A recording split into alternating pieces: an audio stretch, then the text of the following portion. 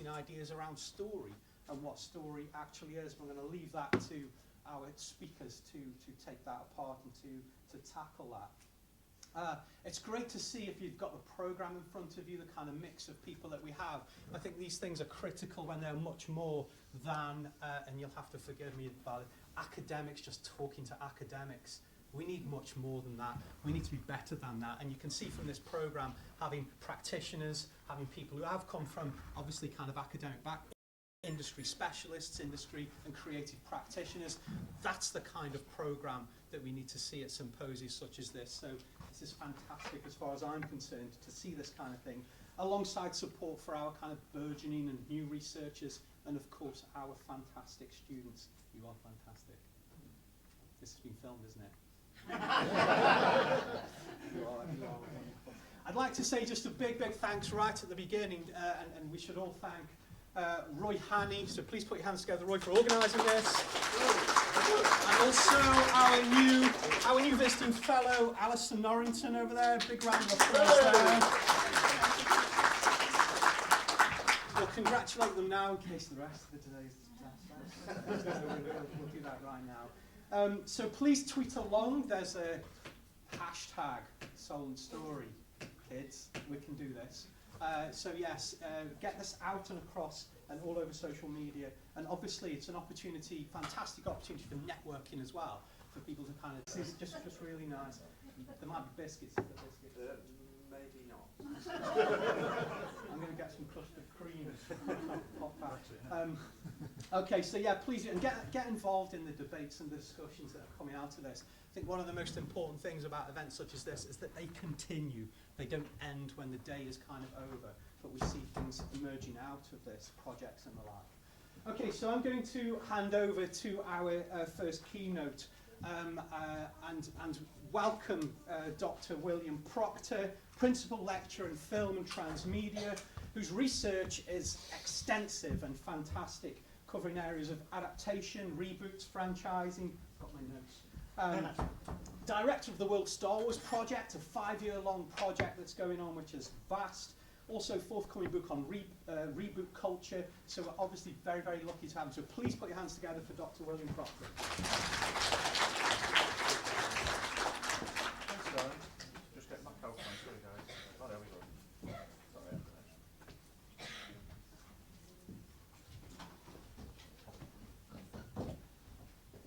There's more students here than in one of my classes.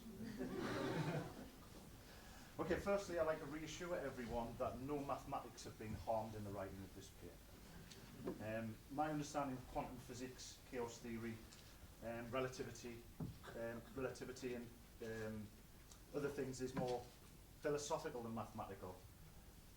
But one was, while this symposium is underpinned by the topic of evolution, the evolution of story, after seeing the latest Star Wars movie in December, I was more concerned about the devolution of story, or maybe the degradation or the end of story as we know it. And I kind of feel the same way about other things that we've got in popular culture, like Star Trek Discovery.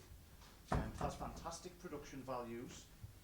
It has the sparkle and spectacle of blockbuster entertainment, but they just don't pay attention to logical, sensible narrative storytelling. So for these two leviathans of popular culture, story is no longer the king, but more like a kitchen hand or a court jester.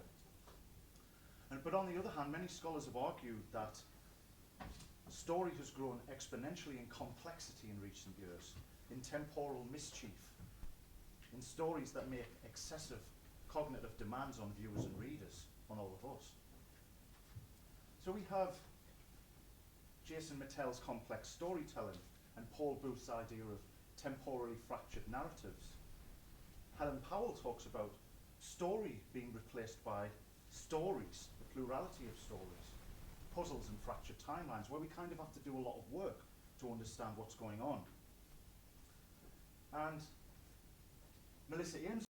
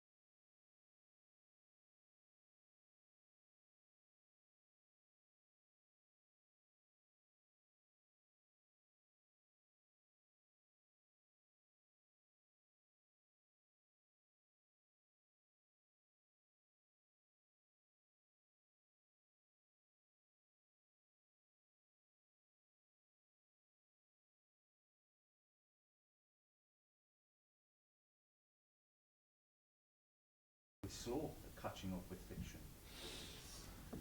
It was science fiction fantasy author Michael Moorcock that first employed the term multiverse.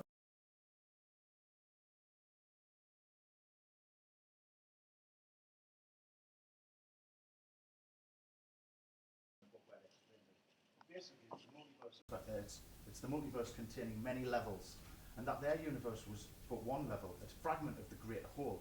And this multiverse is kind of levels and levels to infinity. But it's interesting that the term itself, multiverse, as it's used in science, came 40 years later in a 1990 New Scientist article on wormholes. And it said this: the wormhole picture changes our view of the origin of the universe in a Big Bang, which is now seen as the event corresponding to our universe, branching off from the greater multiverse, to which we must still be connected by an umbilical wormhole. And even more so, in 1953, Wonder Woman, the female superhero, who I'm sure all of our young students are familiar with because of the film. Wonder Woman entered a multiverse, one which would become a key characteristic of the publisher's fictional world from 1961 onwards. And we can see here, it's twin worlds rather than infinite. And Wonder Woman saying that Earth must have a twin world existing simultaneously alongside it, but developing differently. And everyone on it is a double of everyone on Earth. This is repeated throughout science fiction and popular culture, this idea of doubling. Star Trek famously had the mirror universe where Captain Kirk and crew were villains in the other world. In 1961, DC Comics introduced this idea in The Flash #1, 2, 3. This was called The Flash of Two Worlds. So for people not familiar with superhero comics, this guy on your left is Barry Allen. This guy on your right is Jay Garrick. This is the Golden Age Flash. This is the Silver Age Flash. This guy disappeared, gone. This was a reboot. This was a time when they met together, and it was rationalised by the fact that they belonged on different Earths. This has become a key part of DC Comics and Marvel ever since, featuring many event series every summer for maybe 20 years. Big sales drive for DC Comics where characters on Earth 1 and Earth 2 would meet each other, then other Earths were introduced like Earth 3, Earth 4, Earth X, where the Nazis won the war, and on and on and on. And then in the 80s we had Crisis on Infinite Earths, where the whole multiverse is destroyed. And this just, I mean, it's back now, of course, because they need to make money. And in recent, I mean, this is a very, very truncated history, but in recent years, and I'd say maybe this is 2017, the multiverse has an upside down, which is the dark multiverse, and then you have all these versions of Batman coming forward, very quantum. And now they've got maps and all these different, there's only 52 worlds in the DC universe at the moment. In Marvel it's infinite, but it's not really infinite. How can it be infinite? This is confusing, then don't worry. It's very confusing if one of them is not what Douglas Walters called a super reader. Readers familiar enough with enormous numbers of old comics that they understand what's really being discussed in the story. And I'm talking about superheroes here for a reason. I mean, superheroes are a big part of our contemporary landscape. And many of the models that were pioneered in the 60s is something that's been introduced now. So you've seen multiverses in TV on Arrow, and Crisis on Infinite Earths has been adapted a few weeks ago. We have the Marvel Cinematic Universe, and I've heard people saying how confusing it is because there's 22 films. It's a tiny portion compared to what this is.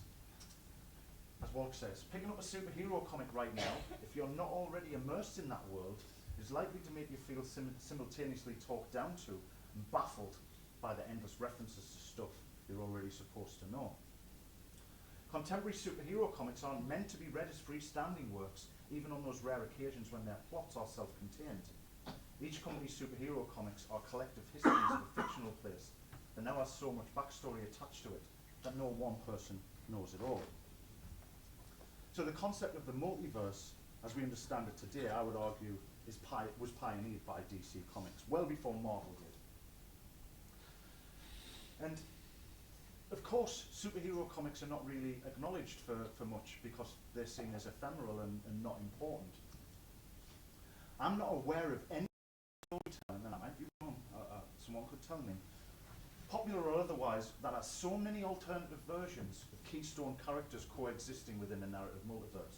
So here's an example of Batman as a vampire in Red Rain, Batman in the American Civil War, Batman in the French Revolution, in World War II, teaming up with Harry Houdini, teaming up with Edgar Allan Poe, fighting Jack the Ripper, as a mashup with Mary Shelley's Frankenstein, as a king in Arthur's Camelot, in a world fused with the cabinet of Dr. Caligari and Nosferatu, helping Eliot Ness fight Al Capone in Prohibition America, in an adaptation of The Strange Case of Dr. Jekyll and Mr. Hyde called Two-Face. This is a tiny, tiny portion of the multiverse of superhero comics. The list is quite frankly endless.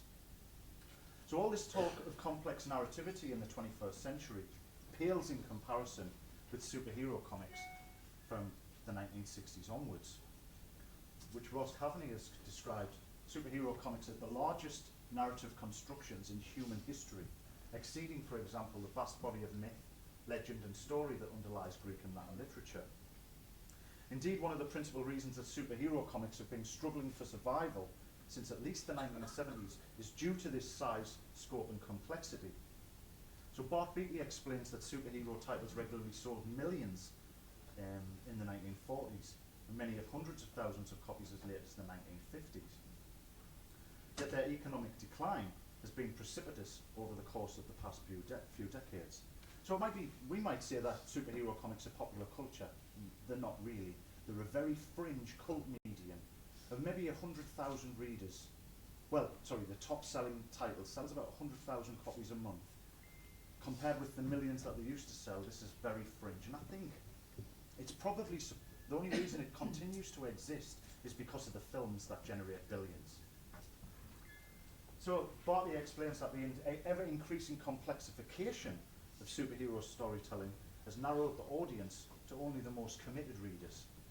Given the vastness of this narrative, it is perhaps unsurprising for publishers to discover that the extensive backstories of their characters are off-putting to new entrants in the field. This is one of the reasons why DC have repeatedly rebooted their universe to attract new readers. It never works though, because within a few months you're back to the same situation with so much continuity and backstory. Superhero comics are, according to Duncan and Smith, never-ending, intricately linking, periodically reconstructed stories constituting a unique form of narrativity. Now, if we talk about the contemporary story, like Jason Mattel, Albert Garcia has argued that the past 15 years or so has witnessed a remarkable revolution of narrative complexity in television. One that is unequal in mass culture, he argues. But then, he undermines his own statement by saying that the shift enables the medium to delve into narratological territories that had previously only been explored in comics and graphic novels. So both the big two superhero publishers, DC and Marvel, are exemplars of what I term quantum storytelling. Vast narrative networks comprised of multiple imaginary subworlds that operate as a multiverse characterized by not only translinearity, the idea that, well, that's just time wily wiggly wobbly. Many, many different versions of Batman, Superman, Wonder Woman, etc. What strikes me about all this with regards to quantum storytelling is how this history has largely been ignored by academic studies, especially in literary studies. So we do have books that have used science to look at narratives. So we have Quirks of the Quantum by Samuel Chase Cole, Fiction in the Quantum Universe, very much a pioneering text from the 90s by Susan Stroll, and Chaos Bound and Chaos and Order, one edited by Catherine Hales and one's written by her, which is about looking at quantum mechanics and kind of saying, what can we learn from this in relation to literature? But this is all of the texts in these books that are under analysis are canonical literature. It's your Joyces, your T.S. Eliot's, Thomas Pynchon, postmodernists, that type of thing. And it's high time that forms of popular culture are given their due for their influence. The narrative complexity of our contemporary television series and film franchises often mobilise frameworks that have been used and abused, iterated and reiterated in superhero comics for well over 50 years at this point, perhaps even longer. That being said, it is worth considering that audiences today are trying to expect complexity. Some audiences, I mean, my mum still likes watching Coronation Street and CSI, so maybe it's not as simple as that. Things are rarely that simple, obviously. So whether it be TV series like Lost or Fringe, both of which are kind of quantum storytelling, or the Marvel Cinematic Universe, which is really a transmedia universe considering the streaming programs, etc. All of these can be understood as contemporary examples of quantum storytelling, temporally complex narratives that puncture models of linear time, that fracture the unidirectional arrow of time of Newtonian physics, and that include multiple imaginary worlds as part of a broader multiverse. But it's not only superhero comics or TV shows that involve multiverses. Children are also being primed to understand. So, Teenage Mutant Ninja Turtles have had episodes where old iterations clash with the new ones. Transformers has a multiverse. Sonic has a multiverse, would you believe? And Garfield's Pet Force. And He-Man now, it's Masters of the Multiverse rather than Masters of the Universe. And this is a map done by a fan online of the Transformers multiverse. I mean, that's really complicated. A lot of fans have taken it upon themselves to kind of do this kind of indexing online, to write catalogs and wikis. And to be honest, when it comes to looking at popular culture, whenever I talk to fans at conferences, conventions normally, they are much more expert in these things than any academic that I've ever met, because they live this stuff.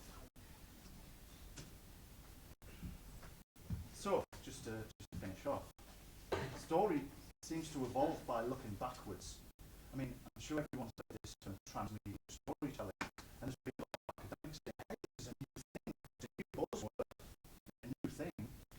And then I'll point at Matthew Freeman again, my good friend and academic from the front row, who wrote a book on transmedia storytelling and showed that, well, it was your PhD as well, right, Matt? Which showed that, hey, if we look at the beginning of the 20th century, here's transmedia storytelling. Might not have been called that, but it existed. So I'm always suspicious of ideas of new types of story, unless of course that one and stories that are not stories. I would argue that temporary are simply a new twist on an ordinary condition, and the reality of the narrative discourse from the earliest instances of storytelling. David Bordwell has challenged that pertaining to complex storytelling as contemporary drivers, claiming that most examples would easily be applied to the classic Hollywood period. So things like Citizen Kane and How Green Was My Valley, and these were flashback movies. The Market had flashbacks within flashbacks, and The Killers and All About Eve had multi-generational modes within the films. Bordwell argues that, Chris Desarla echoes Bordwell's perspective, arguing that the contemporary configuration of complex storytelling is prefigured by a historical phenomenon with a long genealogy in both literature and film. Bordwell argues that sooner or later, everything hangs together by causal coherence. So even a film like Pulp Fiction, which I mentioned earlier, yes, it's all temporally messy, but we only understand the story once we rearrange the pieces into the right order. Story is by its definition linear. It's not to say that it's always presented in linear ways. So in quantum physics, the relationship between the observer and the observed is foundational. So what they found out was, light behaves as a wave until we observe it, and then it behaves as a particle. That's just mental, isn't it? It's kind of like that old adage that I'm sure everyone's heard. If a tree falls in a forest, does it make a sound? Well, of course it does, but I can't prove it, because as soon as I do, then I've observed it, haven't I? So there's no way around it. It's kind of a tricky thought experiment. I think in Schrodinger's cat postulates that a cat in a box, curtains over the door, with a vial of poison inside that may or may not murder poor kitty, could be both alive and dead until someone takes a look and collapse the wave function as called in quantum physics. Everest's many worlds theory, however, proposed this idea of the quantum superposition. So that can mean many contradictory things all at the same time. In my research on Star Wars, I found fans arguing that Star Wars is reactionary and racist, and another one saying it's progressive and almost Marxist. So I'm not trying to argue one's right or the other, but if you can, Game of Thrones is another example. I've read many articles about people arguing that it's either feminist or anti-feminist. Well, can it be both? Well, I would say yes. Culture is paradoxical, meaning is transitory. It's always on the move. It's caught between life and death, just like Schrodinger's cat, until they're observed by an observer, or in storytellers interpreted by an interpreter. All story is quantum, and so is all our culture. Thank you.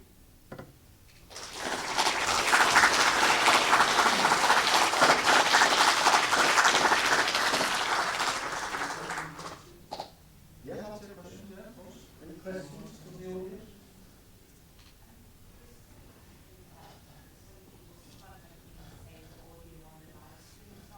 Okay, tell them.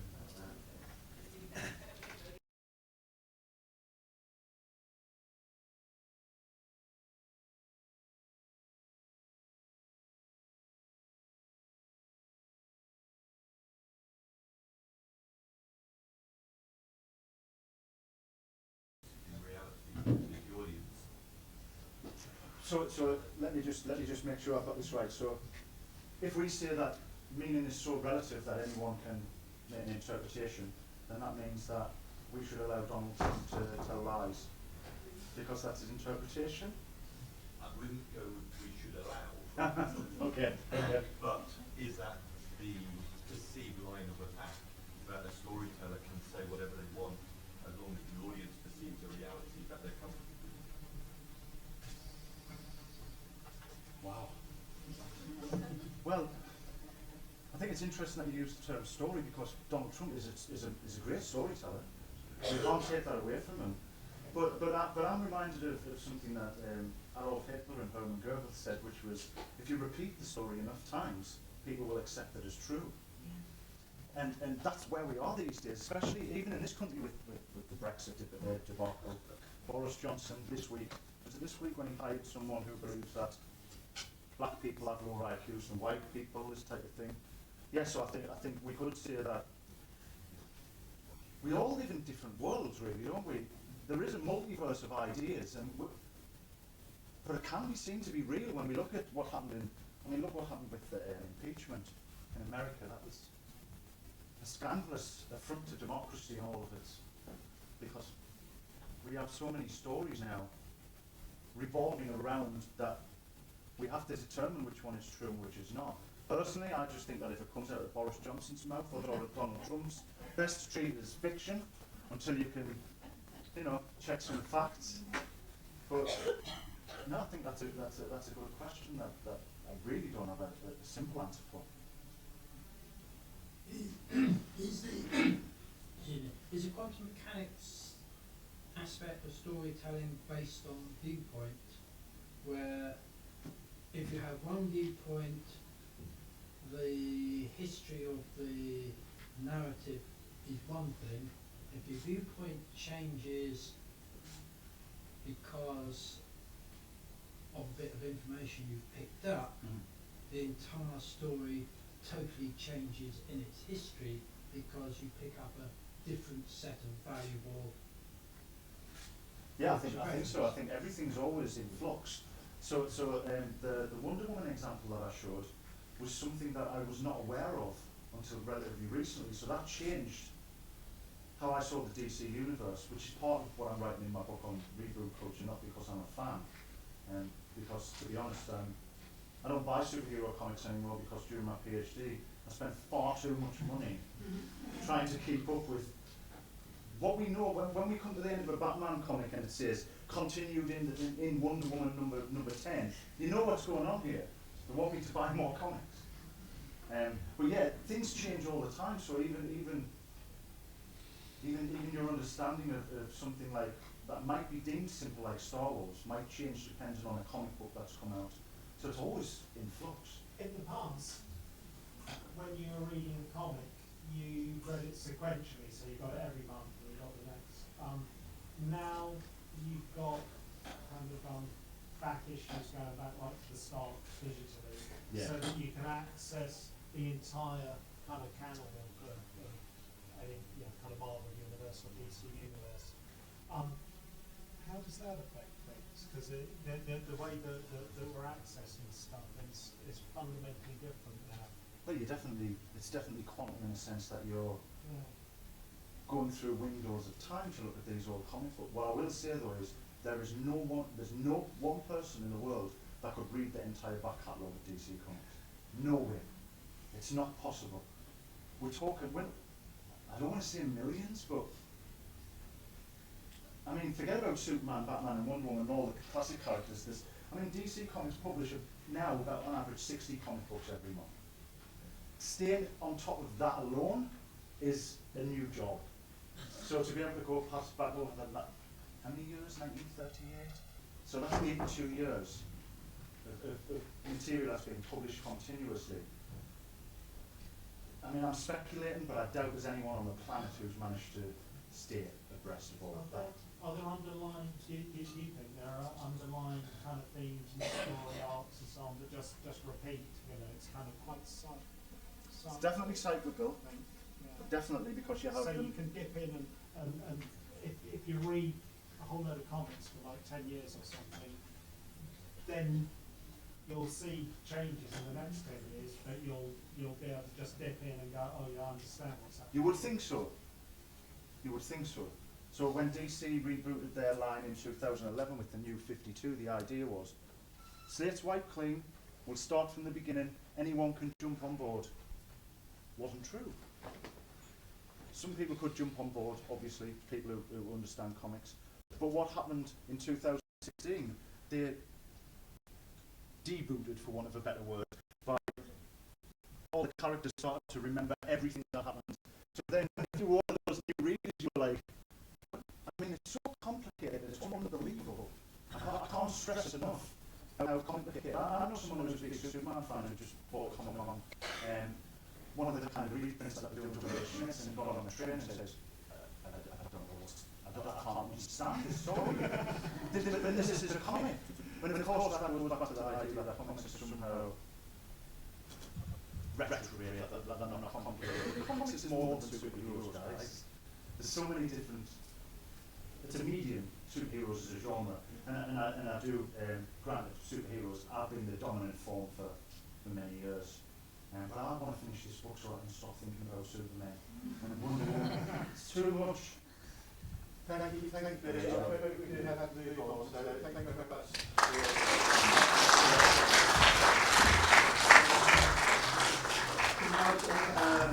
Dina and Martin to the stage. We're just getting the PowerPoint set up and we will be ready to go.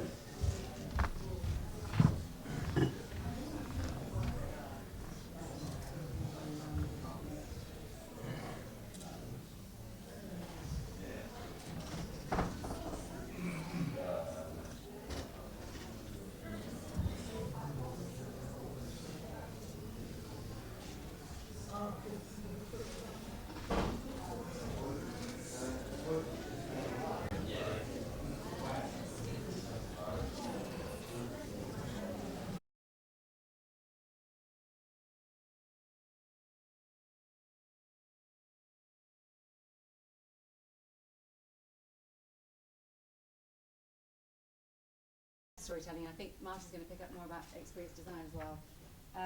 We're still very much in the early stages of immersive storytelling, but there are hints that it might offer a new direction, not just in the kinds of stories we're telling, but the way they're told and the kind of deep impact they may have. So I'm really pleased to be here because I think it's really timely and really interesting to use the Evolution of Story Symposium to kind of think through some of these ideas. I'm going to press the button. Storytelling is becoming more immersive and experiential in some forms. So I want to dig into some of the questions that we're thinking about today. particularly, do we need new paradigms thinking about story? Is a traditional 3-act story structure still relevant? And is story still king or queen? Obviously, as far as I'm concerned, queen, not a king. But just before we do that, I just want to explain how I got here. Obviously, not driving here today, but what my background is and how I've arrived at this point. So I was 9 years old when I first heard binaural sound, which is immersive sound. If anybody wants a detailed explanation, come and find me afterwards. And I was totally hooked. But it took me a little while to get back to that. I went on to work at the BBC for a long time, reporting and presenting documentaries. I put this in just to show you how incredibly glamorous my life was. But we haven't got the audio. That's the biggest landfill in the country. So that was a high point in my career. And then I went on to form my own company called Passport, which is what my original love really, which is immersive experiences, particularly immersive audio. We've done a load of stuff, Royal Collection, immersive experience like being Hurley, Tower of London, SS Great Britain, a whole bunch of stuff. If you want to know any more about that, come and talk to me afterwards. So through that work and making installations for museums and tourist attractions, alongside a bit of creative consultancy, a bit of game production, I kind of was pulled more and more towards VR and XR. So then, the last 2 years, I've been a producer at the BBC's VR Hub, which created a load of award-winning pieces, including Doctor Who, The Runaway, Make Noise. Again, loads of stuff. If you want to know more about that, come and talk to me afterwards. This is a whistle-stop tour, so don't want to get you too bored by my extensive history. And then I set up an MA in Immersive Factual Storytelling at UCL back in 2017. So we're now 3 years in. We've had 3 cohorts of 30 plus students, and their work culminates in a graduate project. Last year, one of them was for the Royal Horticultural Society's Chatsworth Show, which was a lot of fun. Terrible weather, but we still managed to get people sitting in headsets. And our alumni have gone on to work in all sorts of immersive companies and different related production companies. So all of that really is to say that I love stories, and pretty much everything I've ever done has been about storytelling from many different viewpoints. And that experience is now really sort of boiled down into immersive storytelling. So, do we need new paradigms thinking about storytelling? I'm going to focus specifically on, do the paradigms change if we're thinking about immersive storytelling? I used to be a total skeptic about VR. I thought it was just a fad. I've completely changed my mind. I now think it's so obvious that our future will be immersive. Why would we stick with 2D screens when we can go back to what we feel and enjoy most naturally, which is the 3D world?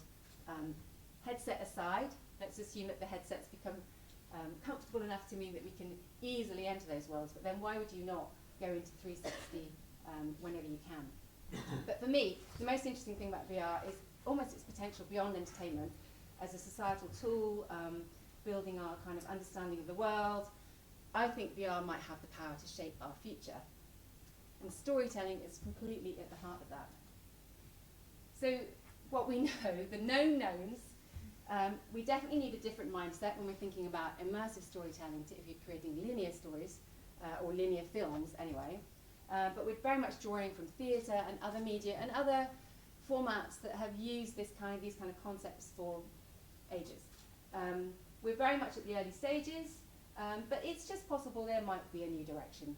So, way of thinking about immersive storytelling, which I think is kind of useful. So, we were all sitting around the campfire, and those stories were immersive. They were reactive. They were interactive, and they would change dynamically depending on who we're talking to, and then we developed the technology to talk to lots of people at once, but we kind of lost the touch between the audience and the storyteller. And then the internet was supposed to provide us with the opportunity to make those connections again with our audience, possibly ending up with too many connections and actually baffling us with too much information. But connecting with people gives us meaning. And now we have a new way of connecting with people, which could be the future. Maybe not. Discuss. So we know that good stories give the audience a sense of emotional connection and of meaning and of validation. this kind of storytelling, immersive storytelling, the one key element about it is where it's different-ish, because obviously there are some similarities, but where it's mostly different is that you are putting the audience at the center of the experience. You're just there, your presence isn't acknowledged, but you are, you're in the situation. So it's the closest really to traditional film. And it's normally 360 video. So for instance, at BBC, we made an experience about the Berlin Blitz, which some of you may have seen, which is pretty conventional in terms of audio-driven narrative with pictures that immerse you. I'll just show you a quick trailer. So you're present, but your presence isn't acknowledged, and you're not impacting the scene.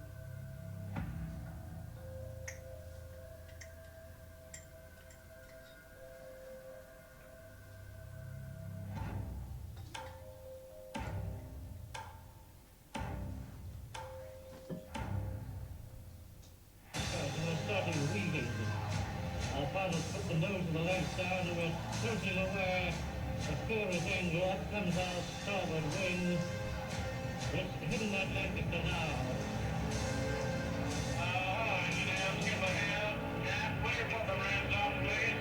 Yeah.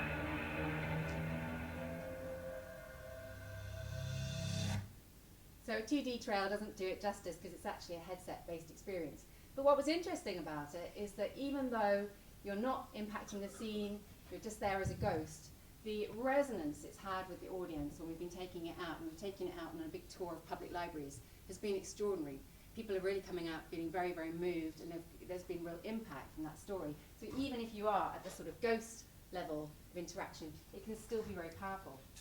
So let's move along that continuum. We get to you, or a version of you, where you are acknowledged, you're present in the scene, but you still don't have any impact on it, perhaps. But you recognise yourself, like a tennis game, if you were playing a tennis game in a virtual sense. And a sort of example of that is, again, one we made for BBC about Congo. If anybody wants to see any of these experiences, do come and see me afterwards, and I'll tell you how you can access them. But this one was basically, took you down Congo in the company of the Africa correspondent, and occasionally he'd look at you, and one time he even offered you a cup of tea in the experience, which people again reported that they were moving, they were shifting, because they had the sense when they were in the headset that they were going to touch knees with somebody. So they really felt they were actually there, even though it was still a very non-interactive form of immersive storytelling. So we go further along, and now we have a version of you, which is basically you, but you have some fictional attributes, which means you can do all sorts of cool stuff in the world. I was recently very lucky to hear from Moen Leo, I hope I pronounced his name right, who's the narrative designer of Vader Immortal. I don't know if anyone's played Vader Immortal yet, but if you haven't, you really should. Again, I just thought I'd break the tedium of my voice with a little trailer to tease you.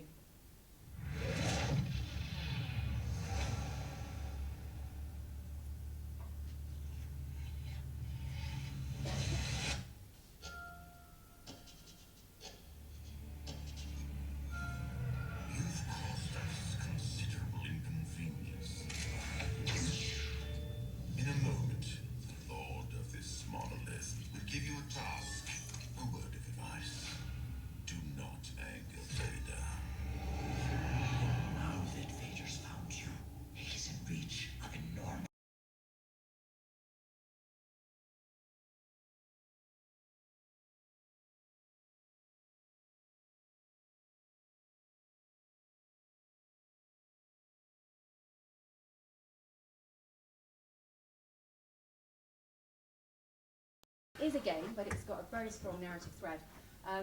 One of them is that you've got these fictional attributes, and one of those is that you are really important and you're essential to Vader.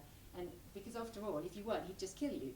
So constantly you have to kind of prove your worth and your value to him. And that means you've got a very direct role in that experience, which changes the dynamic in a really interesting way, I think. And then we just go right to the end of this continuum. You can be in VR something or someone else completely. You can be a lobster, or you can be Rebel Queen Nefertiti, which was made by a colleague of mine for Sky Interactive. And what was kind of remarkable about it is my BBC colleague came away from seeing this and said, I don't dance, and I was in that experience and I started dancing. And that, I feel, is the kind of ultimate goal you're aiming for, is when the audience yields, they give over, and they're totally in the space, and there's so much in the space they don't even realise there's a world out there, but people are watching them dancing with a headset on. And when you get into that kind of, you know, fully interactive, you're now in that world, you're no longer you, but you're maybe a version of you, there's all sorts of kind of things you need to think about and consider. So just to remind us, we know that good stories create emotional connection and meaning and validation. And interactivity, perhaps, creates the next level of audience connection, or does it? Well, if it's good, it might do. I don't know if anyone remembers this. Money.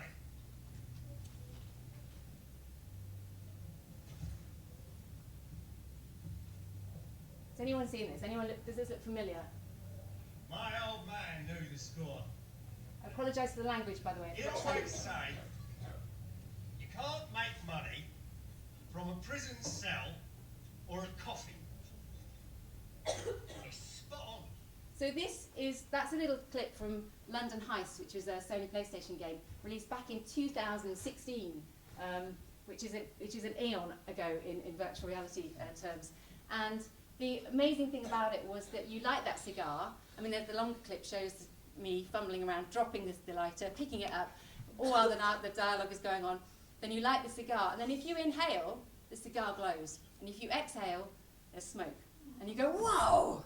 And it's the first, many people have found it, I as well, for me it was the first time when you actually felt, oh my goodness, this is totally convincing, I can absolutely be there.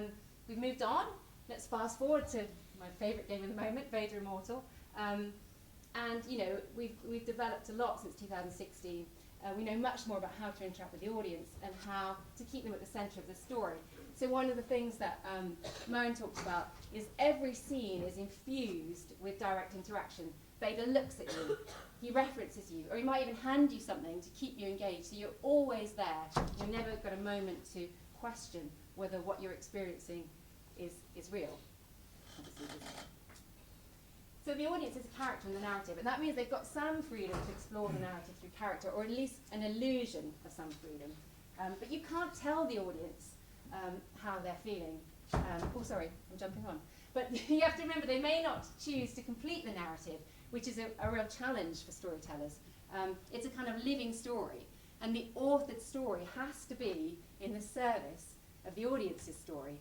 These are really tricky issues, I think, for writers and storytellers to figure out, but very interesting ones as well. And if the audience is the character, the audience and character knowledge have to match. You can't tell the audience how her character is feeling.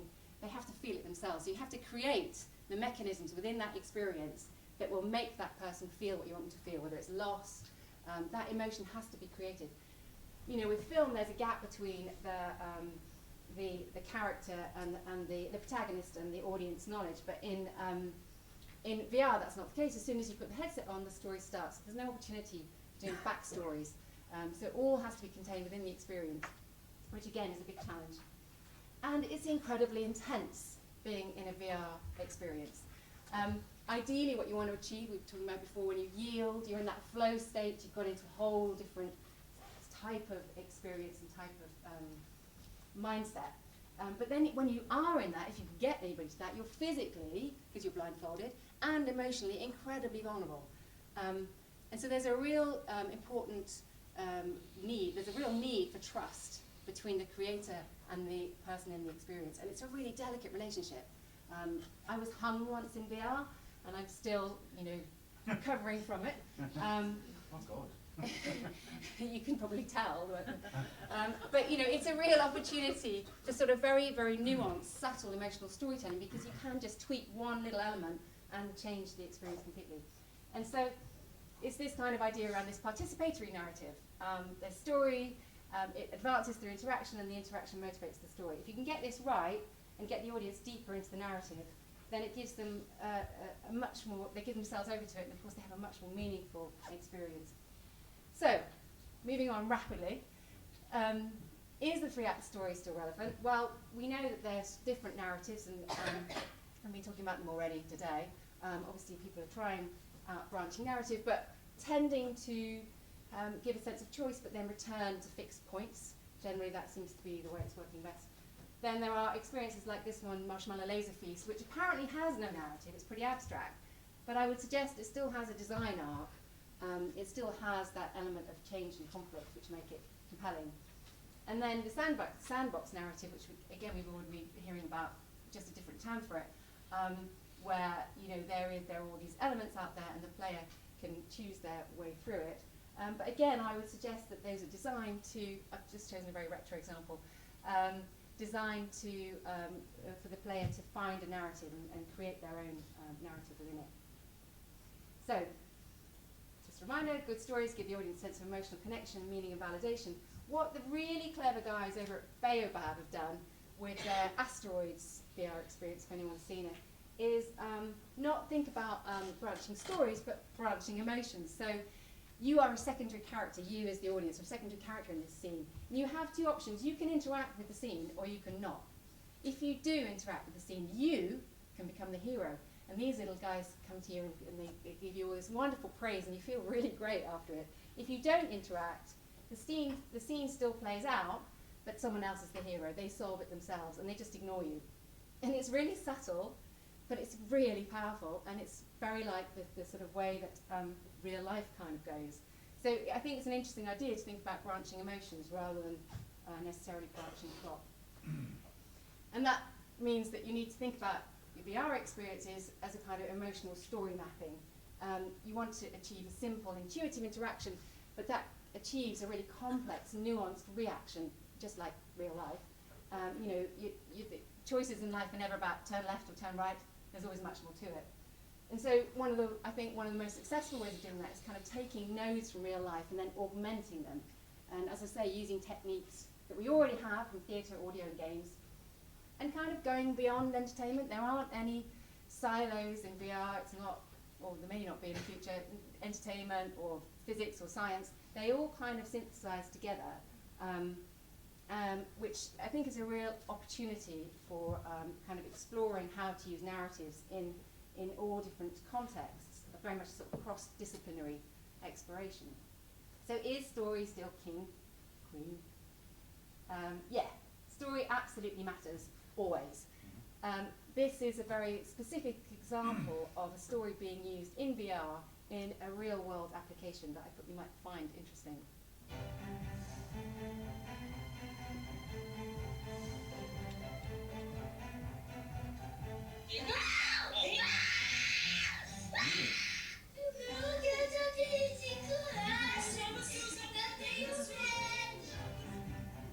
This is VR Vaccine. The VR Vaccine is an immersive adventure where the children become a hero about to receive a powerful shield. And what the children experience in the virtual world is matched step by step by the nurse that follows the story on the second screen. All simultaneously, calming and entertaining the children while helping the nurse to better perform in the vaccination. They get the jab when they get their badge for being a hero. Don't quite know what that's doing to the psyche of the future generation, but it's quite interesting. So, where next? Maybe we are moving away from the archetypal hero journey. Maybe we are moving to something new, where we're perhaps thinking less about extractive narrative, where we're going and imposing our narrative, and more about emerging narrative. I mean, for those game players amongst you, emergent gameplay has been around for a long time, and one of the frustrating things about it is it often kind of lacks that emotional impact that you can get with some more linear games, like Minecraft is a good example of emergent gameplay. But I think it is a really interesting proposition that actually, if we are able to achieve this kind of flow state with this different experience of another universe, if for want of a better term, then perhaps there are opportunities for new narratives to emerge that will not be dictated by the creator, but will be a sort of co-creation, which makes the whole area really interesting. Mohan Leo of Vader Immortal says he reckons in the future there'll be worlds that generate the story, so there'll be no need to sit at the keyboard and write all of it, which again, is a fascinating idea to play with. But I think, in order to be compelling, they still have to involve the key elements of emotional change or development that leaves its mark on the audience. So in a way, the fundamentals of storytelling remain intact. I'm going to stop. I was going to show you a little film about some amazing reactions from audiences from BBC libraries, but I'm just looking at the time and realising I'm eating into Martin's time, so I won't show you that now. And I'll just say, thanks very much.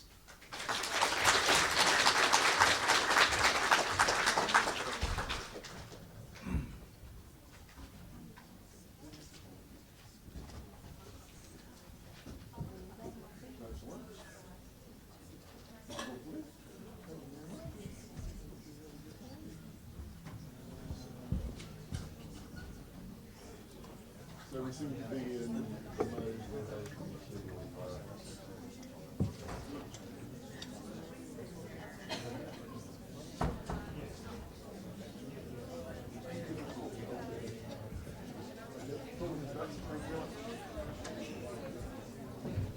So we push straight on? Yeah, go ahead. So, hello everybody, thank you for coming.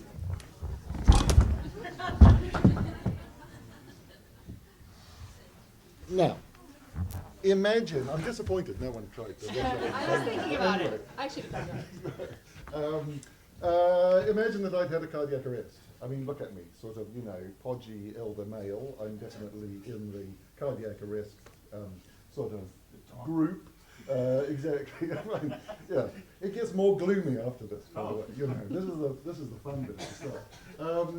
So imagine I had a cardiac arrest. How many of you know what to do to save my life? What about this huge group at the back? We've got one gentleman has put his hand up. What about all you guys? They didn't teach CPR at your schools, I take it. Okay, so basically, and who's done a CPR course in the last 6 months? Okay, so now this gentleman is putting his hand up. Okay, fine. So if there's any problem, there's a gentleman sitting at the back. He's your guy. Because basically, knowledge of CPR is pathetically rare. And as a result, about 250 people will die in the UK today. And that's not just CPR, but it's the sort of top 25 causes of death where any of us could save a life if we knew simple basic skills, but most of us don't know those skills, and so the people die. And it's a worldwide problem, huge problem in China, regardless of coronavirus.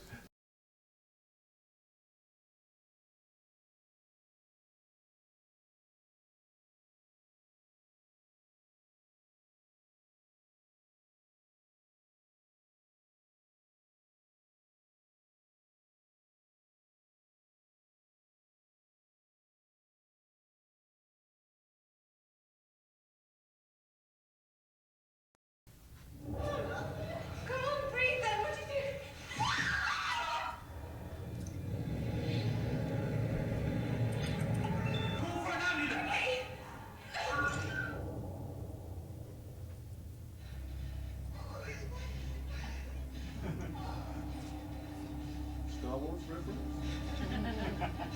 You ready, buddy? Stay, Rich.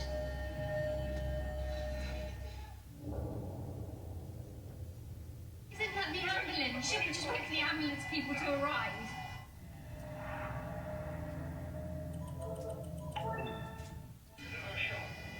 No, we can't wait.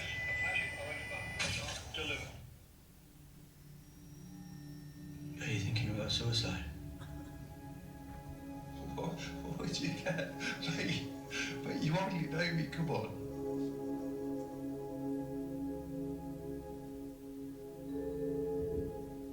Buddy, are you thinking about killing yourself? I think about it all the time.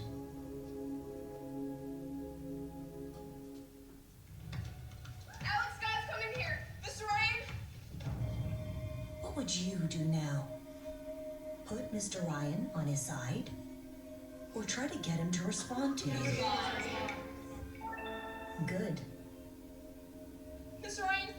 Miss Ryan, are you okay? Okay, so how many of you are under 35? Put your hands up. So, what's the most likely reason that you're going to die? Suicide. So, you saw a film there which is completely free. All those films are completely free, but please go to realtalk.film, which is an introduction about how to talk to someone who's feeling suicidal, because if you guys are under 35, that is the thing that you really need to know. And as with all these skills, there's shocking ignorance, and please go to that site, try and learn something. So, quick origin story. In 2004, I did a CPR course. It was this sort of thing, tea and biscuits, all very nice and polite. And this is what's called face-to-face training. Now, face-to-face training sucks. And talking to the paramedic who gave the talk, I started to understand this, and multiple doctors and paramedics have said the same thing since. It's extremely expensive. It's very polite, so it's completely emotionally unrealistic. It's boring and forgettable, partly because there's no story. You've just got this funny piece of plastic and you go boom, boom, boom. Then 3 months later, there's your mum on the floor, covered in vomit and broken glass, and there's no link between the crisis and the training. It's inconvenient. It takes hours to do one of these courses, even if you can find one. So that was 2004. I thought, okay, surely we can come up with a much better way to teach this stuff. Surely we could evolve story and do all sorts of kind of interesting things to help save people's lives. And, you know, saving people's lives, who is not going to want to fund that, right? You would think. Wrong. So, by 2011, I'd managed to raise half the money from something called the UKTI, which gave me 50% funding, which was very nice. Now then I went to, we're streaming this so I can't be super explicit, but in the UK there are 2 big charities that teach emergency skills. I went to one of them and I talked about this fabulous new way that we could teach people to save lives. And I had an interesting meeting with a nice guy, and then I came back with the feedback, which was no. But I wasn't daunted. I found another charity, which you also all know, and told them about this fantastic new thing we were going to do, and they didn't even give me a meeting. It was just no right away. So this is just relating this to the idea of the evolution of story. One of the points of my talk is that if you are, especially if you are a young person and you are thinking, whoa, I'm going to evolve story, it's going to be fantastic, don't expect people to welcome it. Because unevolved story has lots of fans, as we will find out. Okay, so I found a tiny charity called the Resuscitation Council UK, which significantly did not have a business based on teaching people how to save lives. It was just a bunch of doctors. They said yes, and so we made Lifesaver. We use the power of film, but we turn viewers into doers. So here's a choice. So this happens, will happen hundreds of times today. Guys collapse. No one knows what to do. Let's say this is you. You're not a first aid expert. What do you do now? So here we've got a hopefully fairly straightforward choice. Get involved or try to help. Okay, now this choice. Do we do the health and safety thing and check for danger, or just run to him now? Madam. Anyone? Check for danger. Run to them now. Get the hell out of there. Get the hell out of it. Okay, we don't have that option. Okay, let's try run to them now. And you get hit by a bicycle. Now, this is a choice that doctors get wrong all the time when they play this. So it's one choice, and it teaches you something you didn't expect, which is check.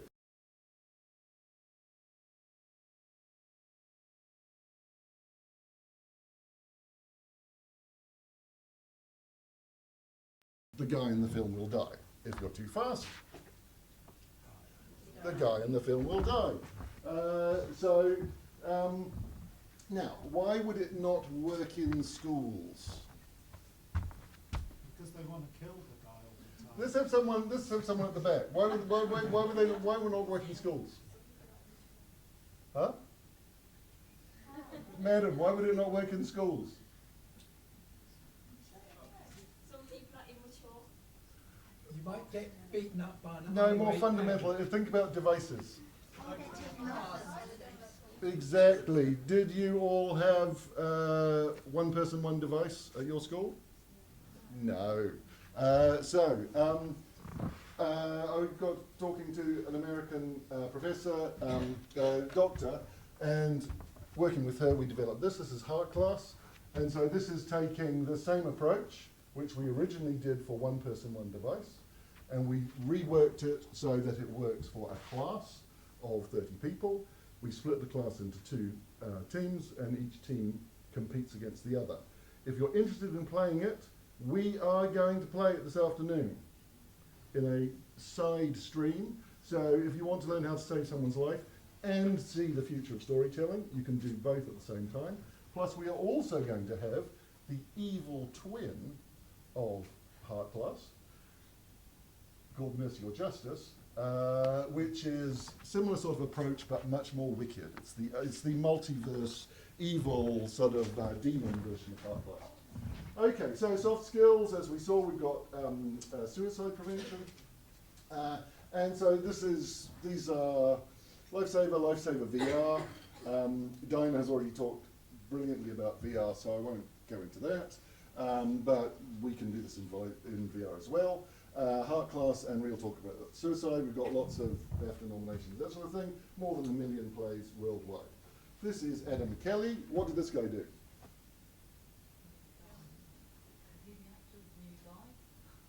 No, sorry, this is a trick question. So this guy played Lifesaver a couple of years ago. 2 days later, great answer, madam. 2 days later, he was out for a jog, and the jog in front of him collapsed. He saved this guy's life purely based on what he'd learned from Lifesaver, and there are multiple examples of that.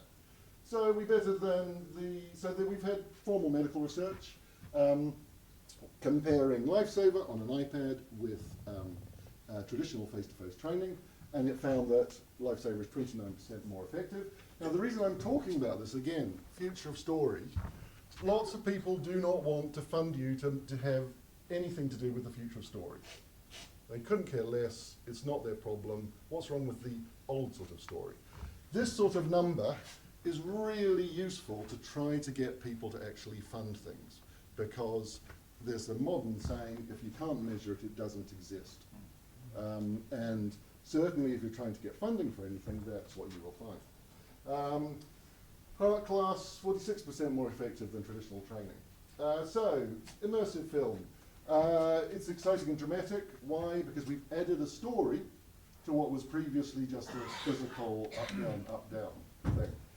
As Dinah was saying, we've got emotional engagement, and that's why people care. It's convenient. It's easy to refresh. Only takes 20 minutes to learn a life-saving skill. We simulate the emotional shock of a crisis, and we force you to make fast decisions fast. Face-to-face cannot scale. To teach 10% of the UK would take more than 500,000 face-to-face lessons. Immersive film can scale. Which brings us on to our second origin story. So, I went armed with all this fantastic data, which I've just claimed is what you need to get funding. Armed with this fantastic data, I went back to the top 2 charities that teach first aid in the UK. And I went to the head of innovation at one of them, and she said, that's fantastic, let's have a meeting. I love this, and I love your experimental data. So she set up a meeting with her and the same guy I had met 7 years ago. And the same guy I met 7 years ago was, as he had been 7 years before, very nice and polite, and then we got to our answer. So I wasn't daunted. I went to the other most famous first aid charity. Head of innovation had been installed in the intervening 7 years. She actually didn't reply, but she just put me straight through to the same guy who told me to get stuffed 7 years ago. And what did he tell me to do this time? He said yes. He didn't. So, big organisations won't innovate against their cash cows, which is why I'm currently working on with some friends and colleagues on a startup called the Orange Heart. And especially anyone who is young, I urge you to consider creating your own startup, because that is the way that novelty gets funded, and many of the examples that Dinah so kindly show us are basically funded as startups. It's going to be the Netflix of emergency skills training, where everyone learns to save lives. And according to our medical advisors, it's realistic to expect that if we can overcome this shocking ignorance, which is not your fault, but is the fault of a emergency skills training industry which is completely broken and not interested in the future of storytelling or the future of training. But if we could get just 1 million people trained up in the top 12 causes of death, they could save over 50 lives every day. So that's the sort of thing that the future of storytelling can make real. Let's hope we can make it happen. Okay, guys, thanks a lot. We'll take it from here. Okay, we're going to take over the CPR in 3, 2, 1. 5 seconds until analysis will resume. Thank you so much. This is going to be great. Well done. You did a brilliant job. Well done.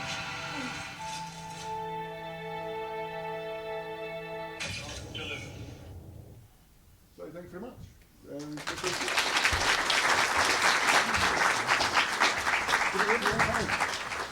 No, I think we're way over. Oh, we've got wheels. Do you want to take questions? If we've got time, Yeah, you've got time. it's This one might it's be your a cup party. of coffee. I have a question at the front. Thanks to both of you. I was disturbed by that, Martin. my work is done. I was disturbed by many things. I mean, I'm sitting here, like, I feel like I'm quite anxious after watching them.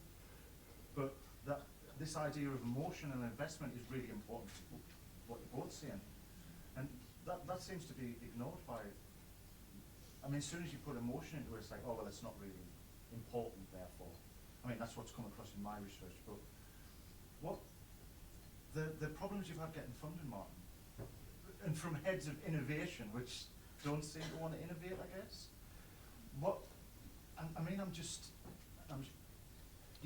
You've been speaking for what, 10, 15 minutes here? I'm sold. I bet many other people in here are sold. I don't have any money. Have you brought your checkbook? Okay, great. But what, Yeah. what is the resistance that you find? Is it just the story element?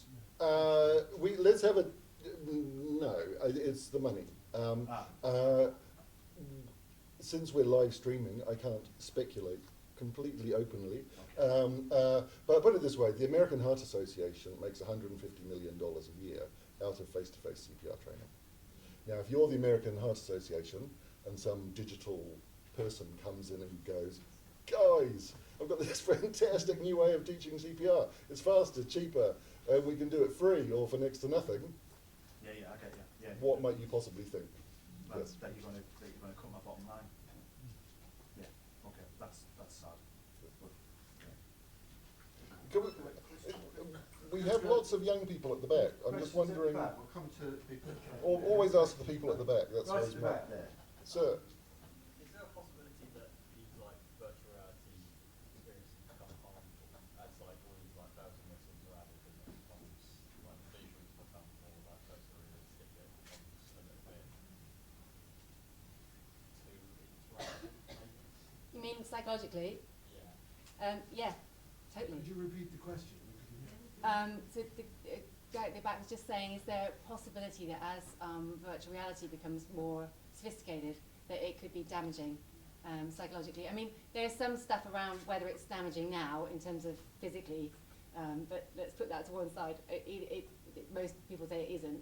But yeah, absolutely. And there are a lot of questions around the ethics of it all because, you know, an experiment put small children into a VR headset in which they swam with whales. They came out and they believed they'd actually swum with whales.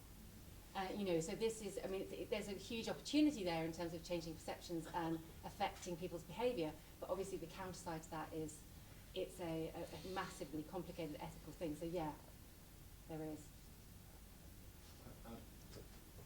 Is it possible that VR and immersive technology better for experiences than narratives, like swimming within Wales, for example? I don't think so, but that's my personal view. I think that's always going to be better if it's got some sort of emotional connection, some sort of opportunity to change or have impact on the audience. That's sort of my observation and our experience, particularly when we work in BBC stuff. We really went for very strong narrative driven VR.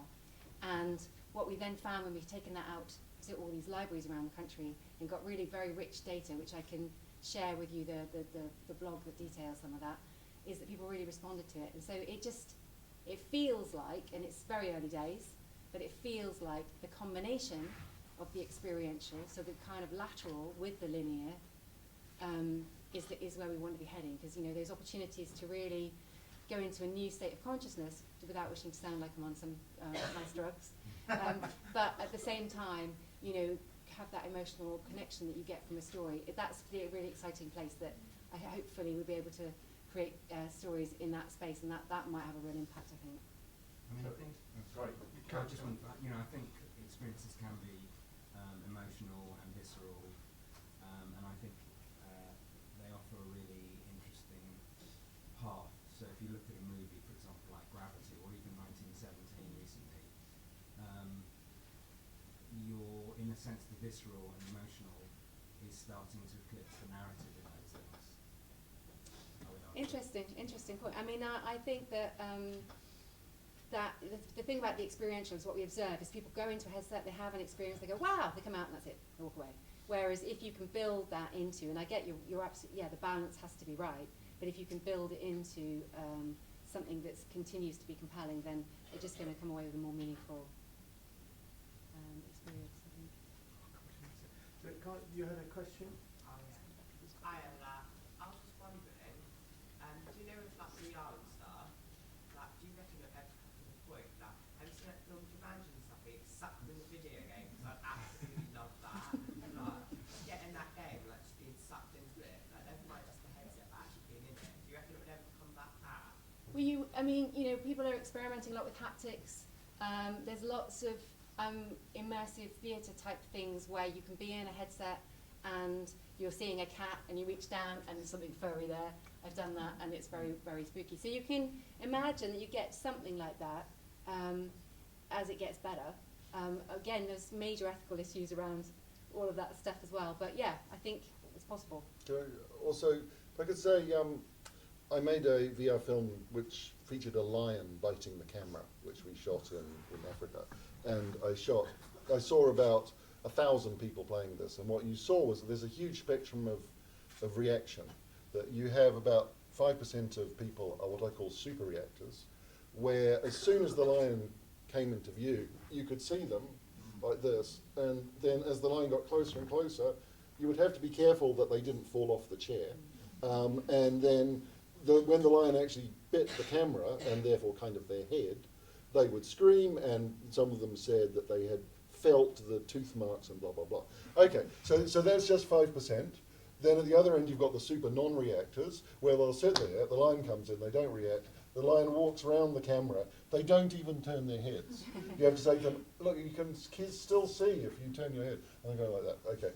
Then most people are sort of somewhere in the middle. The other thing, not that I'm in any sense endorsing this, but the other sense is that chemical technology is sort of filling in for the problems with electronic technology, with some users, which is people taking drugs and then doing VR. And there, that sense of, I'm really, really in it, oh my God, I'm in it, then it's the chemicals that are delivering that with the aid of the electronics. But you can achieve that without the chemicals. Yes. For the live streaming audience, we're not endorsing it. Yes, I'm not endorsing it, no. You have a question? Yeah. Bit background, the first international conference on fascia was in 2007 at the Harvard Medical School. Fascia is the bit of the body that joins every other bit together, and in fascia there are thousands of nerve endings feeding data to the spine, then on to the brain, and you feel emotions in the body, you do not feel it in the head. And so by shifting the looking for words. What the fascia state is how you respond with how you react to whatever you see. So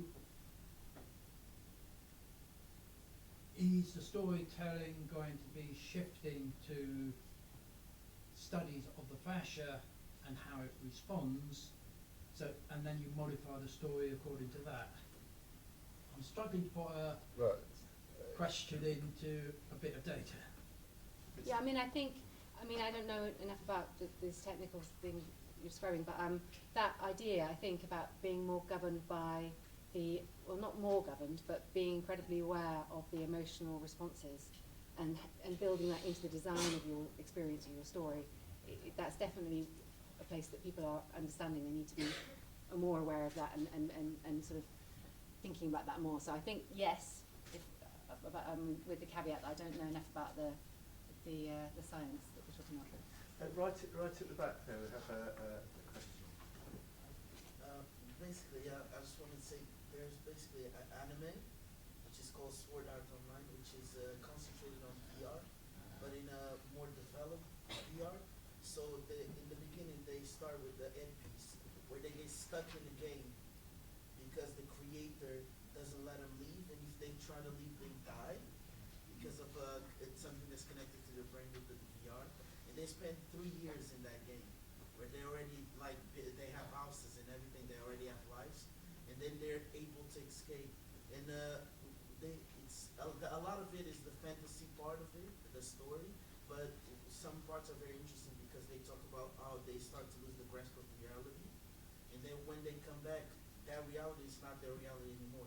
Their reality is what is in the game, and they still keep coming back to VR, even though they had that experience, as well as some in later parts of the anime, they use the VR for people that have cancer or are dying to ease their pain and their mental state, as well where they create a new world with VR inside hospitals and everything. And I just think it's very interesting relating to what they were saying with the previous question about the danger and everything else. I mean, it's those kind of themes are around a lot. You know, Ready Player One obviously envisages that world where you go into your headsets and you have your alternate existence. And it is, yeah, there are some major issues around it. There are some major positives as well in terms of the way that VR is working with elderly people, dementia issues, so and indeed in terms of changing perceptions, my colleague Mel Slater has been doing amazing work showing how you can switch people's viewpoints about race, about gender, using VR. But obviously the counter side to that is if you manipulate the other way, you've got a bit of an issue on your hands.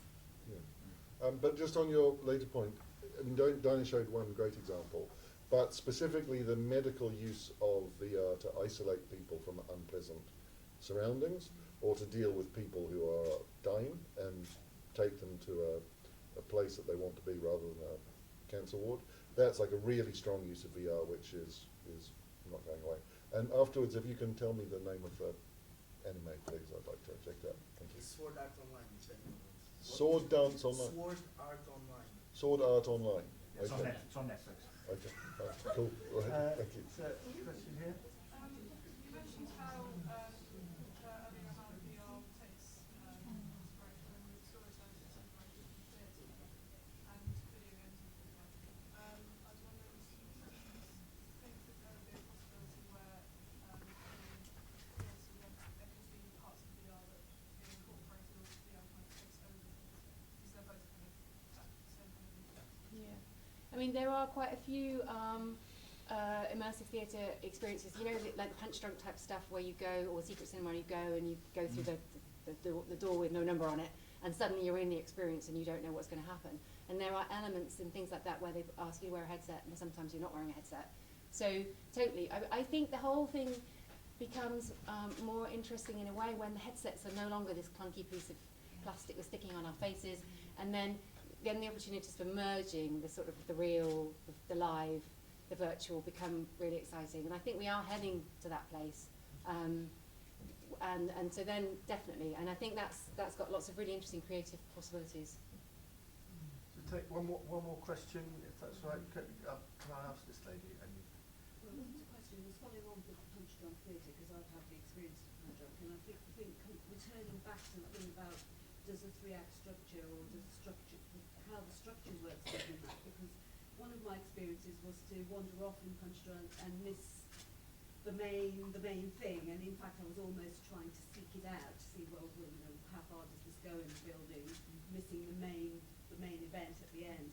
And I think that's for me is the issue around how within these worlds that we're creating, that people can still make sense. I mean, obviously if you're creating, generating a sort of surround experience, you're in that world, but the storytelling element and how that pieces together in that, given that there are so many choices, how does that work? And I think that's... Yeah, it's a challenge, but I think there are things that people are doing because they understand about wanting to direct people's attention. You know, and there are things you can use to direct attention. You know, a bit of movement, audio. So, but I think it's an interesting question around this idea of emergent kind of gameplay type thing. You know, how much do you want to just create an environment and let people wander around? They will test the boundaries. You know, I think that's a creative decision one needs to take, kind of in the style of the experience you're creating. But and it is a totally a valid issue. So one last question, and then we're going to break for Yeah, tea. so it's kind of a little bit of a question, a little bit of an observation, and that's that a lot of the things you're talking about have been things that the games industry has been tackling for the last 20 or 30 years, and they got the immersive worlds and tackled all that emotion and storytelling and that, all of those things. To what extent do you see VR being fundamentally different? Because it seems to be tackling pretty much all the same stuff. It's just you experience it slightly differently. I think, I mean, I've deliberately put lots of game references in there because I think it's often ignored that the games industry has done this stuff and knows a lot of this stuff, you know, and has been doing it for a long time. And there's an awful lot to be learned from that. My particular interest is in the factual storytelling, and that's what I'm kind of interested in doing, is kind of taking those experiments and those you know, learnings. I hate that word, sorry, I shouldn't have said that. Those lessons from the game designers and game developers, and applying that to how we can use VR in a kind of in a real world, in a factual context. But also those solutions, you could apply the solutions you're coming up with, either in VR or on a flat screen, or you know. So it's kind of, there's that underlying kind of theory and so on that you're building on, and techniques that you're building on, and you happen to be delivering it in VR, but you could deliver it in traditional TV. You could. It doesn't work. You lose, you know, certain aspects of it if one thing is designed for VR. But I think what I'm observing is that the kind of whole ideas around immersive experiences, and I know that word's overused, but it's difficult to find another one at the moment, are infiltrating back into our linear media. So that sort of sense that we're in the experiential age, we've moved on from the information age, we're going to have spatial computers, you know, in the not distant future. All of those things are coming into our mainstream. So I think the ideas around immersive and that sort of emotional connection and trying to achieve that altered state, maybe, you know, are having an impact on our other media. So I think that's possibly where it's developing. I think maybe it's just it can be more intense with VR, because you're right in there. You'll still have all of those things you're talking about with the 2D screen, but maybe not quite as intense, because you do lose yourself in the game. You know. Okay, I'm going to have to draw that to a conclusion. Thank you very much to our panel.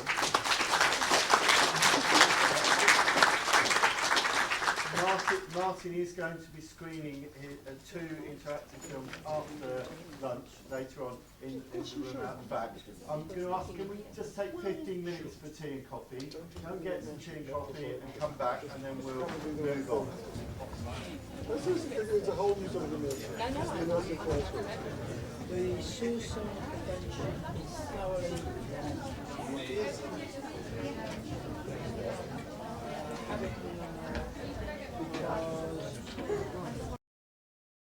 Backstory for me.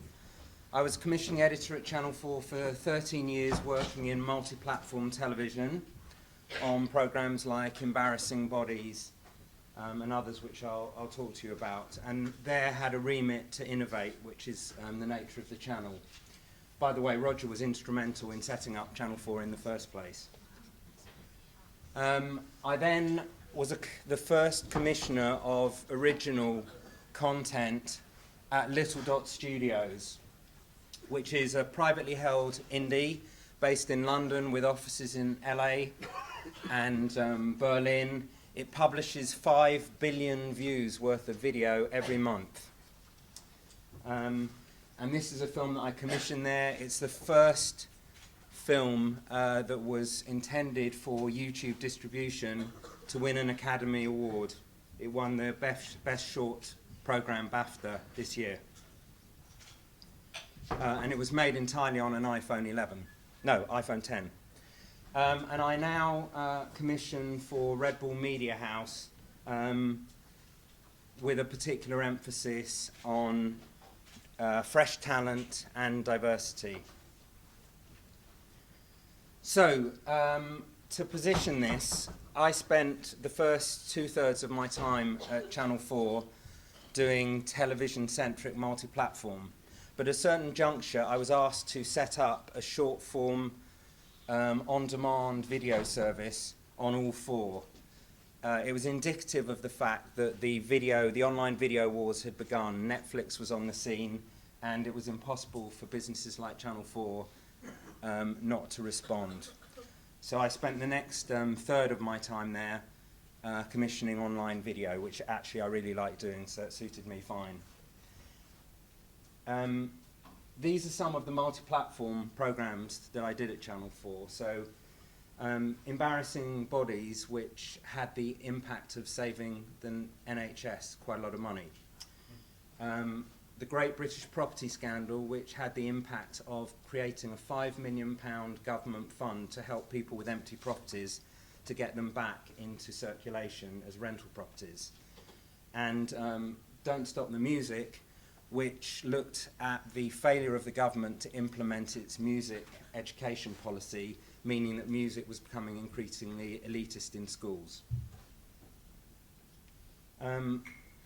I've decided to pick on this one, which is close to my heart for the reasons I've explained already, because this is probably the project that I've done that had the most impact in the world, and probably the kind of thing I wouldn't mind being remembered for. So, let's start at the beginning. The beginning was the release of a 1-minute video, and with a bit of luck, this will bring it up. Sorry. Let's see. There we go.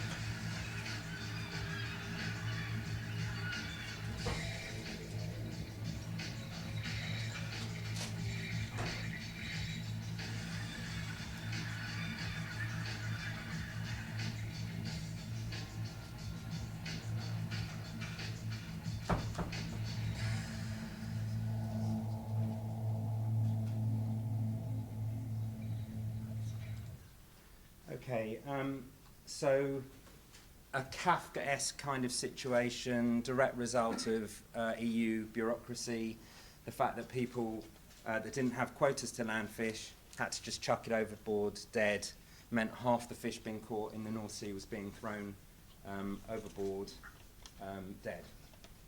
So, this was the state of play 5 days into the project.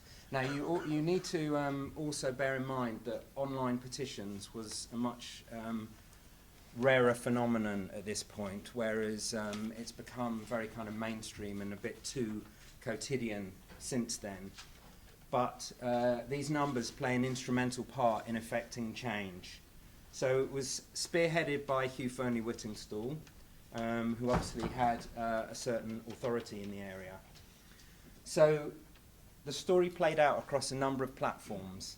So this is the Facebook page that was designed for people that were politically active. And this is another one that is designed for people that are interested in eating fish. And they're different audiences, obviously with an overlap, but you need to cater for both of them. This indicates the importance of leveraging celebrity and people with authority in the field and appealing to different fan bases, like, in this case, Coldplay, so that you can aggregate these different audiences and just beef up the numbers. So you can see in the first 3 days of this of the activity here, there were 70,000 comments. So there's real engagement there, and what you saw was engagement from people that just don't tend to get political, sign petitions, and be that proactive in this area. But they cared about fish. We've all got a relationship with fish, so they had a stake in it. That's steak as in S-T-A-K-E. So here again, another platform. This is the sort of political Twitter, and there was another one for the less politically engaged. This is the on channel4.com. So this is a place where probably most of the people here were just basically interested in buying and eating fish more than anything else. But it was a good entry point as well, another entry point. Mobile, obviously, increasingly important over time.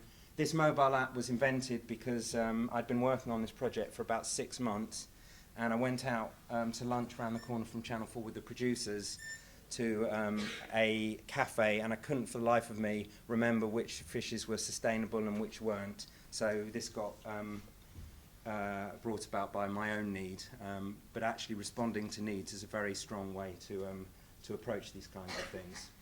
And this is the real life aspect, and in many ways the most important. So this was a very bad sculpture of a bit of a fishing boat with a digital display on the side. It was parked up in front of the offices where all the fisheries ministers worked in Brussels. And the real life dimension is often the most neglected part of multi-platform. We forget about the bit that happens in real life. So I really wanted to emphasize that here. So the numbers were there, and each day these guys were going into work and the numbers were going up and up. We were lucky to have a number of really good chefs on exclusive contract with Channel 4 at the time, so they were all deployed, including through their production companies. So people that were normally notionally kind of competitors actually got together and amplified what was going on. And again, you can see, you know, you have to use every tool in your, every weapon in your armory to punch through the noise, because as you'll all appreciate, the internet is a very noisy place and it's very difficult to make impact on it.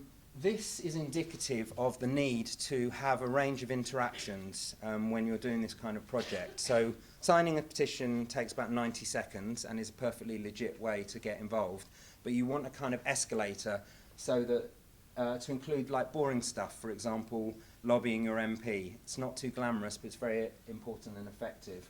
Or in this case, there's sort of sub-campaigns to actually get people to go to their local fish shops and fishmongers and pressure them to actually be selling sustainable fish, which was effective.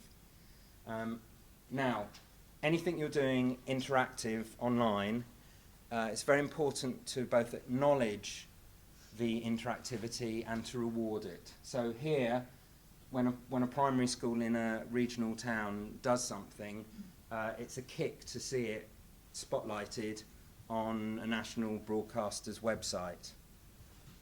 Likewise, if you've done well in addressing sustainability of seafood in your local town and you feel inclined to recommend places for people to go to, you can use the army of people out there to create a directory of places where they can get sustainable fish. And some people just want to put a recipe in, and that's a perfectly legit way of engaging with the project. But all the time, it's about acknowledging and rewarding their interactivity. And here is a commercial dimension to it, so the merchandise profits went straight back into the project to do other things, including this. Although it was Channel 4's UK broadcaster, it's got very much a UK focus, but what we started to notice is that this spread across Europe very quickly. So we used some of that money and also some money from foundations, midstream, spontaneously, translated the site into 13 other languages, and things grew accordingly. So there's your Swedes, and here is part of that acknowledgement and recognition. So all the time as we're going along, making impacts, those impacts were tracked and played back to the audience so that they could see that they were making progress and the project was making progress. So this is the end result. 12 weeks later, and this subject was not even due to be discussed for 18 months from when we started, but to our surprise as much as anyone else, after 12 weeks the EU changed the law and phased out discarding of fish that we saw in that video. So a few telly programs, a bit of online stuff, and a lot of fish are saved. And that is as good an example of real-world impact as you can imagine. So again, all the time, playing back to the audience what they've been achieving. So these are various political impacts, and these are various commercial impacts. So amongst other things, labelling policy changed in a number of supermarkets, stocking of sustainable fish changed. So lots of real-world impacts on lots of fronts. So just to sort of bring this all together, when you're doing multi-platform online storytelling, here are some of the sort of conclusions that you can draw from the case study that I've just shown you. So the principles include that you use each platform for what it's best at. So it's absolutely kind of horses for courses. Obviously, a mobile app is the best way if you're in a restaurant to find out whether what you're about to order is sustainable.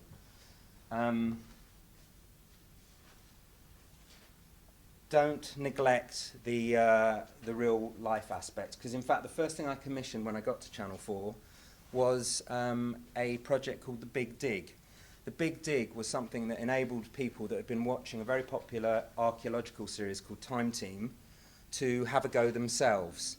And it used online support to enable people to learn how to start archaeology properly, and it was responding to a desire the audience had requested.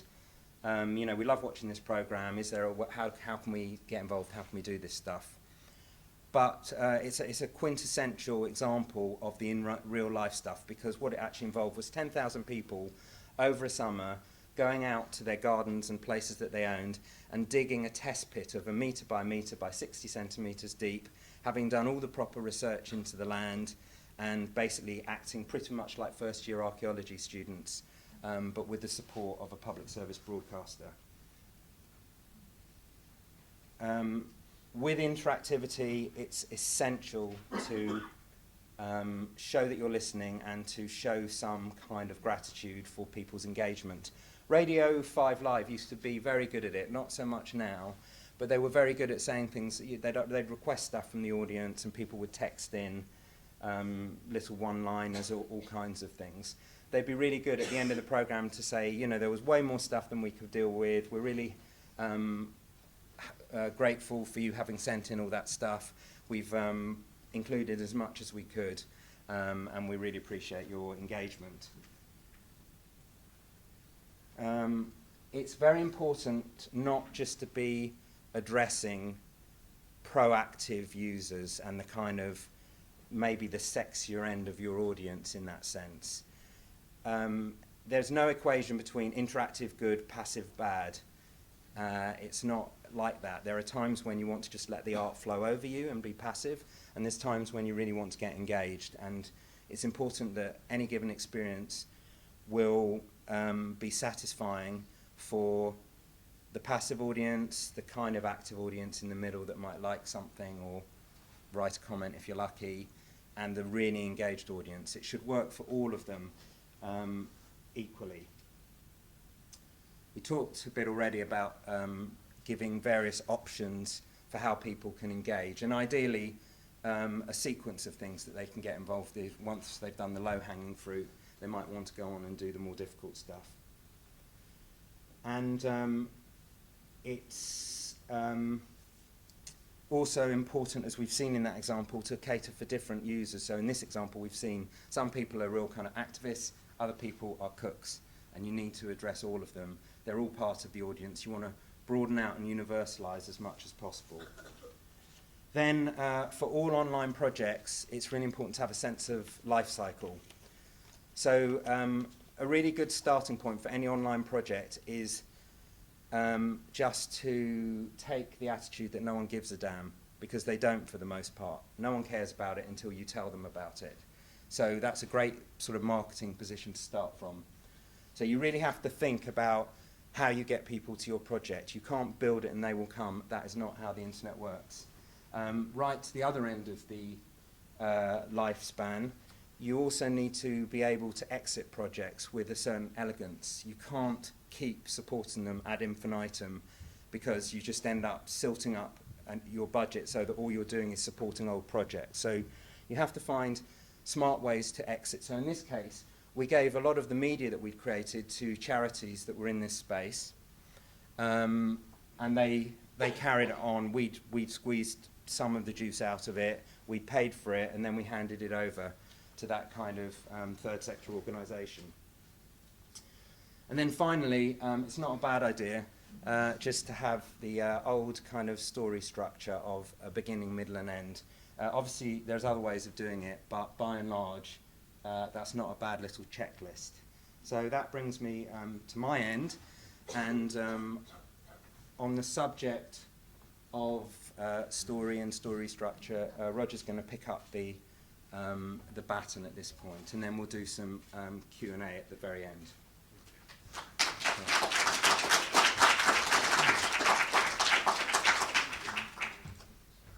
Thanks, Adam. Just if you can.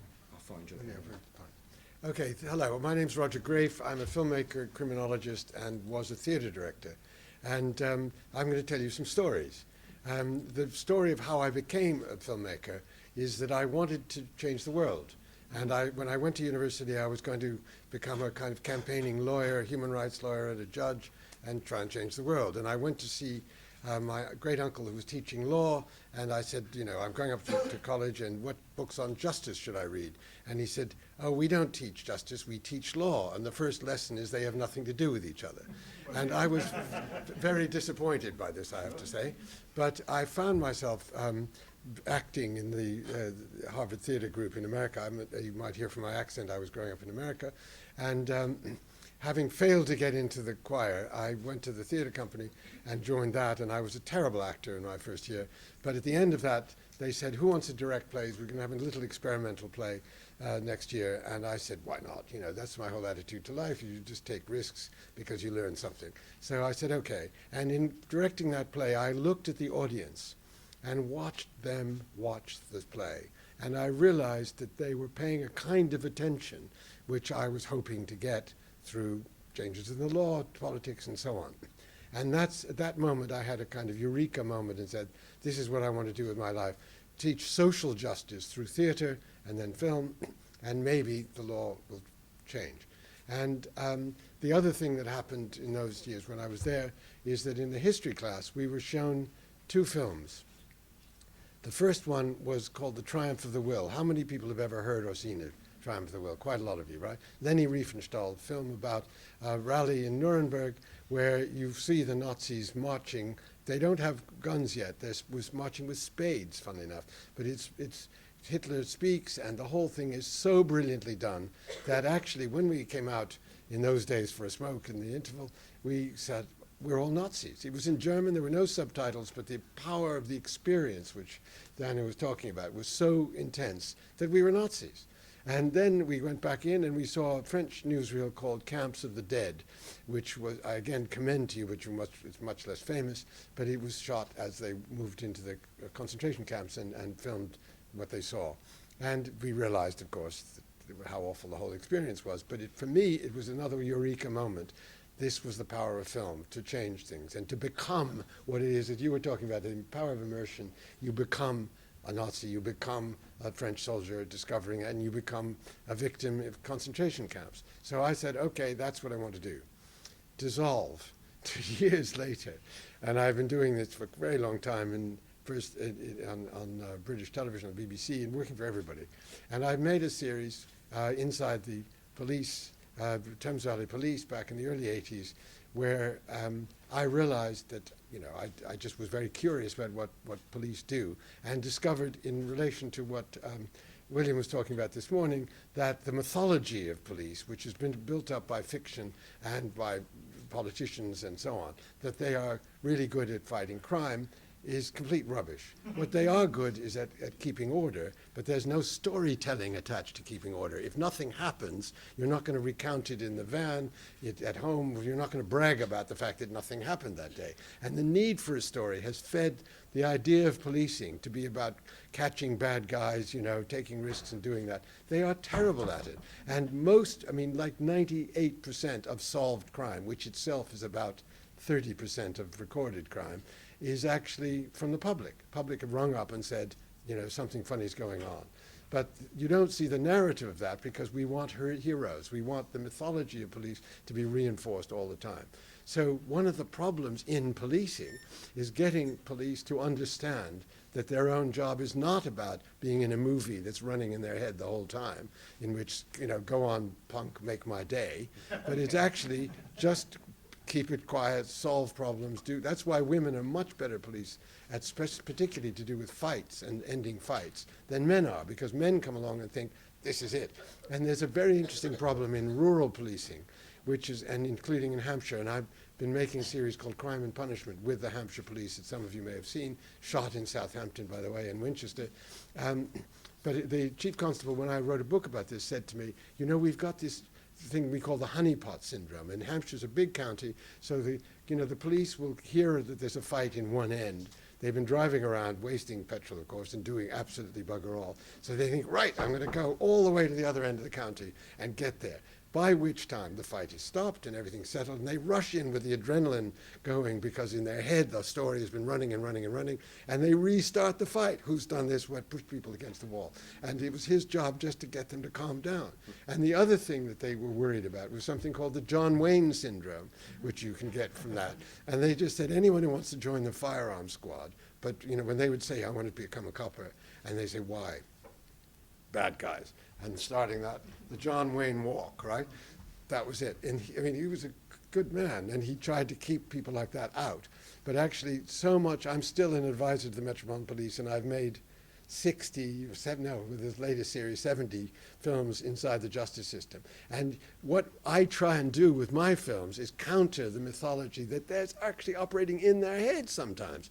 And I've said to whole groups of graduating classes of police, look, guys, you do not understand your job. It is not fighting crime. It is stopping it from happening in the first place. And again, if in physics terms, if something hasn't happened, is that a thing at all? And one of the most interesting things about quantum physics and about quantum ideas of time is what is an event. Right? Now, the problem is that the processing that you were talking about, and somebody in the audience raised the point about the fascia, you did, about how we experience things, is that it's so fundamental to how our brains work that, in a way, we are coding all our experience the whole time into stories. And this is a really difficult problem to mediate.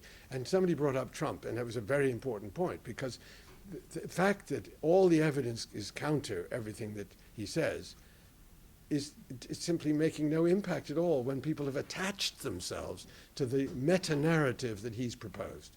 Right? America first, for example. Get Brexit done. These slogans are slogans which define everything else, and everything else gets coded into it. And trying to challenge that, especially with rationality, is a real problem. And so what I try and do is provide counter experiences, okay, which can, just through experience, like Dana was talking about, managed to get people to do to experience, to feel something else, which is why I think it was you who said that, you know, racism and other attitudes can be changed through that. Well, that's what I try and do. Okay, now, in the Thames Valley series, there had been, which was 1982, there had been a lot of attention paid to the police mistreatment of rape victims. They were bullying, they were really awful, and Women Against Rape, among other activist groups, were saying, look, you know, what are we going to do about this? And the police simply were denying that it happened, okay? So with 6 attempts, I mean, over a year of filming in Reading, we found, literally a week before we ended, there was a girl who had said that she'd been raped by 3 men, and she was being interviewed. And she said, I don't want to be on camera, but I will agree if you change my voice and show behind her head, my head, okay? So this, how many have ever seen the rape film? Because it's very, you've seen it. But I mean, it was watched by 12 million people at 10 o'clock on the BBC, on BBC One, okay? 12 million people. And that was the second highest program. Dallas was the only one that was ahead of it, okay? So, and Thatcher asked questions in Parliament, and it changed the way the police handle rape victims. Now, the point was, because she said, I don't want to be on camera, the camera was behind her, and everybody in the audience experienced these coppers leaning forward and bullying her and saying, you know, how many times have you had sex? You're on the game. We don't believe you. We think you did have sex, but we went willingly, and so on. And they're very aggressive, very unpleasant. And it was normal for them. They didn't think there was anything odd about it because she was slightly mentally handicapped, and they thought she'd be terrible in court. And they say so. But the coldness and the lack of empathy and so on was felt viscerally by 12 million people, including Margaret Thatcher, who many people didn't think had feelings at all. And she said in Parliament, you know, this cannot go on. So the point was that actually led to change. And even though 20 years later, I made another film called Rape on Trial, and the police handling is still bad, and the sexism, the kind of institutional sexism, both in the police and the macho need to pretend you don't have feelings, leaves women very vulnerable. It still had led, I had done what I had set out to do right back at the beginning, social change, political change, right? But what was really interesting about that was that 20 years, or not the anniversary, but just literally 2 decades later, I opened The Guardian, and in G2 section, there is a still from my film, and dialogue quoted, 2 pages in G2, with no link. Nobody saying this is an anniversary, the problem is still there. They just put 2 pages from my film as narration, you know, and there was no narration, I mean, just dialogue. And I thought to myself, now what is going on here? I mean, it's very flattering, but, you know, how come? Why is this in there? And I realized that what had happened there was what Kafka called the job of fiction, which is to put an ice pick in the brain, right? Somebody had understood that that moment mattered, period. And then we're just wondering, what are we going to put in the paper this day, tomorrow? Why not? I remember this scene, it made a change to my life. And that vindicated this idea of the visceral experience being a way of changing things, okay? Now the point is that, and again, what William was talking about that's interesting about this, is that even though the references and the frame of reference can be difficult, you make sense of it yourself. Now, I don't know how many of you have ever studied Chomsky and Brown's generative grammar. Anyone in the room done that? You have. Oh, you have as well. No, but it's a really interesting idea. And what Chomsky and Brown argue is that it is that the child, the newborn, after sort of a year or two, does the hardest thing they will ever do, which is learn language. But they don't just learn language, they learn grammatical structure, which is what language relies on. There has to be a story in each sentence in order to, you know, I mean, you didn't mention, I mean, you said Finnegan's Wake has no story, but I actually, funnily enough, was working on a production, and there's so many word references there that it's full of stories, but you have to decode them. That's the point. You then have to do the work to make any kind of sense of it. The Wasteland you know, which has been brilliantly performed a number of times, Fiona Shaw, people like that, and you sit there and keep thinking, wait a minute, there's a bit of German there. What's she saying? What is it in Latin? So, and these are all clues which you then have to do the work that you started doing at the age of 1 or 2, which is putting words together in some kind of logical order, right?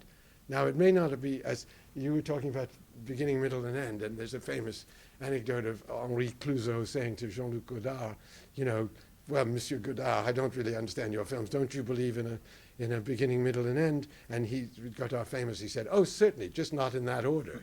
And that's the point. You then have to create your own order that makes sense of what you're doing. Now, dissolved to 5 years ago, okay? Somebody rings me up and says, look, I've got access to the Hadron Collider, to CERN, and the search for the Higgs boson, okay? And I think, yippee, this is fantastic. And I go to the BBC and they've said, oh, we've done that. We've done particle physics. We don't want to do it. And then I go to the documentary department and say, well, look, I've got access to CERN, the biggest discovery in the history of particle physics, you know, if they find it. How about it? So he said, okay, I'll give you some money to go to Geneva. So on the plane, and I'm really pleased about this because at that age I was about 78 or 9, I'm reading this book saying, a short introduction to particle physics. I highly recommend it. And especially if you wanted to understand William's talk, it would be good, okay? But in the introduction, this brilliant guy from Cambridge says, don't worry if you don't understand this book, or particle physics, because nobody does. Right? And you think, okay, you're writing a book about something you don't understand and nobody else does, but a book is linear and it's assuming that, you know, you're following the argument. Contradiction in terms, right? It would seem. And then I did look at some of those BBC films about particle physics, which, by the way, are excellent. They're Horizons. And one of them is about the meaning of nothingness, as it were. And the physicist says to the woman director, how are you doing? How are you doing? And she says, well, you know, I think I'm beginning to get my head around it. Literally, those are her words. And I was very empathetic to that. And the guy said, don't worry if you don't understand it, because nobody does. So here you have people getting up, going to work, writing books, giving interviews about something that nobody understands. And yet, as far as I'm concerned, you can't make sense of something truly if you don't understand it except through experience. And to a degree, we struggle with that, but it was my job then to try and create a little window, okay? So I'm in Geneva, I'm at the CERN, and there's this huge, the Hadron Collider is about 4 stories high. And I'm talking to one of the 3 teams that is looking for the Higgs. And I said to her, look, how many times a second do you fire the particles around a 27-kilometer tunnel, right? That's what they've done, build it into the rock in France and Geneva. And she said, well, it was 4 million. 4 million times a second you do this, right? And she said, yeah. And I said, well, how many of those, you've been going for 6 months, how many of those look like the collision that produced the Higgs boson? And she said, 6. I said, okay. And she said, you have to understand, it's like firing knitting needles across the Atlantic from both sides and hoping they will collide. It's that. Okay? And I said, well, we just filmed the engineers saying that they would increase it by 50%. So the next 6 months, how many collisions do you hope to get? She said, another 6. And I said, okay. And I started laughing. And she said, why are you laughing? I said, this is the biggest and most expensive machine ever built. And you're looking for the smallest particle ever conceived. And you'll never know if you found it or not. Now that's funny, at least in William's term. And she said, I don't think it's funny at all, okay? So I come back to the BBC and I say, look, okay, we've got access, it's all very interesting. And the head of this documentary strand says to me, well, are they going to find the Higgs boson? And I said, well, I don't know. It's a search, that's the point of the film. Okay. Well, if they find it, who's going to find it? And I said, well, there are 3 teams of about 1,000 scientists each. It'll be one of them. Okay. So you don't know if they're going to find it, and you don't know who's going to find it. And I said, yeah. And he said, and this was the key question which you'll be interested in. He said, okay, if they find it, how will it change my life? Great question, right? Absolutely great question. And I said, well, first of all, it completes the standard model of particle physics, and that means that you can understand why you can't put your hand through a table, you know, how solids work. And he looks at me, and this is a very sophisticated, Eton and Oxford, half French, really intelligent guy who says, frankly, Roger, science makes my head hurt. Right? And he turned it down. Right? This is the most important invention could possibly have been discovered, or discovery, I mean. So it's turned down. The BBC won't do it. So I go to Google, and they've started Google Plus, and I say, well, how, you know, are you interested? They said, absolutely great.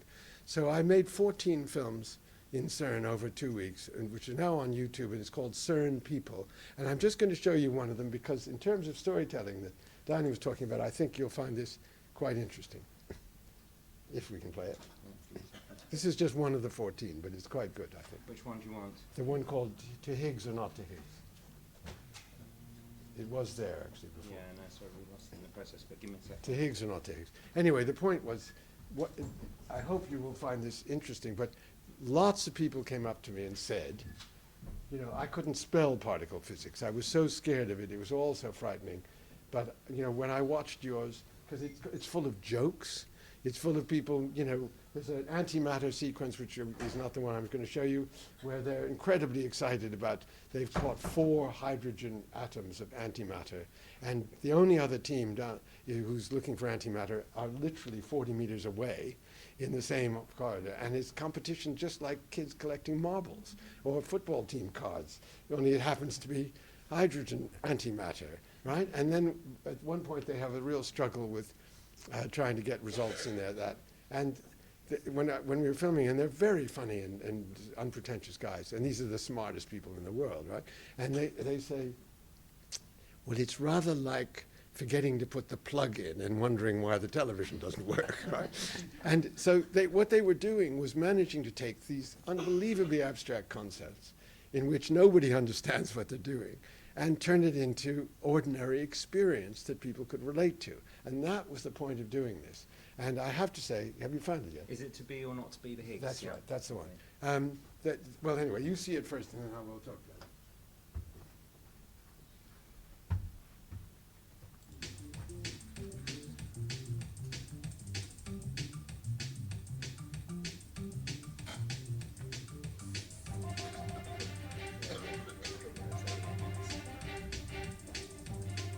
This is a once-in-a-generation time for physics.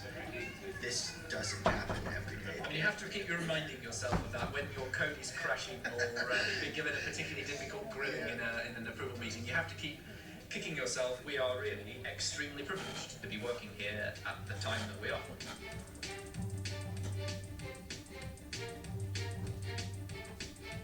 Now we are in the exciting moment that whatever the Higgs boson mass is, it is trapped.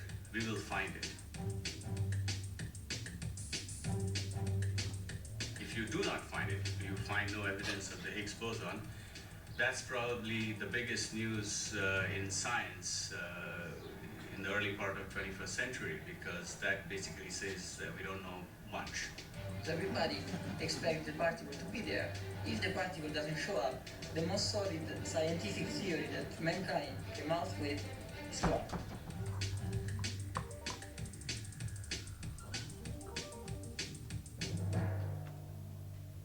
The worst case scenario we're facing is that by the end of next year, we see the Higgs.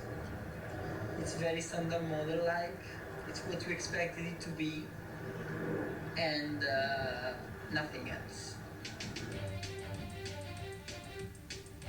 There's this sort of friendly rivalry between theorists and experimentalists. The theorists want to be the ones who come up with the idea that we then confirm in our experiments. We want to be the people who knock down theories and find something that none of them have thought of at all. And that's the dream. You have now people trying to game the system. These theorists who will produce a whole lot of different models that predict various things. And everybody knows that if the LHC finds something, and anywhere someone has predicted it, they will get a Nobel Prize the next year. So you have these people trying to just predict as many different things as they can, because if one of them's right, they'll be famous. And if all of them are wrong, they'll be like everybody else. Right, that's it. Okay, now, guess what? Did everyone understand that? Yes. You've understood particle physics. Good. Thanks. Thank you. So we've got a few minutes for questions, so fire away. Anyone that wants. Don't be shy. Don't be too English I'd about like to it. say Yes. something. Yeah. Sorry, it's just an observation really, which is, it was in your presentation, and it was because I'm an audience researcher. There's a term that really is one of my bugbears, which is passive audience. Yeah. There's no such thing as a passive audience member. And what I mean by that is, even if you're just sitting watching, I don't know, soap opera or something, you are engaged in a way. So I think there might be a better term. Can I think of one? No. But what it does is it creates a binary between audiences that are participatory and audiences that are passive. But just passive just sounds like, I think the way you. Well, I mean, it's not a binary, because I gave you three poles for it anyway, which was passive, semi-active, and proactive, just to indicate that it's a scale. But for me, you're right to point out the danger of a binary thing, because the problem I find with binary thing is that there's this idea that passive bad, interactive good, and it's just not like that. And I think the word passive has those connotations, doesn't it? So I think in certain, like in audience studies, we've moved away from that. Some people use the term casual, but that seems to also be pejorative. It's not quite precise enough anyway. Can I say something about this Sure. though? Because actually one of the illusions about longer form filmmaking and theatre and so on is that people are following the whole thing. Because we sit there in the daytime, watch it very carefully over and over again, but actually the phone rings, you've got to go and have a pee, it's lunchtime, you want to have sex with somebody in the middle of the night. But I mean, all the things that happen to normal bodies interrupts the watching. And when, especially before the internet, which is one of the reasons I'm so excited to do short form on the internet, is you can control. You stop, you press the pause button. But when it was live telly, you just missed it. So one of the principles that I developed in order to address what you're talking about, the casual viewer, was to say, I want every scene in the film to stand for the whole film. So that even if people have only seen a fragment of it, they will get the point. And in that sense, that deals with this casual question about it. Even if they're casual, if they've watched 5 minutes of it, then they get something from it, That's quite particle physics, isn't it? It is very, fractals. absolutely. But I think that's true about the illusion of narrative, the illusion of communication. Even with the two of us giving our talks and all of the ones before, you were sitting there thinking, oh, I wonder when the tea break is. Oh, it's an hour late. What train am I taking? All of that interrupts your flow. So it is much more like the wishy-washy, timey-wimey that you were talking about than the illusion of narrative. Yeah, that's good. Except Yes. in VR, perhaps. Except in VR. Which is much Absolutely. an opportunity. Except in VR. Any questions? They want their lunch. Martin, can you just briefly tell us a bit about expand a bit on what you're doing at the moment? I mean, it's all absolutely fascinating. What are you guys? Both of us. Yeah, you go first. Okay, so I've become something of a specialist in short form online video. So I'm commissioning for Red Bull Media House and actually for Little Dot at the same time. And, it's a whole game changer because, Roger was talking there about getting 12 million people involved in a show, which is an incredible achievement.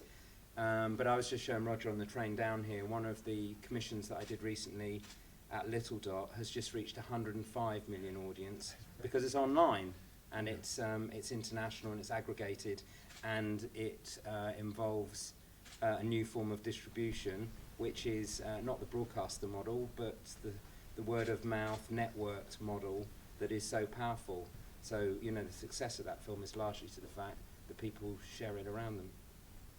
So that's really my main focus at the moment. Okay, well, I don't know how many of you saw Crime and Punishment. There's another 6 coming on from the April to the 20th, which is, again, it's the criminal justice system in Hampshire, so you might find that of some interest.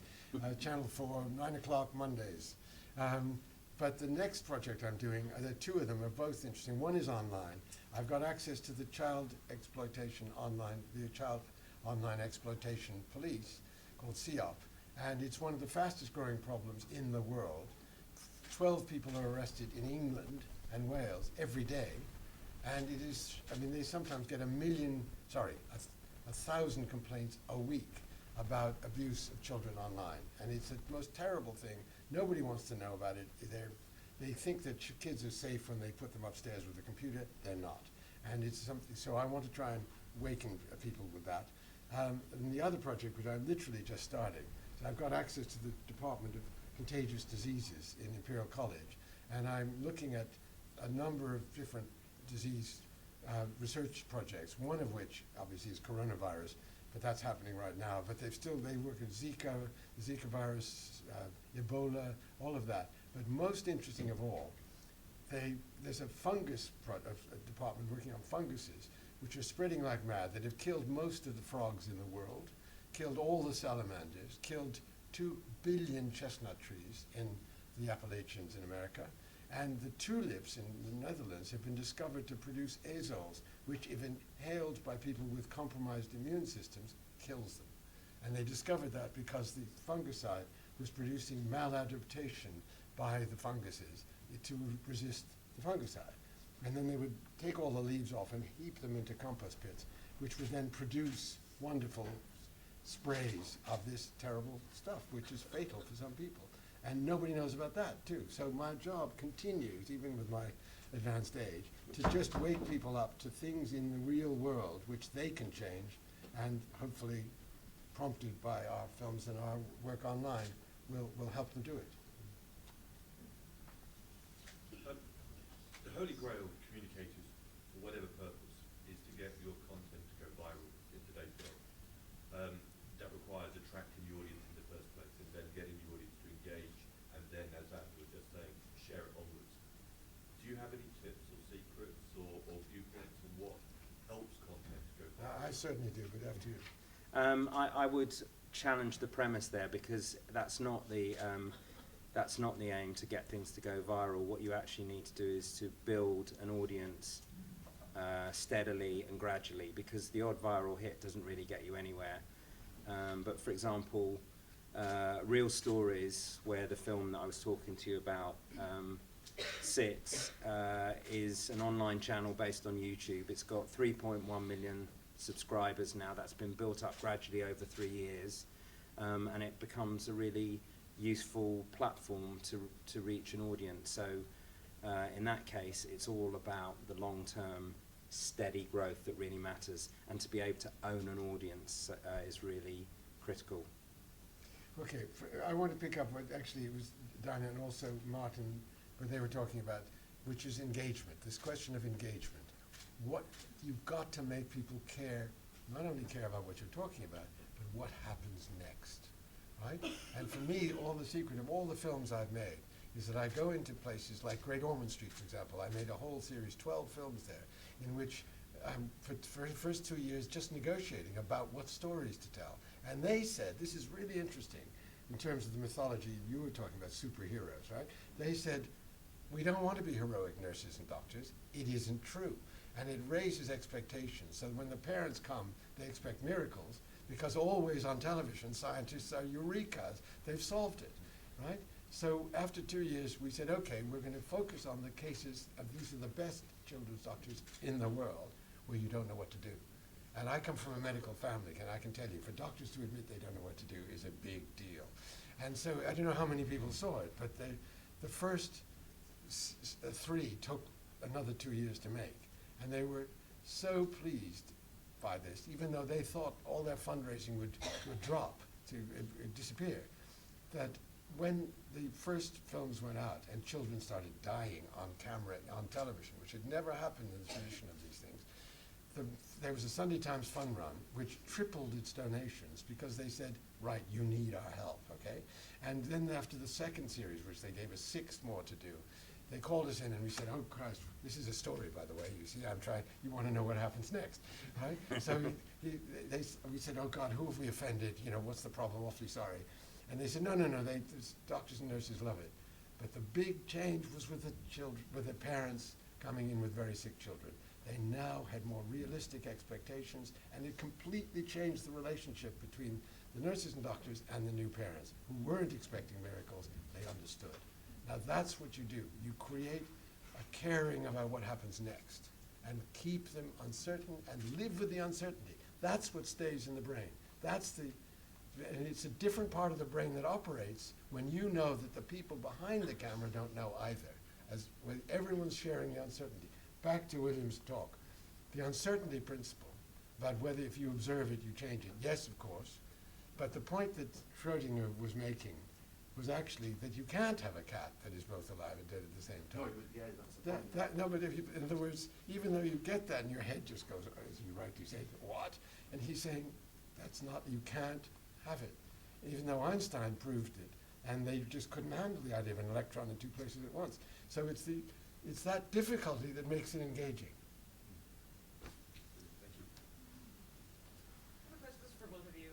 As you've moved some of your activism work to more online spaces, have you incorporated any sort of culture jamming or more subversive social activism? Culture jamming?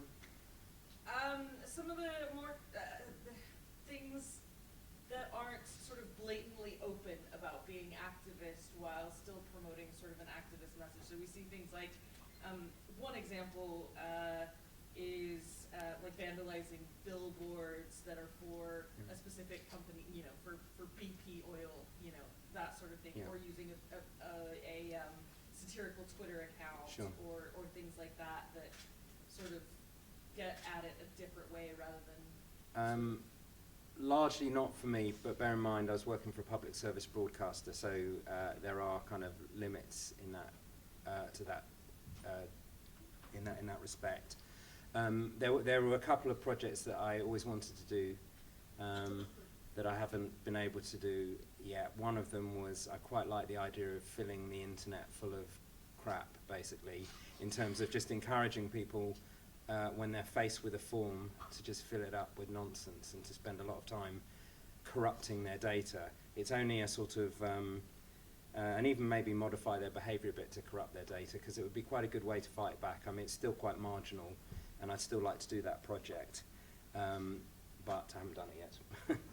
I just want to say two things there. First of all, the rubbishing of media studies that conventionally happens in the MPs and in the media itself, I think is outrageous, because I think every primary school child should be taught how to decode what they're being told, and it's just a disgrace that doesn't happen. A complete and total disgrace.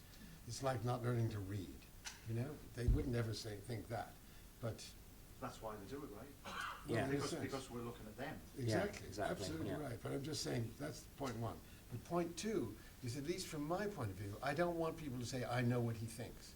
I want them to have the unmediated experience and then have a debate. And the best films that I've made, including that rape film, was one where the audience switched off and then argued. Was she raped? Wasn't she raped? Were the cops doing the right thing? You know, the uncertain, the unanswered question is the ice pick in the brain. So if you immediately signal where you're coming from, then that's propaganda. Mind you, I've been accused of being a bourgeois liberal, which I am. So, One final question? Okay, so I'm going to say thank you to Adam and Roger. Thank you very much.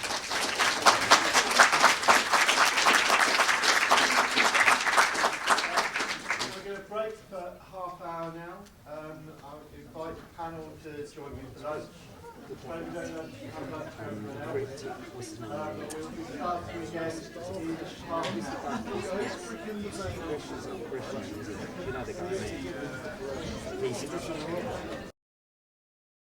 Interactive strategist?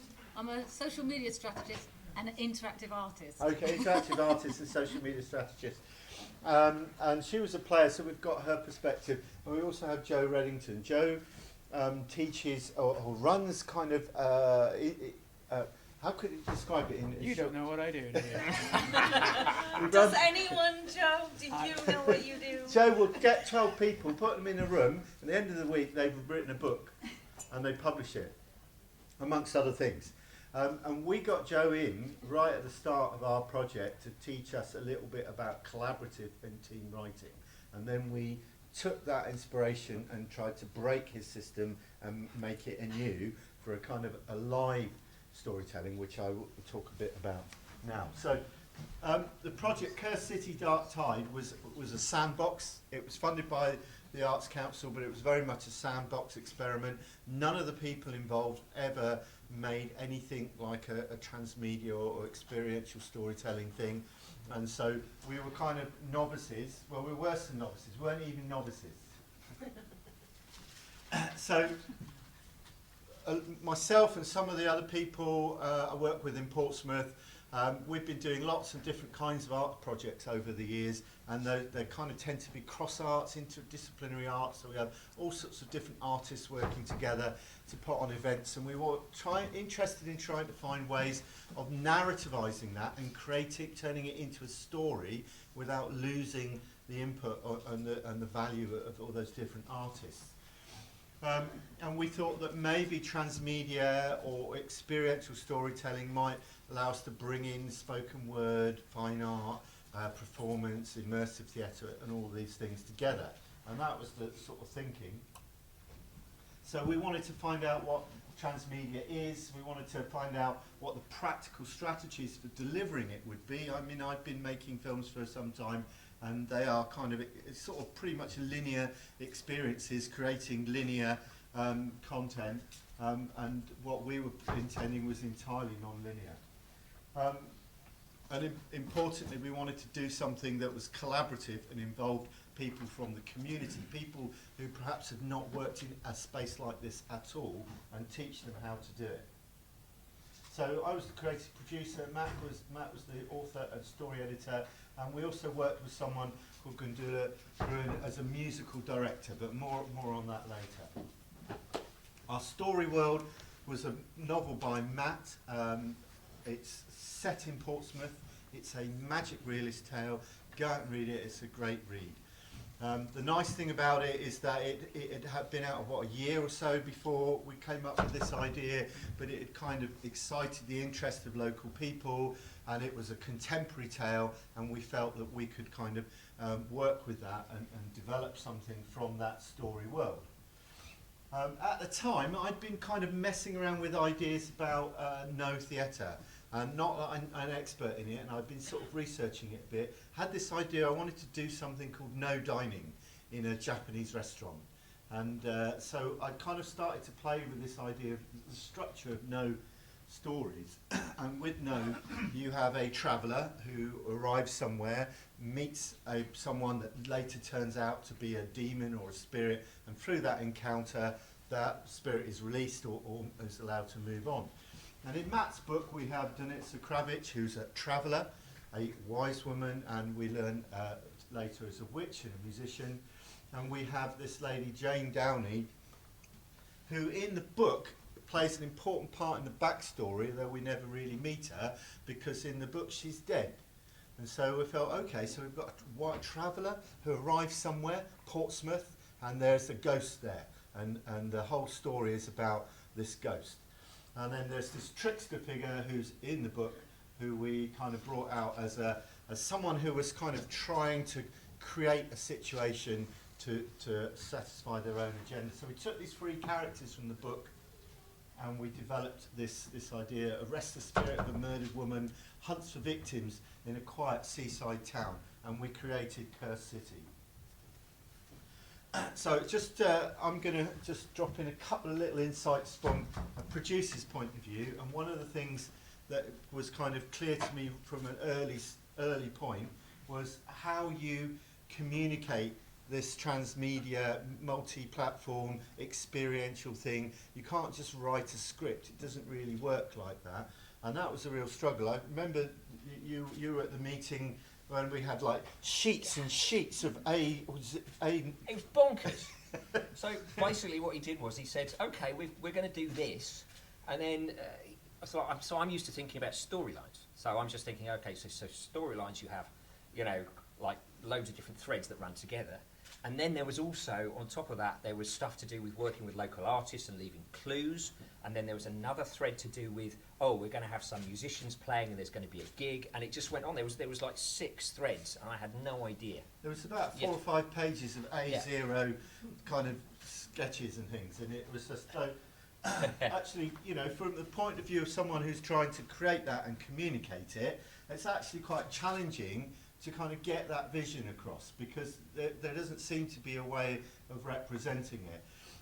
You know, in filmmaking we have scripts or storyboards, and even in branching narratives you can kind of map it out, but with experiential stuff it's like, well, where is the journey? Where is that experience? This was an early effort that we kind of did as part of the Arts Council application, which is like, aside from the fact my design skills are extremely flawed, it's kind of, you know, who could make any sense of that? I was trying to do this the other day and thinking, could I do this? And actually it doesn't really do it justice. And I kind of was then reminded of an early time when someone at one of the workshops came up with this. And this is from a Chinese medicine system. But the complexity of the interactions between the elements is starting to be represented there a little bit. But, you know, how do you capture that and represent it?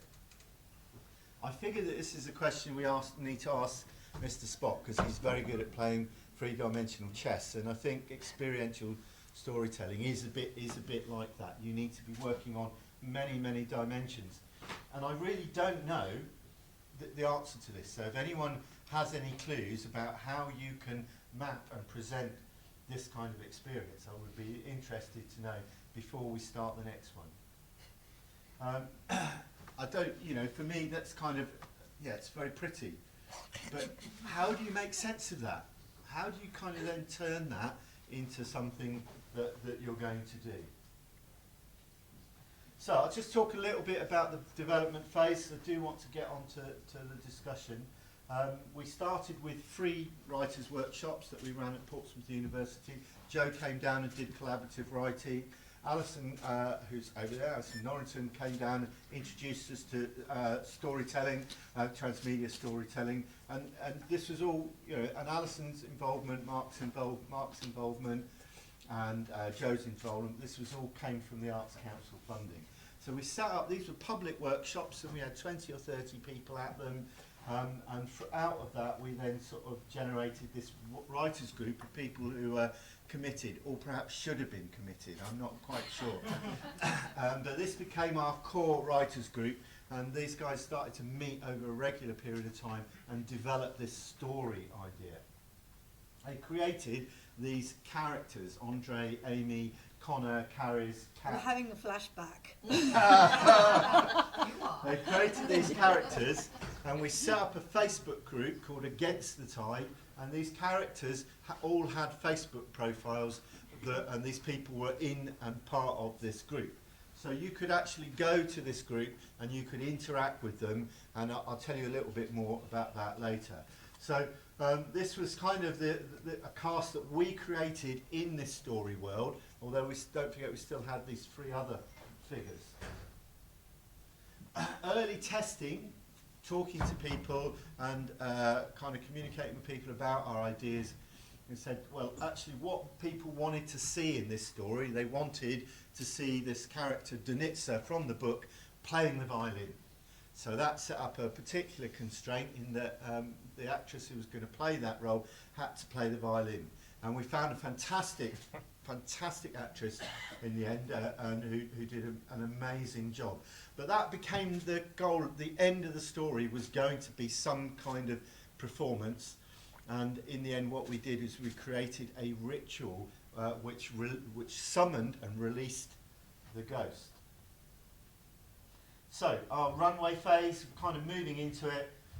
First thing we did, we set up this character. Lisich from the book became a street artist and started putting up street art all around the city. And the idea is that the street art all has kind of codes in it, and if you go on, and it's kind of all hashtagged. So if you go to the channels, it's leading you into the story, leading you to the Facebook group, and so on.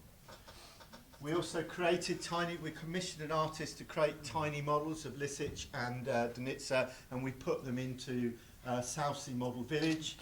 And interestingly, this is kind of a bit of a legacy for the project, is once we started talking to Southsea Model Village about creating miniature street art on their buildings, by the time we actually got down there to do this, there's the models there, there's the Lisic model and Danitsa, and you can see the little bit of street art we created to put up there. But by the time we got down there, all the local street artists in Portsmouth had already been down there and doing these tiny little street arts all over it. So now I think Portsmouth possibly is the only city in the world where you can do a model village street art tour.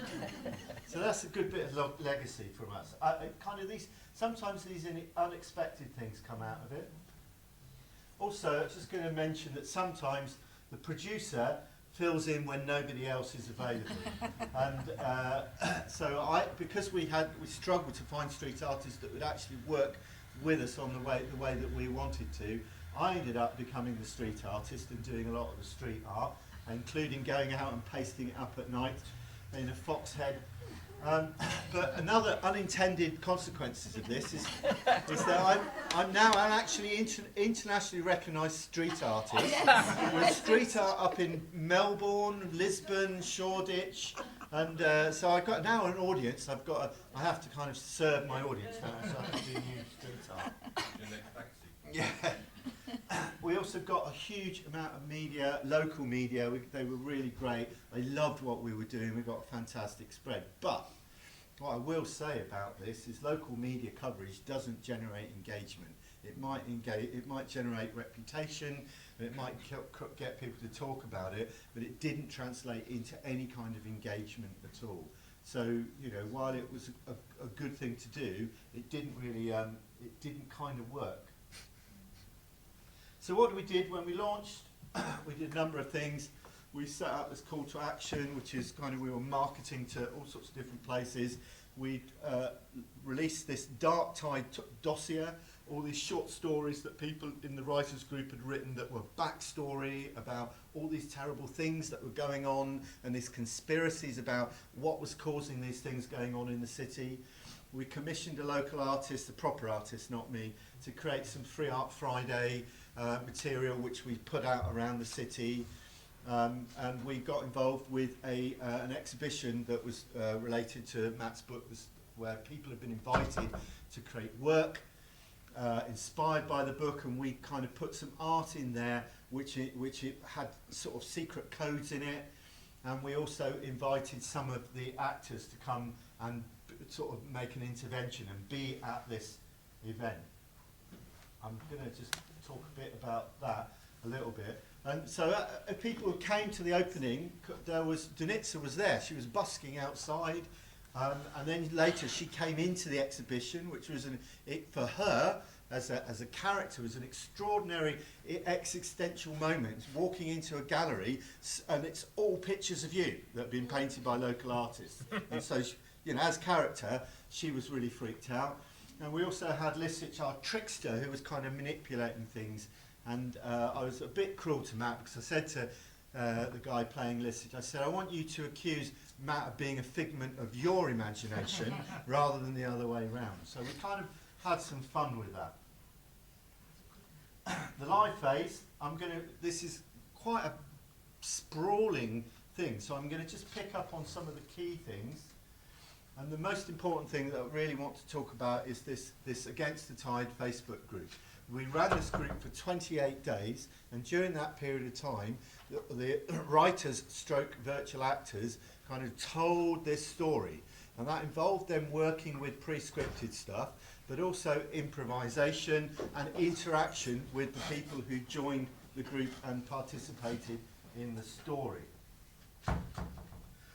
There was lots of gameplay interaction. We set challenges, treasure hunts. We had things going on. You had to go and collect things from local coffee bars. There were other events that we were staging where you could come back and bring things together. The main puzzle was these stolen tarot cards at the opening of the exhibition. This set of tarot cards went missing, so you had to go out to the coffee shops to find the tarot cards. I can't remember how that happened, but basically, in order to find the tarot cards, you had to solve a puzzle, which took you to this TripAdvisor page, which had all these coffee bars and reviews of these coffee bars, and saying, go there, go and get the cards. You go and get the cards, bring them to an event we did at a local pub as part of Darkfest, and you could match them. And here we've got one of our actors is there playing a part, helping them not helping them solve the puzzle, but hopefully helping them misdirections and so on. Anyway, that led to another puzzle where you could go and get this spell kit from a local herbalist, and the instructions on there told you to go down to the seafront and actually cast this spell and take photos and video and post it, and there would be kind of rewards. People were being rewarded with gifts for interaction. So all of this led to a final performance where we worked with this woman Gundula Gruen as a musical director, and she runs something called the Balkan Village Band. Our character Danica was from the Balkans and played that style of music. So she created a whole kind of piece of music with this workshop orchestra. Again, they're not professional musicians, it's a workshop orchestra. We cast it and created this ritual, and I'm just going to show you, it's only a minute or so long, I'll just show you the highlights of the thing, if it's going to play. It's not going to play. So, anyway, you miss out. It was very interactive. It was. And moving, really, I cried. It was really moving. I wasn't the only one that cried. You're making me feel bad for finding this funny. I can find it on YouTube very quickly.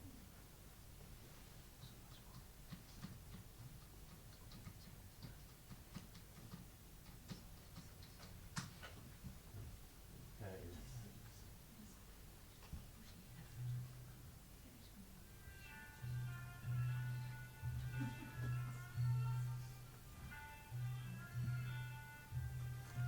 Do the lights down there. Can you show me this?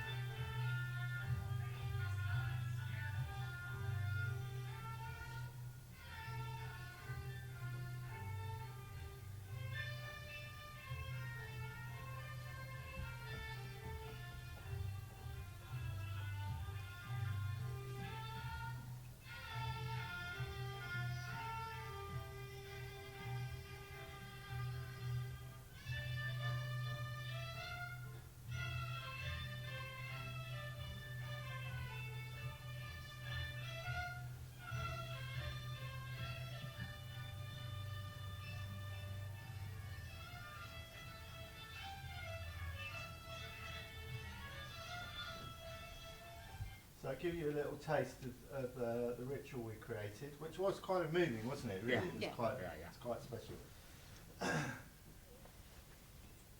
So, just to bring that back to what we kind of really want to focus on is this Against the Tide Facebook group and this narrative that unfolded. I think I came out of it, I've since had a chat with Lyle, and she says it's called NetProv, and that other people are doing it. Of course, other people are doing it. Why would we be unique in this? But for me, it was kind of like, well, we haven't written a book. What have we actually done? We've created this live story, and the whole thing is still there. I have tried to pull it out as a PDF, and I've got it as a PDF, but Facebook strips all the names off, so it makes no sense. But the key thing here is it wasn't entirely scripted, and there was a lot of misdirection. And Mark, who played the part of Andre early on, Oh, it was you. started throwing in misdirections, and I thought this was really interesting because there was Mark's character had a sort of Russian extraction, and his mother supposedly worked in the space program, and started posting these red herrings, and it kind of blew up in a quite an interesting way. And so people started to respond and go and do, some of the players started to go and find their own clues and started to add to this story. And then so it kind of grew into this, oh, there's an asteroid coming to hit the world, and then there's the location for it is inscribed in these rings, and it kind of grew from there. And I think one of the lessons I learned from that was you don't really need to write a story. If you have the right elements, the audience will do it for you. And I think that is kind of a really interesting way of framing narrative, that it's almost like if you have the right bits and if they are kind of resonate with each other, then people will create their own story and they will find their way through it. And if they are engaged, the way some people were in this, they will then go and start their own research, and then you've got this huge conspiracy theory going on, and in the end we had to kind of close it down a bit and say, oh no, guys, no, it's actually over here. This is the truth that you need now. I think that was kind of really interesting learning for us. Another thing that happened towards the end, there were lots of examples of this, and I've just picked out 2 of them. Towards the end, I think the last week, it was a few days before the ritual, the group, because there was a back channel, there was a WhatsApp group where all the writers and the production people were interacting. There was, incidentally, there was a deep back channel as well, where the producers and people were excluded and the writers were communicating. There may even have been an even deeper channel, I don't know. But they wanted to create this seance because we felt there was an opportunity to kind of ramp up the pressure a little bit and kind of make people think about why they needed to come to the event. And so Kim, who's here, got everyone, who's also one of the writers, got everyone to kind of film bits and send it to her, and she kind of assembled it and created this. I'm not going to show it to you, but she created this little video of this seance, which we kind of pushed out and released, and that kind of got a lot of attention as well. So you know, there was a constant improvisation going on that was extraordinarily creative and was coming out of this really motivated group of people responding to the audience that were playing the game. So the other thing that I would say, that from a writing point of view, is that improvisation is the most important skill to develop for writers unused to immersive interaction. I think it was really important that they went through writing a kind of linear script and really understanding and getting to know the characters so that they could improvise them. But actually once we started running the story, the script itself became just a skeleton where people could play around it. So I think if we did it again, we'd do much more stuff about improvisation and kind of maybe even doing acting workshops with them. You can't do improvisation ahead and plan it, else it wouldn't be improvisation. That's true. But you can do agile planning. I like that. Yes. So, some of the lessons I learned from it is our marketing was wrong. We were marketing to the audience we usually market to, which was a slightly older crowd, kind of very arts aware, and most of those people came to our events, but they didn't want to play online, didn't want to get into the puzzles, and we should have been targeting people, younger people interested in role-playing games and LARPers and all that sort of stuff. We were well outside our comfort zone in terms of puzzle generation, and that perhaps we would bring in a mentor who was an expert on puzzles. We'd do much more work in supporting people to develop improvisation skills. We would rehearse more, but rehearse in an improvisational way more. We learnt a lot about the ethics of online virtual acting and what the consequences of that are and how to manage that. And I think also we did have a project manager, but he left on the first week of the project. He got a job, and it's like, well, wait, who's going to do that then? So we need to kind of find people who are, maybe work with an organisation. So did we answer those questions? Well, I think we understand the nature of transmedia storytelling a little better. We have a better understanding of the practical strategies involved, and we have a methodology. And I think the nice thing about a methodology in this sense is that you can kind of point it at different things. You can elaborate it and iterate it in different ways, but you have a sense of, well, this is a machine that we can apply here, and we know that there will be an outcome and an output. And that gives confidence to people like the Arts Council.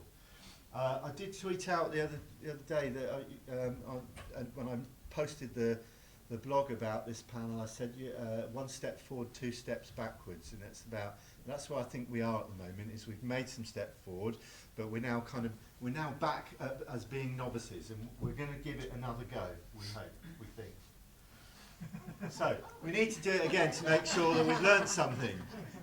It's an iterative experiential learning cycle. So that website's going to be depreciated soon. I don't know. We haven't worked out what we're going to do with that yet.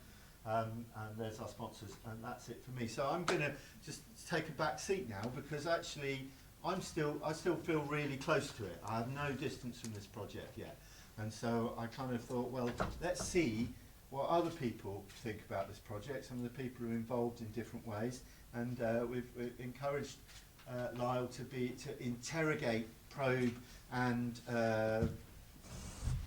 ruminate, maybe. So I hand over to you guys. All right. There are a lot of questions that I'm interested in asking that Roy sort of touched on a little bit in his talk.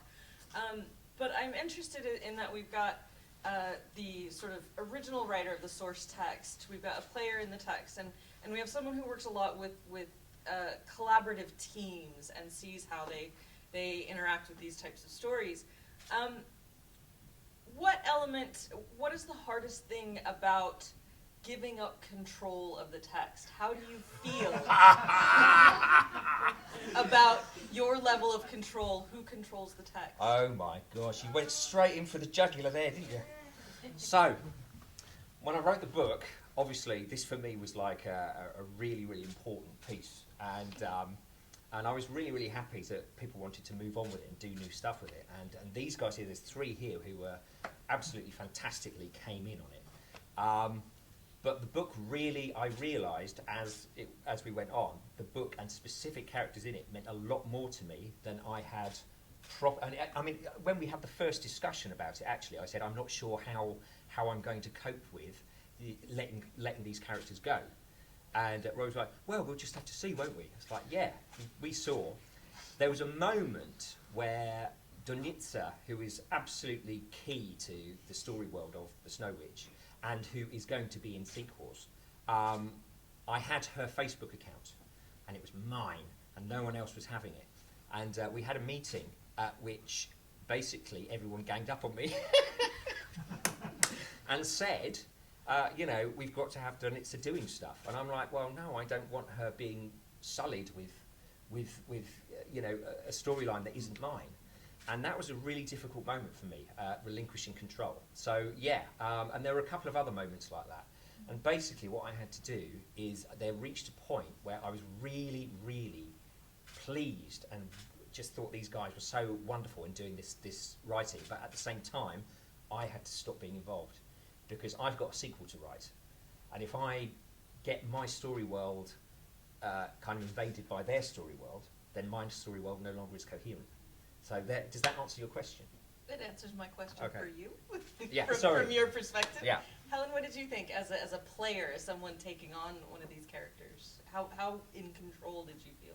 Well, I have to say that I was my own self, and the other characters were people that I didn't know whether they were real or not. And I think I tried to speak to Donitsa a few times. She wouldn't have it. So I wasn't Donitsa at that point. I see. That Right, yeah.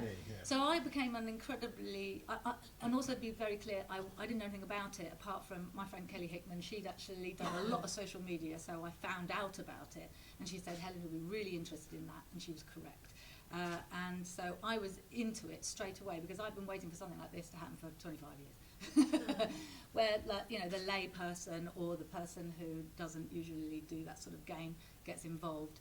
I was interested in seeing how people would engage. And I myself playing felt like I understood the medium a little bit more. There was a lot of different channels that things were coming. I became a horrendous stalker, like trying to find out, oh, are you real? Are you real? And I was just like getting right into it.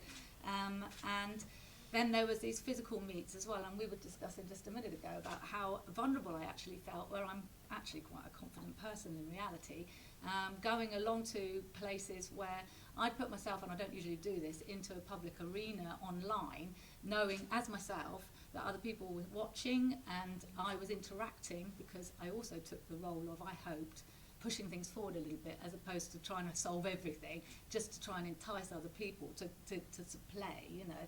I felt that was an interesting kind of role that I kind of adopted myself. So going to these physical meets and knowing that people knew who I was, but I didn't know who they were, and it was really quite...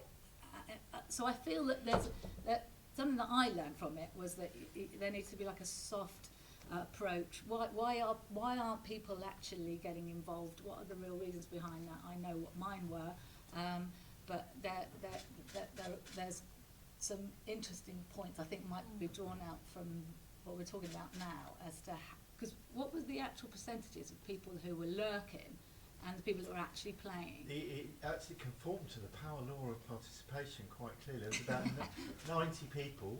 There was only about 90 people in the group. I would say about 10% of them were kind of active, and then there was another group who were clearly, because I would get into some of them, I knew, and I'd get in touch with them saying, are you watching this? And they're going, yeah, actually watching it, but they're just not wanting to.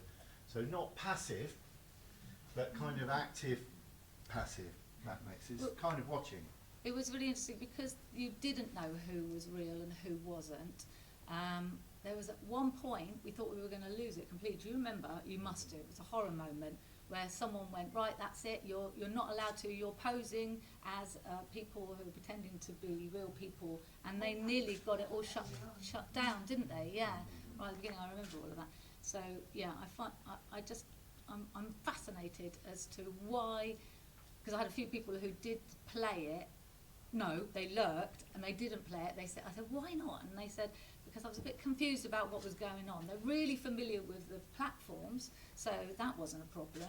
And they didn't have enough time. So I think that there was a level of commitment that people felt that they had to give, which could maybe be overcome by a better, like you were talking about Facebook and how everything just disappears off the bottom of there's no way of being able to pull out information. So maybe if people who have solved clues can then meet new people that are coming in, and you've got some sort of like sub-narrative, is that the right thing to call it? I don't know, where you've got clues that people can pick up on and then feel more engaged. I don't know. But I think there was a lot of fear, especially from, I don't care about looking a fool, I'm past that now, but the fear of looking a fool for some people, or being seen in an environment where you are quite usually in your own bubble, you know. There's some things to talk about. on that, if Facebook had shut you down, did you have a backup plan? No. Other than everyone gets Twitter accounts. They just set up a new account. That's all we do. No, we didn't really have a. We did have we had an informal policy which kind of wasn't followed, and when that happened, we wrote that up and published it and said to everyone, you must follow this policy. And it was kind of saying, the idea was if you come to the Facebook page and you then get an invite into the group, you're choosing to join the group knowing that you will encounter virtual actors.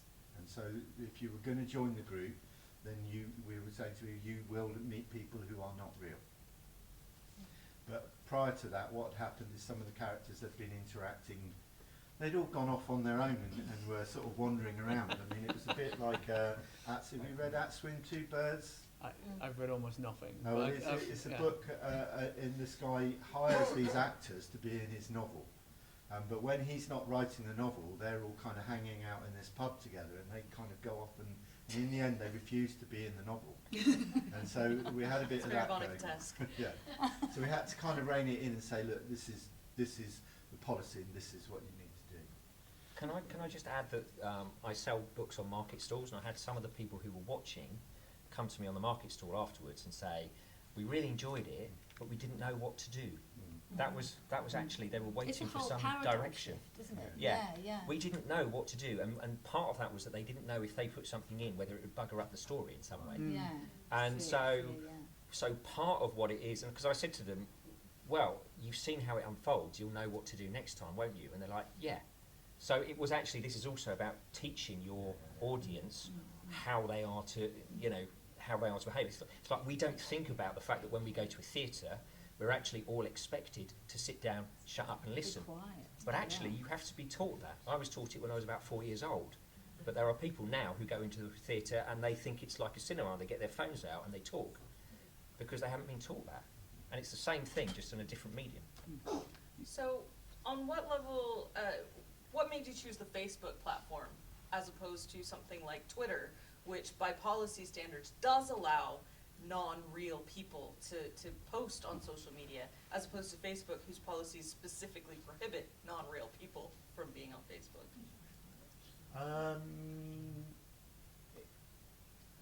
It's a good question. I don't know. I guess I'm not much of a Twitter user, and we felt that we do a lot of social media marketing on Facebook, and so kind of that's familiar space for us. And we felt that we could do our out Story World marketing there, and that if we created a group, we had a kind of controlled space where we could kind of keep other people out or kind of manage that. There's that word again, control. Yeah. Entirely, yes. Because my instinct, sorry, I'm going to jump in here, my instinct would be to go with Snapchat. Right. Because it is evanescent, and yet it's very image-based, and it can build stories. And then you could take that Snapchat story and post it on other social media, but you also have a different demographic. If we're talking about audiences that aren't used to the sort of interactive online storytelling, so it's really, really interesting, where we tend to post our things. That is, sorry. No, you go. Do you mind? No, you go. Because it's really interesting because the community that was involved, I knew most of the artists that were involved, and the cultural input, the demographic of that was the Facebook demographic, interestingly. But then, of course, we missed out a lot of the young people, I believe. And that was what really kind of like, I'm really interested in your lot over there. Your opinion about what's happened. So we've got young people here. I was going We to say, Joe, have you got were young the- people. Because I spoke to you Where? earlier, didn't I? I said, come, because they're trying to do some scripts for it, and they're going, I don't know how this is all going to... So hopefully this is really helping you to think about how to write stuff that's progressive, transmedia. But Snapchat, yeah, that is a channel that I don't use very much, but that would also be another opportunity to get people to go into that channel as well, because we were doing text messages, we were doing all kinds of different things that we were used to, and then to take us out of that world and put us into another world as well would have been a lot of good thing. While I'm a big fan of terms of service in general, there's an advantage to Facebook, which is this is quite a local story for local people, and Facebook's quite a local thing. And also, there's a lot of people on Twitter who are less believable than fake people, and I feel like they get in the way. True. Yeah, there are all kinds of things to think about with different platforms. Joe, I'm interested. You see these sort of collaborative groups week after week after week. What sort of trends do you see in these people collaborating together to create an original story, but within a very structured setup? So, can I answer? Would you mind if I answered your previous question first? Sure. So, the thing about control is interesting because that is the key problem to solve in collaborative writing, right? Is that people don't like their stuff being touched, particularly not the sort of people who write. Like there's a very narrow intersection in that Venn diagram, and a good 90% of what I do is building systems where that control is not in the way. So people have group control and they can make decisions. So in the groups that I run, there is never a time when two people have to make a decision. It is always one person has a decision or someone else has a decision. And indeed yesterday I was bellowing at undergraduates because I think 4 of them were involved in a conversation when they should have been typing, and 2 of them should have been involved in a conversation. So it is the key problem to solve, and it's interesting to see. When I first gave the workshop, I was interested to see, Matt, how you'd cope, basically, because it is the first time we've used an existing world, and it was interesting. Would you, if you were doing it again, would you allow the world to be used and not the characters? Because there's a theme thing going on. Oh, that's a good question. Okay, I would allow the characters to be used again, for sure. It's just that I would make sure that at the point that the characters went loose, I no longer had anything to do with it. So that because the way that we worked was that for about 2 months, or maybe a bit longer, we had script meetings where basically we worked out the way markers all the way through the story and how those way markers were plot points and turning points, and then the dialogue. And that was cool because it didn't incorporate the use of Denitsa, and she was sort of out of the loop with that. There then came this crunch point when it's like, well, Denitsa's got to be used, and it's like at that point, I mean, Roy took over with Denitsa, and she was always aloof and kind of floating about and separate from the narrative anyway.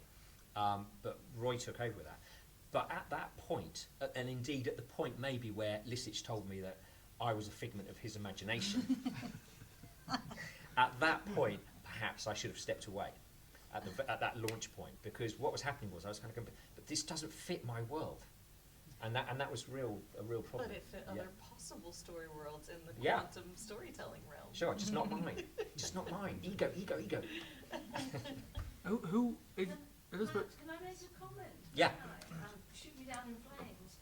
I was involved, as you know, with the exhibition, and I had lots of friends that came, and there were hundreds that came to that Sure. exhibition. Sure. And what you've just said, what made me think, because none of them followed on with the story that you put forward, Roy, and the reason they didn't was because they were totally engrossed in your story, and then there was this side story, and they didn't know how that one linked with that Okay. one, and they said, don't know what that is. We know Matt's story. That's Okay. good. So they didn't know how it followed on, and there wasn't enough publicity around the two. And for me, that's why I felt it didn't move forward. Okay, that's really interesting. That's the first I've heard of that. That's So a comment from many of my colleagues. yeah, fair play. And I don't know how to respond to that because obviously I'm not in their heads. So I would be yeah. so But I fascinated. appreciated both sides of it, for sure. I would be very fascinated to see the responses to the text mapped out on demographics, and because I think that there are a lot of, I think a younger group that have grown up on internet interactions and social media and fan fiction and things like that would be like, cool, this goes that way, I'll follow this here, whatever. And then add my own, whereas I think those of us who've been enculturated of, you know, the notion of authority and authorship and auteurness will, you know, have a lot more investment in that sort of control. And, Yeah, can I say though that it's not about being an auteur, it's not about that, it's about the fact the story unfolds in a particular configuration which is psychologically healing for me. And that's why. It's not about me going, oh, I'm an artist, darling. It's about saying, this story feels more like my truth. And so actually to have someone come in on that story, for me, is actually psychologically destabilising. So, yeah. Why publish? Because I don't listen to what people say to me afterwards. So have you found this as a very healing process? Yes, absolutely. Cathartic, The whole story was written, I'm trained in hypnosis, and the story was written as a kind of auto-hypnotic healing process. Right. Yeah. So was it freeing? I mean, Completely, how yeah. did you take this? I mean, you're interested in still continuing with this? Sorry, I'm No, go for it. Helen's talking about the Cursed City now, though, aren't you? Rather than the novel, whereas you're talking about the Yeah, I'm talking about the novel. Yeah. Yes. Yeah. What? But your interaction with it, though, do you find that it helped free you up as a writer? No, I had to step away from it. I had to come away from Cursed City.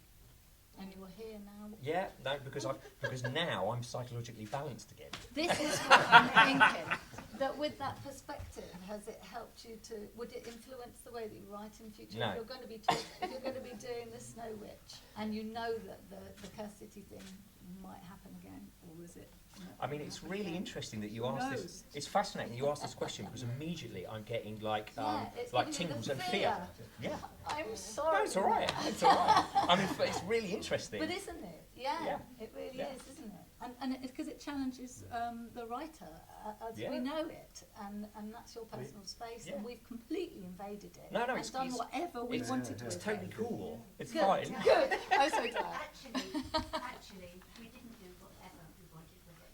We had Sorry, a okay, fair very precise Of course. mandate for a start, where we didn't take Matt's characters, and then Danitza did actually come in at the end, and we put her back in. I see. Yeah, yeah. But all of our characters were our characters. Yeah. They weren't Matt's characters, and the world wasn't necessarily Matt's world. The world was Southsea. Matt Yeah. gave That's us a true, yeah, port to yeah. jump from. Yeah. And you know, very, very, very good ball. And But they were inextricably linked, and I didn't know. they- And I they didn't know were- whether I should they have read were the book, and I did start reading the book, but then I chose to stop reading the book because I thought that we were in a different place now. Yeah, absolutely. Yeah, that's exactly right. What you didn't see was the 28 spreadsheets. With Yeah, all right. the- I all want the to see different them. interactions and events and Yeah, media amazing, and so on, amazing. but- It blew my mind that you'd even done it. So, you know, hooray to everybody. Why did you start with a source novel? Thank you. I was about to ask that question. Okay, so I was kind of sort of reading about transmedia and trying to get understanding it, and actually it seemed that a lot of the kind of experiential storytelling things I was looking at were kind of adapted from, or kind of spread or split off or unfolded from existing story worlds. And so I kind of thought, well, that would be an interesting thing to do. And then it was like, oh, hang on, we've got a really good story world that we could use that's very local, that local people are already kind of engaged with. So we went with that. We've got we've got a plan for another one, which is not Matt's story world. In fact, it's several story worlds. It's a multiverse of story worlds, you might say, that we might work with. But I quite like the idea of kind of putting people into pre-existing worlds, because it gives audience a way into it very quickly, because they know those story worlds. Isn't there something else as well, which is that this means that you don't have to, like, the process was actually quite short, really. I mean, all of his writers working together to have actually generated a new story world on top of that would have been with a backstory. At least we had kind of elements of a story to work with, which were already provided. So it kind of simplifies it. I also like the idea that in stories there are lots of other stories in there, and all the characters in the story have their own stories to tell. I mean, what I was kind of getting at, like the best stuff that I've seen in this territory tends to be people that have created a framework for lots of stories. So the one that particularly springs to mind is a really good interactive writer called Tim Wright that I worked with on a game years ago, and he took a very personal story about the death of his father and created this place called Alton, which was a fictional town, and it's a place where everything that gets lost ends up. And it became a really good framework for people to tell their narratives of all sorts of things that got lost, from objects to people and all things in between. And he focused more on creating a kind of geography. So the only thing he controlled is a geography, except he didn't really control it. But if someone said the school is next to the railway station, then that's where the school moved to, you know. Well, the nice thing about framework. Entirely, the nice thing about Matt's novel is that it had a geographical framework because it was set in Southsea. And I think the next thing we're going to do is there are many story worlds in this particular author's kind of collection of work, and actually finding a way of a framework for kind of making that something that could happen in Portsmouth would be something that the writers would probably have to do, because there wouldn't be one necessary story world that we'd want to take things from. Yeah. So to push back a little bit on what Matt said, it's very, very natural for people when they are doing something new, to build it off existing things, because it gives them a shared context. I think it's part of, although I would cede to your expertise on this, this is part of why fan fiction is attractive, because you're like, I can write more. So world building is a little scary if you're doing it as well. In practice, with the groups that we run, I literally give world group building to one person, and they are in charge of keeping the world consistent around everything else. So there's, in Preston right now, one of my teams is building a novel in a dystopian future, right? It's post-apocalyptic and there's various things happening. And there's one person just in charge of making sure it's properly post-apocalyptic. They're doing various scenes and so on. I could, if I wish to show off, I could ring up now and say, there's been a change of plan, you can't do post-apocalyptic because of this news story, you're now going to have to set it in the Wild West. That could be changed for publication on Friday. And that's a thing that's really hard for my writers to take on board, is that and you guys know this sitting in the front, but this is, the story is very much, is to get the writers to understand that the story is not a product of the world is what the story needs it to be to work. And there is an art, particularly in RPG making, there is an art to producing a good story world for writers to work in, and for people to produce that art. But you really can you can warp anything to anywhere. And that, it is not as hard as, it is nowhere near as hard as people think it is, choosing a world. There's a psychological thing, humans want to know what country you're in, and what time of day it is, and what year it is. But that really is detail from the point of view of after you produce your narrative. And basically, how big is your special effects budget? Joe with our structuralist perspective on this story.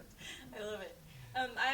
I've heard similar things from Lance Weiler, who works from the Columbia Storytelling Lab in New York, who builds stories like Frankenstein AI and did a Sherlock Internet of Things adaptation.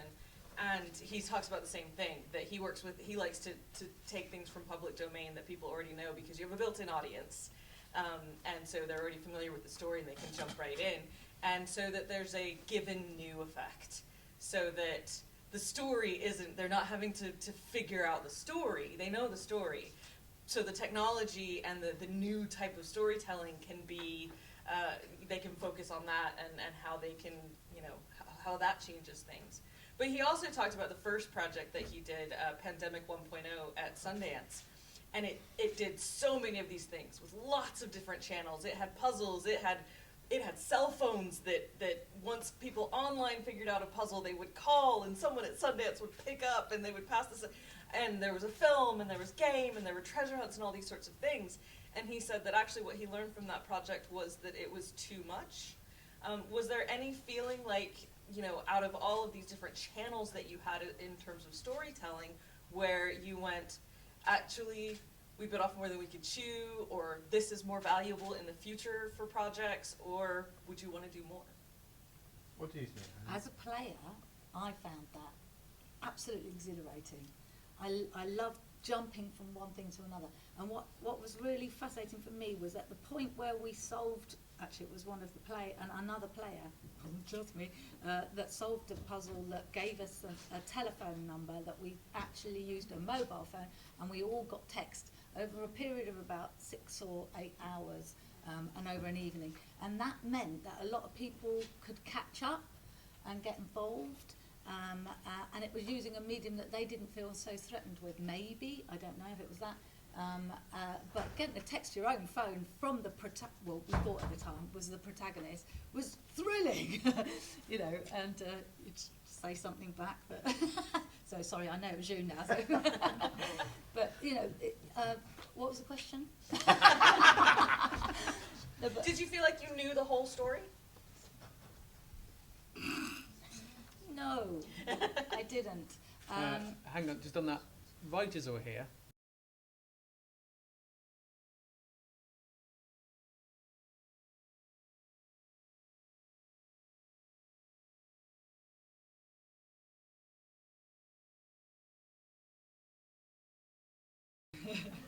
Another lady, Christine, that isn't here, she was being too. You were one, I was one, and Mark was one.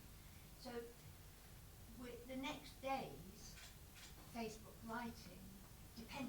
very much on how people like Helen were getting on with the clues or were interacting. So sometimes, I think I'm not an early person at all, but you and Christine sometimes were on there about 6 o'clock in the morning, weren't you? And I was on there till about midnight, because you had to keep following all the different threads, because people answered on different threads.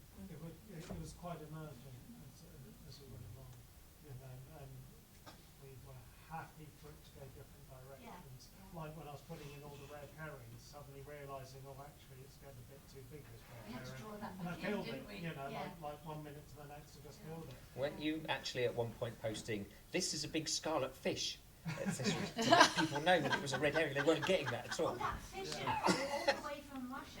But one of the people like Helen that joined in, Mark put his red herring in, but didn't actually say red herring. It was just a red star, and it was supposed to be red herring. That was the clue. It was a red herring.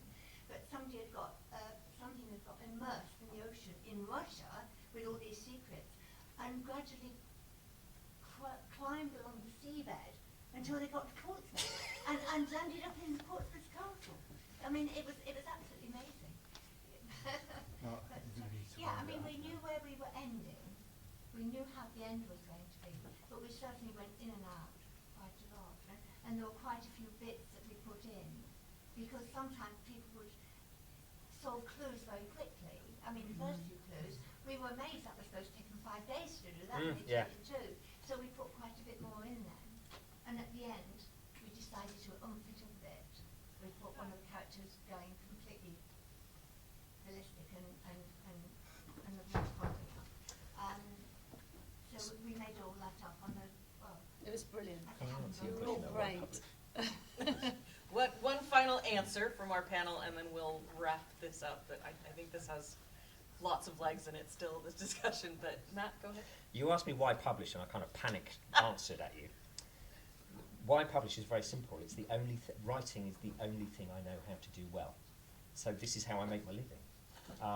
So yeah, so that's a kind of difficult track that I'm on. So yeah. So as a prose writer, you don't worry about the reader. It's not about that. I do worry about the reader, but with this book in particular, it depends. There are some pieces of writing that I produce which are performance works. They're there to entertain.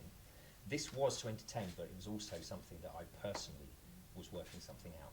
So yeah, it's a really fun. This one in particular, and I think that's why it spoke to people. Very wound up and sense of self. Yeah. Okay. Great. Can I just ask one question? Is this the modern form of the sequel? Maybe. Yeah, quite possibly. Although it's not going to be the sequel to my novel. In the trajectory that the curse, the Snow Witch, it's like a little end piece between 2 novels. Yeah. I think you talked about it being a little moment between 2 novels. So yeah. Excellent. Well, thank you very much to our panel and to the audience members who participated. I'm sure we'll have time to ask questions and things like that during the break or afterward or on Twitter or on Facebook or on email. And thank you, Lyle, for taking part. I think what we'll do is we'll go straight into the next panel. So if you want to go and get teas and coffees, go and get them. If you are interested in the Mercy or Justice interactive screening, Shonali is giving out glow sticks that you might need. But if we could invite Matthew and Judith to the stage, please. Thank you. Do you want the chairs left? It was always going to go.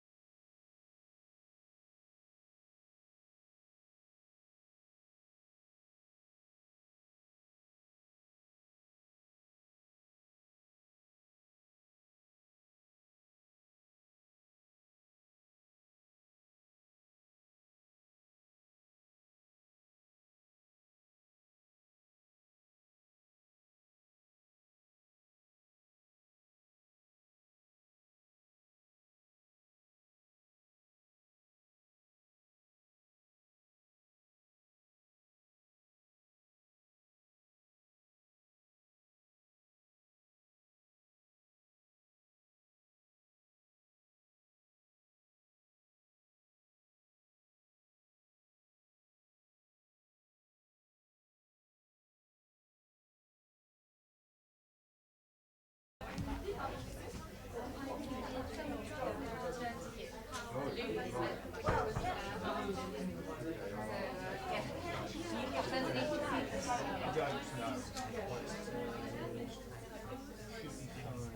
anyone going to Luton later? Anyone going to Luton later? There's a return ticket here.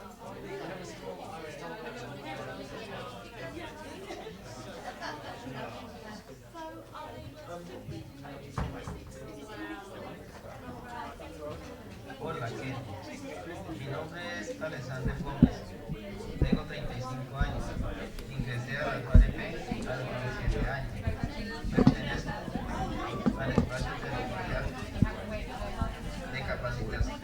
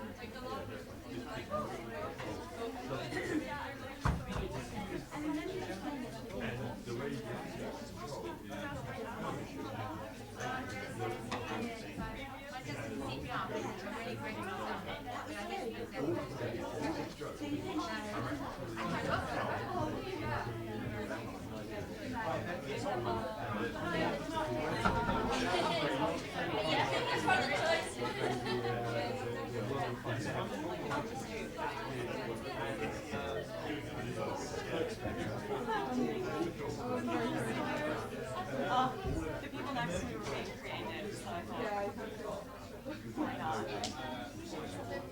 Judith, it's just, I have to dash at the end of your talk, but I work at Southampton University, and I wrote a book on authorship and discussion paper prose about that, so I might get in touch. Yeah, please do at some point. Please do, yeah, absolutely. But yeah, sorry to want to chat to you earlier. Good luck with your talk. Thank you. That's what this is all about, isn't it, really? You enjoyed today? Yeah, was it good?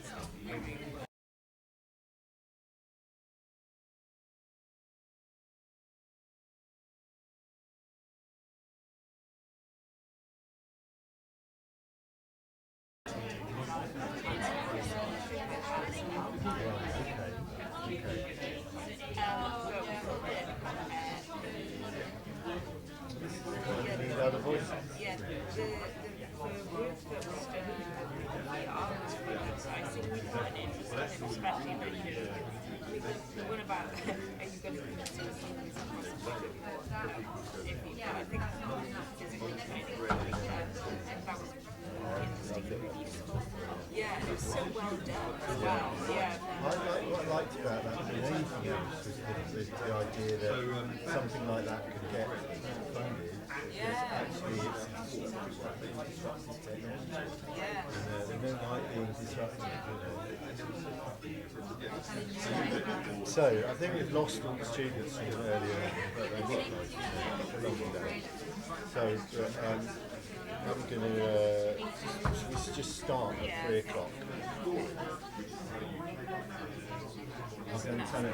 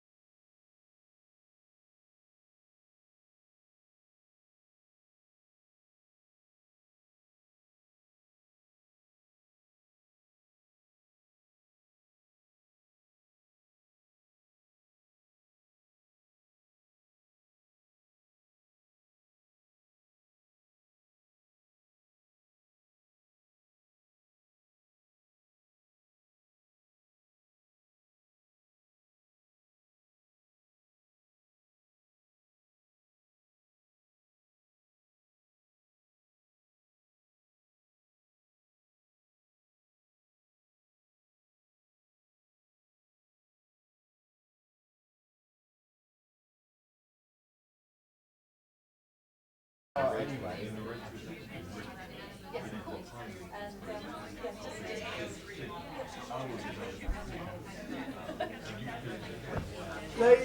Ladies and gentlemen, if we could take our seats, please.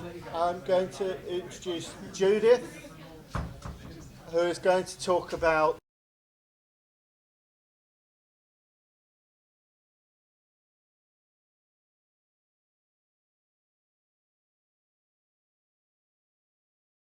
a postdoctoral researcher here at Solent, and I do a lot of work around digital cultures, interactive media, interactive fan cultures and memes. And I want to introduce a form of storytelling today which has emerged mimetically, the green text story, which has emerged from the site 4chan, and talk about a particular instance of this and what that means, or what it has meant in terms of gender identity and gender construction. So, as I say, for green text stories, which you will now find in other internet spaces, you'll find them on Reddit, you'll find them on Know Your Meme, you'll find them on YouTube, were popularized initially by the anonymous online image board 4chan. Who's heard of 4chan? Okay, so the popular media portrayal and perception of 4chan is that it's an aggressively masculine space, that almost only men go on 4chan, that it's sort of a haven of misogyny and fascism. We'll come on to that in a bit. But actually, according to the site's own demographics, around 30% of 4chan users are girls and women. And you know, I know from my own experience at the site that girls use it from a fairly young age, and you know, women are actually a significant minority, I would say, of 4chan users. So this is part of a larger project in which I explore the ways that girls and women claim space on 4chan and the practices they use to build subcultural capital within the site. And for this paper, specifically for this evolution of story context, I want to look at the usage and spread of what's called the 24-year-old Feminon meme. And this is a series of green text stories in which the narrator is supposedly a single 24-year-old woman who goes through all kinds of social and romantic and familial blunders. And what I want to look at is how the usage of this meme, especially the first person voice, intersects with narrative conventions of storytelling on 4chan to invite and construct empathy across these sort of traditional gender boundaries that people imagine on the site, particularly how using a feminine avatar or character interacts with misogynistic and aggressive norms, which are the currency of the site. And the importance of doing it, I think, is that one, there's a great deal of misconception around 4chan and what it is and what it does. And secondly, it sort of resituates women and girls from just being the sort of perpetual victims and the perpetual objects of violence of this discourse to agents who actually participate in the construction of meaning and the construction of the meaning of gender. So yeah, that slide has kind of gone through there, but sorry about that line. So first of all, what's 4chan? Most of you, I think, probably know this. It's a very popular image-based bulletin board based on an earlier Japanese site called Futaba Channel, aka 2chan, hence 4chan. It's the development of 2chan. Almost all posts are made anonymously. The only people who can register on the site are moderators. The popular press and the tabloid press, and even some academics, tend to associate 4chan almost exclusively with so-called incels, or involuntarily celibate men who sort of vent their rage and aggression at women and more successful men, and see it as a haven for fascism, racism, misogyny, not homophobia instantly. It's actually extremely queer, as you'll see if you kind of explore it a little bit. And yes, those elements are absolutely part of 4chan. It's an uncensored site. It's almost sort of a throwback to the wild, wild west days of the internet, that those of us maybe who were teenagers at that time remember it as a much more unregulated space. It's almost a throwback to those days. It's absolutely normal to use taboo language, and there's been some work around what taboo language means in 4chan context.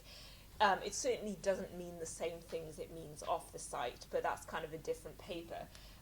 The suffix fag is used to mean absolutely anything, referring to oneself and other users. So if you're British, you're a Brit fag. If you're they even, gay fag and straight fag are different categories. So it's literally an all-purpose suffix. So that's just an example of how taboo language operates, and it operates as a discursive norm that certainly works differently, although I can't really have the space here to get into a big discussion of how taboo language does work on 4chan. And it's very influential on popular culture, even if you don't know it is.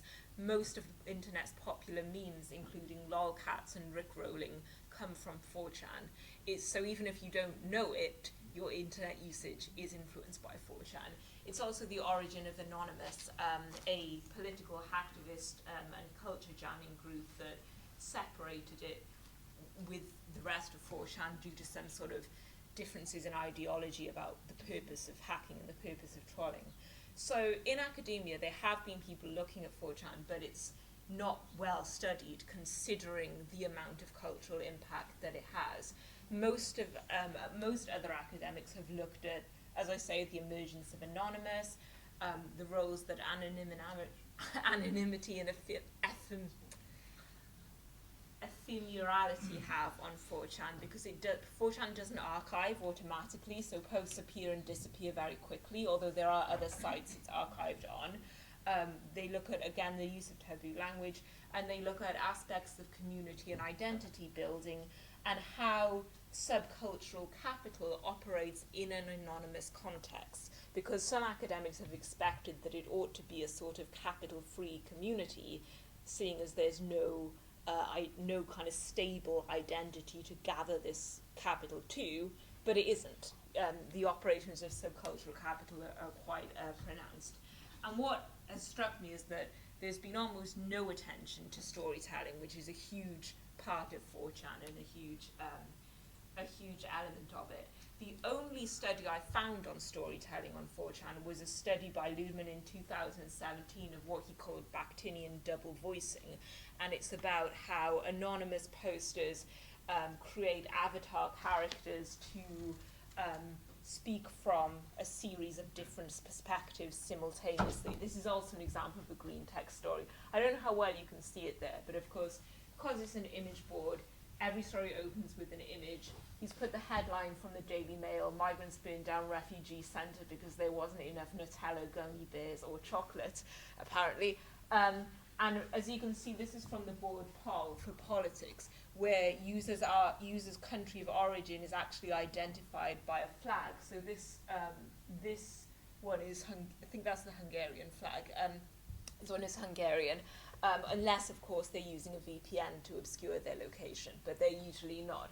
So this is an example that Ludeman gave of Bakhtinian double voicing, where the storyteller, it poses as this kind of avatar of a stereotypical childlike other who is so frustrated by, as he says, being pandered to by German Catholic scum, that he burns down the refugee centre because he gets so frustrated. And then Ludeman talks about how there's sort of different narrative perspectives simultaneously that layer on top of each other because of the context. So you've got the voice of the kind of sophisticated European Hungarian who speaks from this ironic position of authority and his scathing criticism over what he perceives as Germany's weak policy. You have the voice of the specific writer behind it rather than a representative of Hungary or of Europe. And then you have the fictional parodic avatar of the sort of incompetent terrorist or whatever it is. So that's an example of, well, actually it's more than double voicing, it's polyvocal. But really that is the only study of storytelling on 4chan that I've found. So I started this study of green text stories, which are short first-person anecdotes that you find all over the site. There is a board that is specifically for them, but you find them everywhere. And they typically open with this really interesting narrative convention of an imperative, be me. So it's actually a really interesting demand for empathy and identification, that the author demands that you, the reader, to understand this story, you must be me. You must literally be me. Of course, what it's suggesting is imagine you or me, or imagine yourself in my position. But I've never seen that anywhere except green text stories. And I think it's like a really interesting demand for empathy. And there's also a lot of other conventions, such as the literal use of green text, which signals that here opens the story, and anything written in black around that is a paratext. There's using made-up file types as a sort of inserted comment into the story, like, oh shit.jpg, opportunity spotted.gif, and so on. Like, when you make an observation on the story or a reaction, you do a sort of made-up file type. MFW is the convention my face when, suggesting the image attached represents my face when, or imagine my face when this happens. Sometimes these stories are apparently true, other times they're very obviously fiction, and they take the most popular ones become multi-authored memes. I'll show you a couple of examples in a second. For example, two very popular series were called the Medieval Doctor series and Tendies stories, and these tend to get archived, taken off 4chan and preserved in a way that 4chan doesn't preserve, such as on Reddit and YouTube. So these multi-authored meme stories, the narrative predecessor of these, I think, might be short episodic skits from sketch comedy shows with a recurring character who always gets into some kind of escapade, and they're sort of loosely linked together in a recognizable series. I think you call it just like those segments, though of course those are authored by either one or a small writing team, and these memes are multi-authored or authored sometimes even by hundreds of people. So we don't have time to kind of read them all out, but there's just two examples. That's the Plague Doctor stories are about this character. As you can see, they always open with be me, so they invite you to become the character. The Medieval Doctor, he's like a really terrible doctor who goes around sort of usually managing to kill his patient or doing something terribly wrong and beating him up, but he always sort of manages to engineer the situation to his benefit. Like, he always comes out admired and successful and everybody claps for him, and that's kind of his series of episodes. And then Tendies stories, Tendies is 4chan's word for chicken tenders. There is a whole backstory to that. Is like the most stereotypical, what people imagine 4chan users to be. He's a guy who's in his 30s, he weighs 600 pounds, he lives in his mum's basement, and he sort of manipulates and bullies her in the most kind of egregious manners possible, and again always manages to sort of come out as the victor in his stories. So those are two examples of meme series. But the one I'm interested in is the 24-year-old Feminon series, as I say. This was a very popular series of green text stories. 4chan users refer to themselves as anon and each other as anon. So Feminon is just to specify a user who is a girl or a woman, and there's some controversy over doing that or not doing it. And these stories center around her attempts to find her possible BF.jpg, usually via Tinder, and the image that with some variations is attached to open the Feminon stories is this kind of badly edited Wojak. Who knows what Wojak is? It's the guy who invented something with computers, right? Steve Wozniak. Was that Steve Wozniak? That's Steve Wozniak. So Wojak is a meme.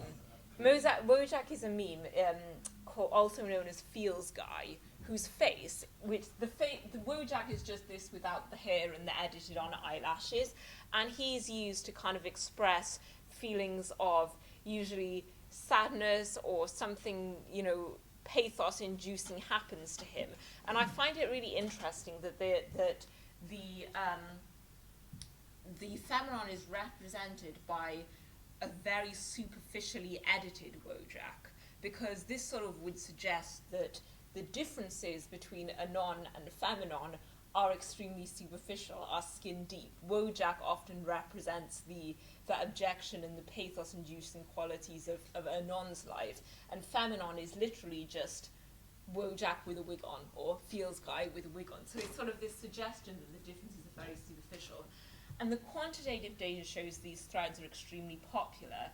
I coded 114 4chan threads for this study. There's a mean average of 46 posts per thread, and if you compare that to earlier studies, you know, most of them were as low as 2 median, 13.7 mean average posts. They also get archived very readily on Reddit. They get saved very readily, and it's also become a Know Your Meme entry, and so entered into the popular consciousness. The qualitative findings, obviously I can't have time to go through everything in detail here, but I found that the content of these stories uses a very common theme of green tech stories more widely, which is the balance of self-ridicule and an appeal to empathy. I just want to bring up some of my notes on here.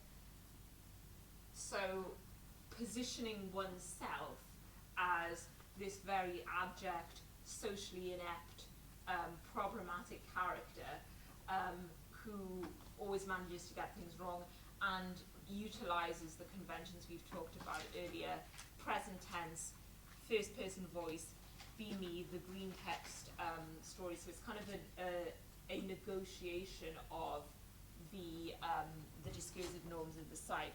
It uses taboo humor, stories of social ineptitude, intersections with other memes. So this is very important. For instance, in this one story, Famenon is angry because she's been cheated out of some chicken nuggets, and like the picture has been edited to kind of give her a gun, and it's got, some of you are okay, stay away from any McDonald's in Newcastle. That's an intersection with a meme, some of you guys are okay, stay away from X tomorrow, which is based on a post supposedly made by Christopher Harper, who went on to carry out a school shooting. And it, of course, became a joke because this is 4chan. So, you know, people would then like post pictures of of George Bush, and some of you guys are all right, don't go to Twin Towers tomorrow, or any other like historical figure associated with some atrocity, and some of you guys are all right, some of you Spartacus, or some of you plebeians are all right, don't go to the Colosseum tomorrow, and so on and so on. So this kind of intersection with other memes is very much a management of 4chan storytelling norms.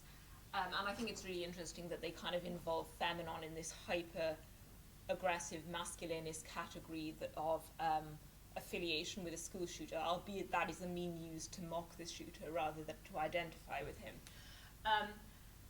I open-coded the comments across both 4chan and Reddit, and I generally found that they fell into 5 categories which have all appeared as A, even though I assure you that when I made this that was properly lettered. I don't know why the PowerPoint has done that, but the categories were generally comments on the quality of storytelling, the contribution of 4chan in general, how well the story negotiates 4chan discourse, the importance of truth or falsity in green text stories, the sharing of life advice between readers and posters, and this was a really interesting example of empathy building, the intersection between offline life and 4chan, and discussion of gender in general. And of course there was misogyny in those comments, of course there would be, but there was also a lot of criticism and dissection of that misogyny.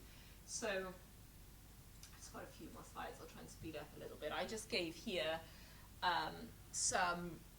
a quick example from each category. You know, I love this blog, I read every post, these are the best threads on this site. Now, the best threads on this site, that's quite a statement for a Famenon meme. It's okay that she calls herself Famenon because her gender is integral to the stories. You know, there were arguments around the suspension of disbelief, whether or not this would be a good meme if you accept that it's fake, or whether the only thing that makes it entertaining, the idea that this woman is actually going through this, or is it about the quality of storytelling? It's pretty, and then sort of discussion of 4chan, and like it's pretty plausible that the two 4chaners would match each other on Tinder. They were probably each other's only matches. And this sort of last category, which is what we're building up to, the idea of identification across gender. On 4chan, the women are no better than the men, always telling the right joke at the wrong time and place. This was in response to Feminon accidentally telling an extremely offensive joke on a date and it going badly wrong. So what this adds up to is an appeal to empathy, which is based in abjection with an A, based on the kind of self-positioning, abject self-positioning and self-ostracism of the poster, which operates across gender boundaries. And this quote from one user kind of summed it up: autism not just for good boys anymore. 4chan users use the word autism to describe themselves and their habits, which they perceive as socially unacceptable, obsessive, or whatever. And it's really sort of a discourse marker of social inclusion and social bonding. Shed did an interesting thesis on this. Insults actually function to signal that the insulted poster is, 1, important enough to notice, 2, respected enough to withstand the insult, and 3, that they belong in this community and they understand that the way we use these words here is not the same way that people use them outside this community. In summary then, I found that the use of these narrative conventions, such as first-person voice, self-effacement, female hypersexuality, didn't really have time to talk about that in this talk, and image manipulation actually resituate feminine subject positions on 4chan from these passive objects of online and offline violence to participants in the construction of meaning. And actually, you know, of course we're going to raise the question, are the people writing these actually women? Well, I would argue it doesn't matter. Or if it does, it's less important than the discursive construction of womanhood in this context and the way that it spurs these discussions regarding potential empathy across gender boundaries. This is, after all, a study of discourse in action rather than a sociological paper, strictly speaking. I think that's probably all I've got time to cover in this presentation, but as I say, this is part of a larger and ongoing project, so I'll leave it there for that one. Okay, thank you, Judith.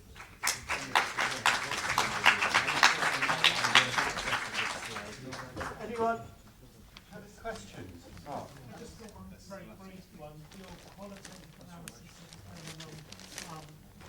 of posts. How would that compare to if you qualitatively analyse just a random selection post? A random selection of posts, yeah, or was that a random selection of green text or posts? Either. Okay, well, in terms of green text, I think as I say, there are more similarities than there are differences. This sort of the way that the writer balances themselves being socially abject, themselves being an idiot, and this kind of appeal for pity, for empathy. That's like that's almost universal in green text stories, and I think that was a very important part. The difference is the ones that are performatively fictional, such as the Plague Doctor stories or the Tenby Slayer stories. Although even those, there's kind of this balance, there's almost this kind of wise fool figure with the narrator as sort of an idiot, and yet they always manage to triumph somehow at the end of the day. So I think really there's much more of a separation between the green text stories that are blatantly fictional collaborations and the green text stories that are purportedly factual than there is between Anon and Feminon.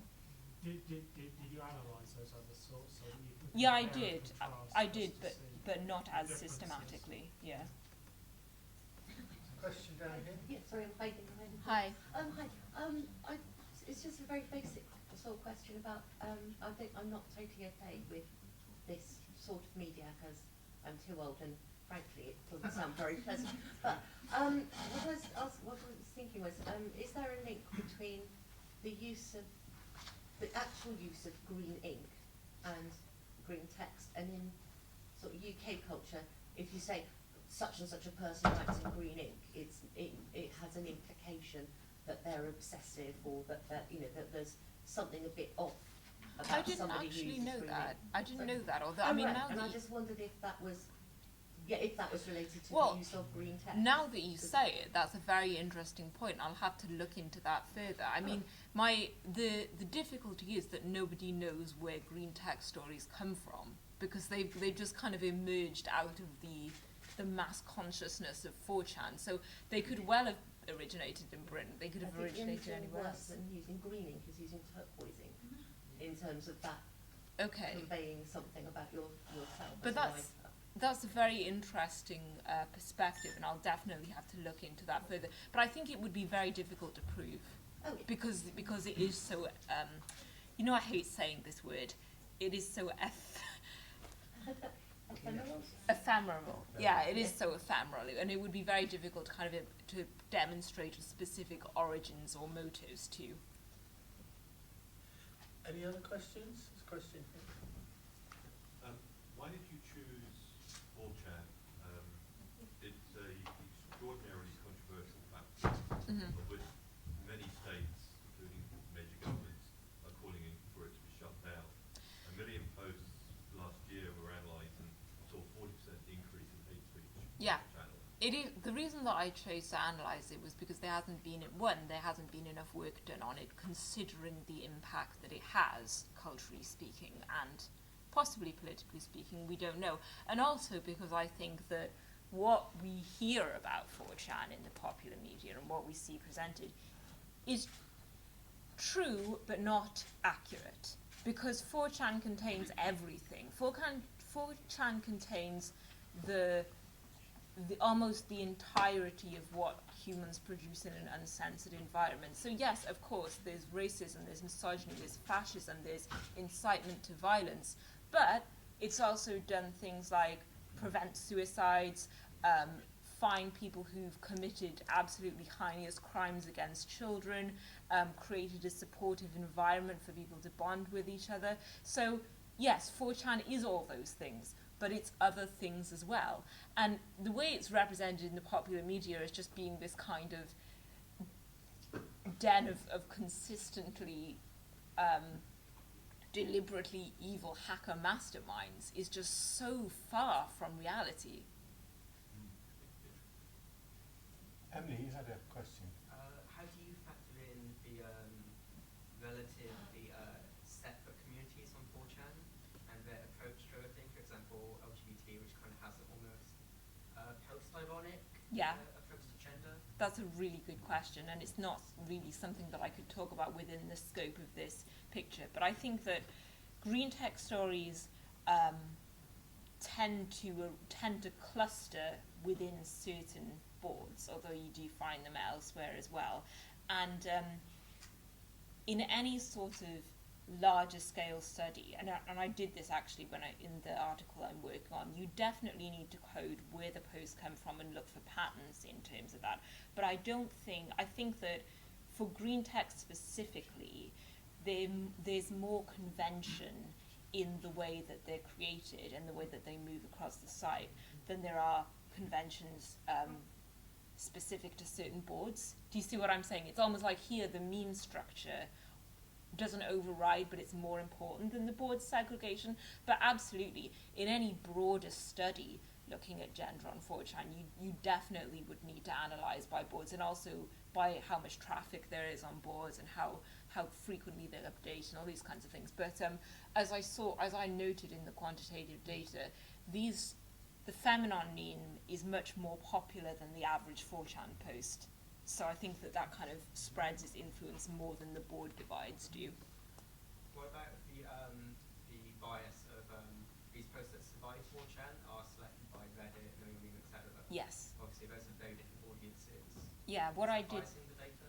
Well, what I did actually was I sort of triangulated for that, in that on one hand I looked at the Reddit and Know Your Meme archives, and I also used the automatic data capture archives that capture 4chan pages in real time, and I went back through those as far as it was stored, which I think was 200 pages at the time.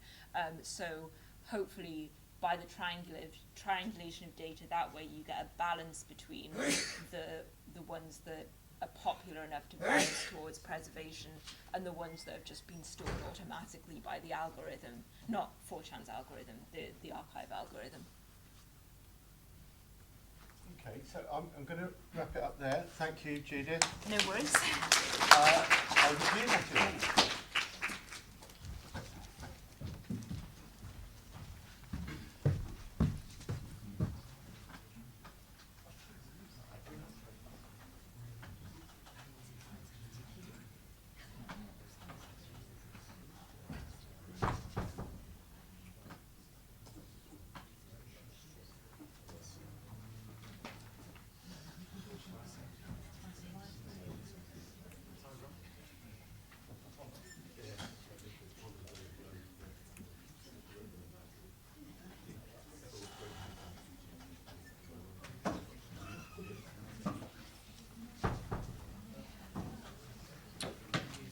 Okay. Hi everyone. So my name is Matt Freeman. I'm a reader in multi-platform media at Vaspar, and I'm also head of research in the School of Creative Industries. So I'm just going to talk a little bit about a project that was in a number of phases. So the first phase of the project was kind of completed about 18 months ago, and then the second phase was sort of still in the midst of, but we're kind of working towards the end of it.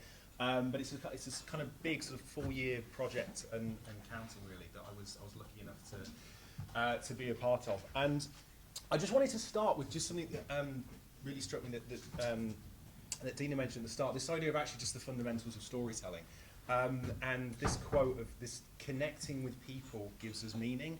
I just think that's a really, really interesting way, because in a way that sort of underpins this project in terms of why we did it and what we were trying to achieve. We didn't articulate it as eloquently as that, but I suppose that was kind of the idea. The context for this is it's a project that's based in Colombia, and it's a project that's specifically dealing with the Colombian armed conflict. So I just start with just a couple of facts, just so you can kind of get a sense of context in terms of what we're sort of trying to achieve here. So, in terms of research, top-level statistical government kind of numbers. So this is coming from the Colombian National Center for Historical Memory. 220,000 people have died as a result of the Colombian armed conflict between 1958 and 2013. Most of them civilians, and more than 5 million civilians were forced from their homes between 1985 and 2012, generating the world's second largest population of internally displaced persons. In 2016, a peace agreement was signed between the Colombian government and the FARC, and as a result, the country is kind of now in a transitional period in terms of working kind of towards processes of post-conflict reconciliation. So it's that context for where this project effectively materialises, and why it was funded, and what we were trying to achieve, and who we were working with, and so on and so forth. So I'm going to talk about very briefly the 2 phases of this project that's called Desarmados, or Disarmed. So this was a project based in Colombia, based at AFIT University in Medellin. There was a number of us working on it from different disciplines. So there was people based in education, politics, sociology, history, media, and then I was kind of part of it as a kind of transmedia advisor almost, so someone who was really sort of thinking about the role of platforms and the role of media and the role of storytelling as a way of engaging with this kind of huge social, cultural, historical context of the armed conflict, particularly in terms of young people and how the conflict is now understood and how the conflict can be taught to young people. So it was a transmedia / kind of multimedia project that really, I suppose, most broadly aims to reconstruct the cultural memory of the Colombian armed conflict, but doing so using transmedia storytelling in the first bit, and then specifically video letters, in the second bit. So the transmedia bit was kind of across web, it was across animations, it was across social media, there was an app. Some of it was very low tech in terms of like classroom games and workbooks and activities and drawings and so on. We managed to get a reasonable amount of traction. So it was proposed as a pedagogical tool for the Columbian Chair of Peace in 2017. It was nominated in the Columbian Kids' Choice Awards in 2017 in terms of one of its favourite web/game categories. So as I mentioned, the aim really is to think about how can we harness the best of what transmedia storytelling, the best of telling stories across multiple media platforms, how can we take that and also the best of what things like video letters can achieve as a way of enabling the young people of Colombia, specifically in the city of Medellin, just because that's kind of where we were kind of base on which we've had the resource to work with. How can we allow these kinds of, the younger generations to meet the different voices of the armed conflicts? Its victims, soldiers, ex-parliamentaries, guerrilla fighters, so on and so forth, in a way that it allows all kinds of different people to tell their own stories, to tell their own experiences of what the conflict is, what it means to them, how it's impacted them, how it's shaped their lives, possibly for the worse, possibly for the better, and now culturally how it's understood and what it means. And how can we do that in a kind of more democratic way that sort of moves across different platforms and invites different voices into the discussion. And then second,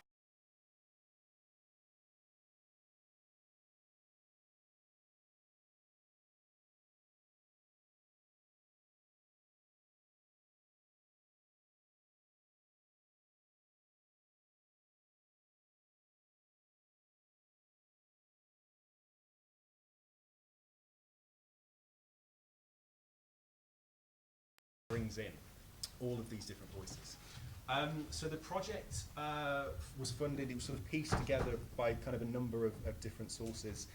Some more grassroots, some a little bit higher up, some universities, some not. So it was partly through EFIT University, through myself, through the Baspar University. There was also a Colombian government involvement, so the Colombian Ministry of Culture also partly funded this as well, and then a number of local secondary schools in Colombia were also heavily involved. So the context here, I suppose, theoretically, is the way that this idea of transmedia storytelling is starting to be embraced in a number of Colombian universities as not necessarily how it's understood in a Western context, so franchises, Star Wars, entertainment, profit streams, branding, all of these kinds of things, but actually as a way that can help people most broadly, okay? And the logic here is that what transmedia can do is you can broaden the perspectives, right? You've got a range of different media at your disposal. Each one does something slightly differently. Each one might engage a different audience in a slightly different way. And therefore what you can do is you can offer this kind of multi-perspectival perspective on anything, right? Whether that's Star Wars or whether that's the Colombian government or the Colombian armed conflict, whatever it might be. So it's about thinking actually, how can we invite more voices, more perspectives, and then through the transmedianess of it, which is of course all about interconnectivity and platform moving to platform and so on and so forth, how might that work to bring people together as well as inviting different voices and different perspectives? So I'll kind of discuss how the project really sort of aimed to use these ideas of storytelling through which to recognise the other, in inverted commas, in all its problematic senses after the conflict. Also how it can help the transitional justice process in Colombia and promote a kind of more open dialogue, whilst in a very small way helping with things like reconciliation, helping with things to do with memory of the conflict, and helping with things to do with solidarity in Colombia. So to put it another way, transmedia storytelling in this context is about making sense of a past that for many people still doesn't make any sense. It's about narrativizing kind of what's largely unnarrativizable from one point of view, from one perspective, and making use of multiple perspectives through multiple forms of media. So there's a lot of research on with young people in Colombia that talks about how what we kind of see the armed conflict to be usually comes from TV, right, or the press. And quite often what happens there is you get a single perspective. Even if that's not necessarily the objective, just the nature of the medium and the nature of how the industry works, you quite often get a single kind of point of view, or sort of, this is what the conflict is, this was who was involved, this is what's happened, this is the impact of it. And actually what that does as an implication is create groups, and it creates fractures, and also it doesn't necessarily help with understanding if you're not part of that world. Let's say if you're 12, for example. So it's about breaking that down and thinking actually educationally, how can we use media to do better than that? So the first phase was based on research, really. So it was based on huge data gathering research that was about recording in a variety of different ways. So it might be through letters, it might be through interviews, it might be through surveys, it might be through video letters, some of them anonymous, some of them not, with a range of kind of different people in the broadest possible sense, whether it's different ages, different generations, parliamentaries, victims, so on and so forth, really sort of thinking about actually what is the conflict, what does it mean to people, not in a sort of macro level, but in a micro level, on a personal level, on a human level, what does it actually mean? And how has it shaped people's lives? Again, for the better, but usually for the worse. If someone's grandmother, for example, has been displaced from their home, how has that affected the grandchild as well as the grandmother? And what's the relationship between, let's say, the parliamentaries, the ex-guerrilla fighters, and that particular grandmother? So it was about thinking in terms of memory, but the key here is about storytelling. It was about thinking about how can we narrativize these particular things. So hence the emphasis on writing letters or recording or taking images, really thinking about this as a personal, individual story. The reason for that is that there was then a kind of process of adaptation, okay? So it was about thinking, actually, how do we adapt all of these personal stories into something that makes sense as a sort of transmedia narrative, but also something that can then be used as educational resources, as a way of teaching the armed conflict to young people. So we created a kind of a range of sort of educational materials that are sort of structured through a workbook, okay?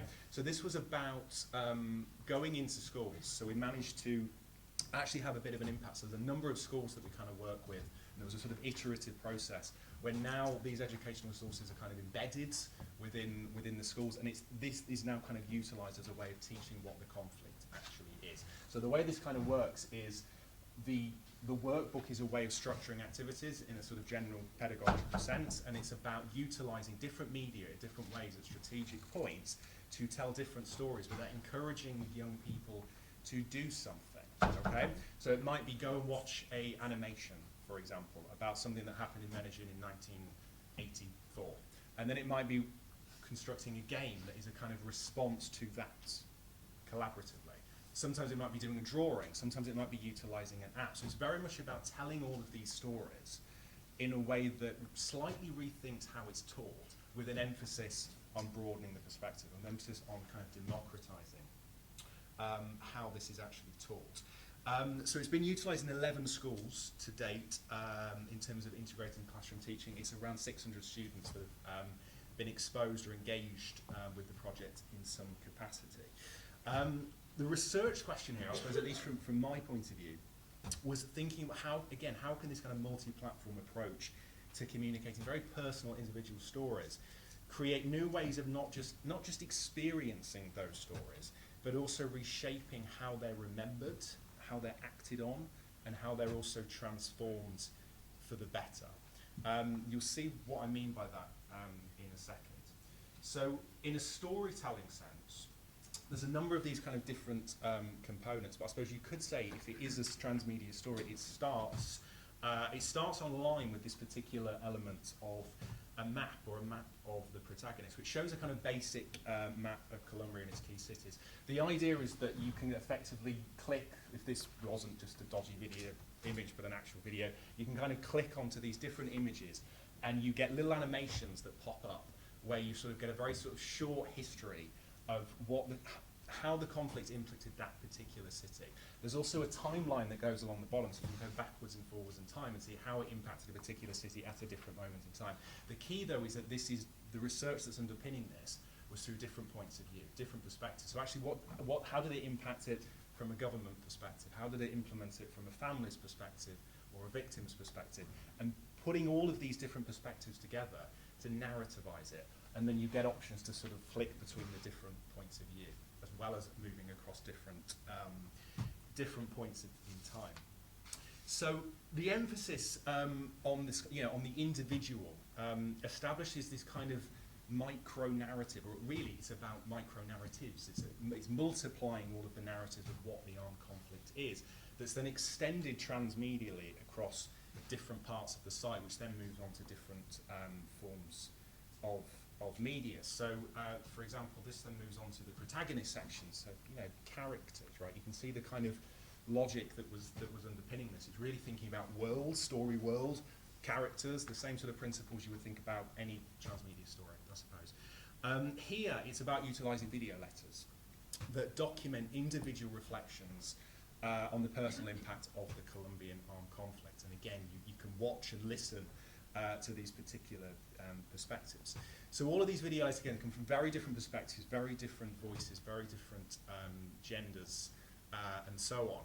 And crucially, the way that this kind of works is these aren't just videos dumped on a site. The idea is that they're all in dialogue with each other in any way that any good transmedia story is. So, for example, you have people talking about their own experiences and what happened and who they met and so on and so forth. And then the next video responds directly to that last video. So obviously these two people have never met, but it's about, even if you can't see their face, and you, for fairly obvious reasons, some people didn't want their face to be seen, even if you don't know who they are at all, you can learn about the experience.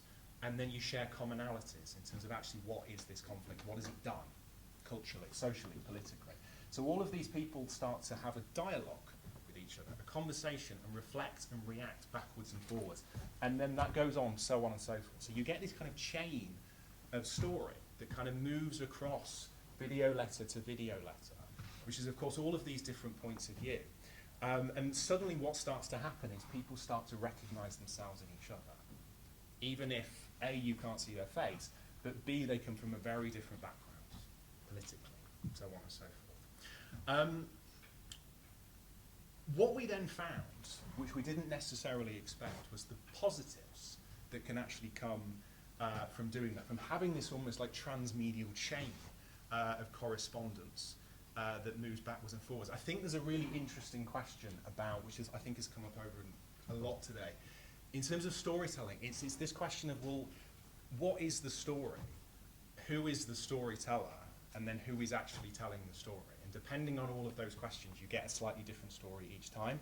It's very much the same kind of idea that's underpinning this. It's like, well, what is the story of the Colombian armed conflict? That's the first thing. And if you tell it from this point of view, you're obviously going to get a very different story to if you're telling it from this point of view. But actually, if this person is telling the story in dialogue with this person's reflecting on this story, suddenly the story actually starts to be more singular than we might necessarily have thought. You know, we might feel like our own experience of something is quite individual, but actually, if you start to see the story in a chain that moves from person to person, you start to see the commonality. What I'm building to here is what we kind of found was this idea of reconciliation started to emerge. People talking about the positives, and people talking hopefully and optimistically about the future, even if they're talking about something that's incredibly dark, it's incredibly, something that's had this terrible impact on their life, actually through this kind of reflective process of seeing actually how this has affected someone else and how that's very similar to me, suddenly these ideas of reconciliation started to be talked about. So suddenly the discussion, as the letters went on and on and on, they kind of got dark to light, to put it as, bluntly and as simply as possible. The more they went on, suddenly the conversation stopped being, let's think about the past. The conversation became, let's think about the future. Let's think about making sure this conflict resolves. Let's make sure it never happens again. So there's this really interesting shift, which I'm not sure would have happened if it wasn't people reflecting on the last person and reflecting on the last person. So there's a really interesting thing that started to emerge from that. The second phase was, it was less of a transmedia thing in the sense of we didn't make use of multiple media. So that first phase, there was an app, there was bits of social media that were kind of worked in the school, there was bits of workbooks, there was animations and web and all this sort of stuff. But for the second phase, which we completed last year, was titled The War of the Nameless People. This relied much more just purely on video letters because I think what came out of that first phase was that actually it was that video letter stuff and that transmedia relationship between people that seemed to have the most impact. And it was also the thing that we didn't necessarily expect was going to happen. We thought there was something really quite powerful about what these video letters can do, whether that's transmedia or multimedia or whatever you kind of necessarily want to call it. I think the other thing that we kind of reflected on afterwards was that the first phase, even though it's totally served its purpose in terms of it being an educational project that goes into school and it's a way of thinking about how you teach this stuff, because of that was the aim, inevitably what happened was we started coordinating it. You know, originally the whole point was let's democratize this and open up all of these voices. But then in a completely contradictory sense, what we ended up doing was thinking, well, it's a transmedia story. There needs to be coordination of it, right? You need to think about how you're going to group the story and how you're going to put that task and then that bit of the story and then that bit of the story. And as soon as you start doing that, you're telling the story. You know, you suddenly become the author, which kind of goes against the whole point of the project in the first place. So for the second phase, it was much bigger. The audience slightly shifted, and the way that we did it slightly shifted. So for the first phase was aimed very much at school children. It was very much a sort of pedagogical practice. This second phase was broader, so it manifests as a website that's really takes the form of a kind of online journalistic resource, and there's a sort of photojournalism element to it as well. And this phase was about targeting teenagers who, by their own admission, haven't been affected by the conflict. So that there was a kind of criterion, kind of what we meant by that, but we were specifically interested in people, young people, but not quite, you know, school children, who hasn't been affected by this particular conflict. And what we were trying to do here was engage those kinds of people and explore what are their questions, what do they think the conflict is, what does it mean to them, what does it mean in terms of their own culture, and how can we sort of form a dialogue between these kinds of people and the FARC. So obviously what's happening here is you're getting these groups in society, even though it's now in a sort of post-conflict resolution stage, there's absolutely these groups between kind of government, their FARC, young people, families, people who would say they're affected, people who aren't. So we're trying to bridge things a little bit and think about what can video letters do. How can we push this a little bit further in terms of utilising video letters? So as I said, this phase expanded beyond the classroom. It was an online journalistic resource. We engaged just over 200 ex-combatants of the FARC, so FARC, you know, Revolutionary Armed Forces of Colombia. And it was really to show on a wider scale how this kind of interconnectivity of multimedia, transmedia storytelling practices can help re-establish bonds, I suppose, between disparate groups in a post-conflict setting, seeing whether this idea of hope and reconciliation, whether that is something that is not just maybe talked about in a few letters, but something that can actually mean something, can actually be materialised in some way. So, you know, a quote here was Federico Montes, who's one of the territory leaders in Caqueta, where we worked primarily. More work like this is needed that attempts to foster recognition in the other, in the neighbour, and not as an enemy to overcome. And that really sums up what we were trying to achieve. You put video letters at the heart of that. Can it do that, basically? So for the production of the video letters, as I said, we focused on documenting in a very similar way to the first phase, around 200 ex-combatants of the FARC. It was based on visits to the Hector Ramirez Territorial Rehabilitation and Training Area in Caqueta, which is where one of the 26 territorial training and reintegration spaces is located. So the video letters aim to weave a sort of wider conversation between the youth, teenagers and ex-combatants, building on these kind of earlier findings to do with media, digital storytelling, bringing people together, fostering reconciliation.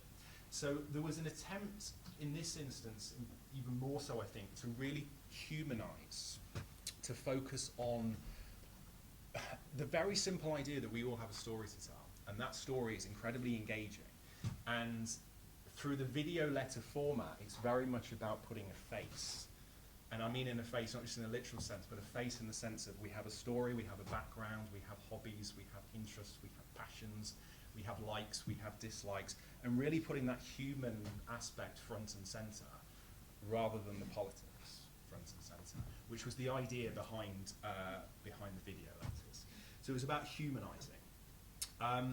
Lots of questions were asked in terms of people's hobbies, as I say, philosophies, favourite football teams, so on and so forth. Workshops with students were held where kind of video letters were created, and in these instances it was about questions. Yeah, it was about questions to the FARC.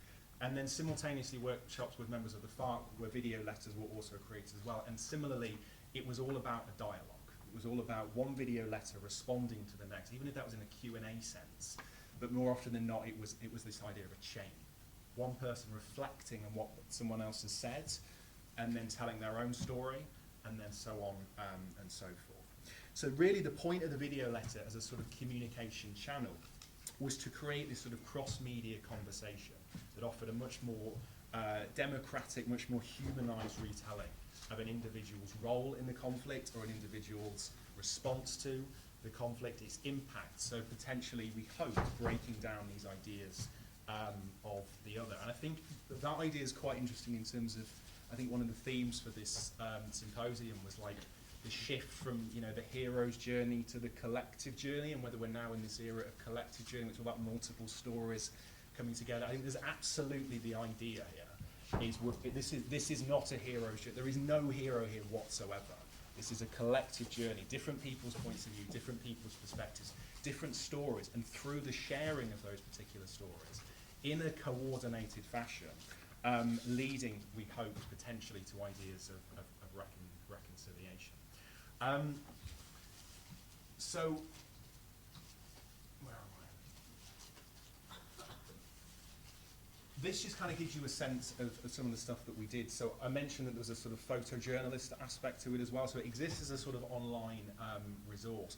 And we have a number of stuff, like we have merchandise, to be honest. So we have like rucksacks, for example, they're kind of branded with this sort of Desormados logo.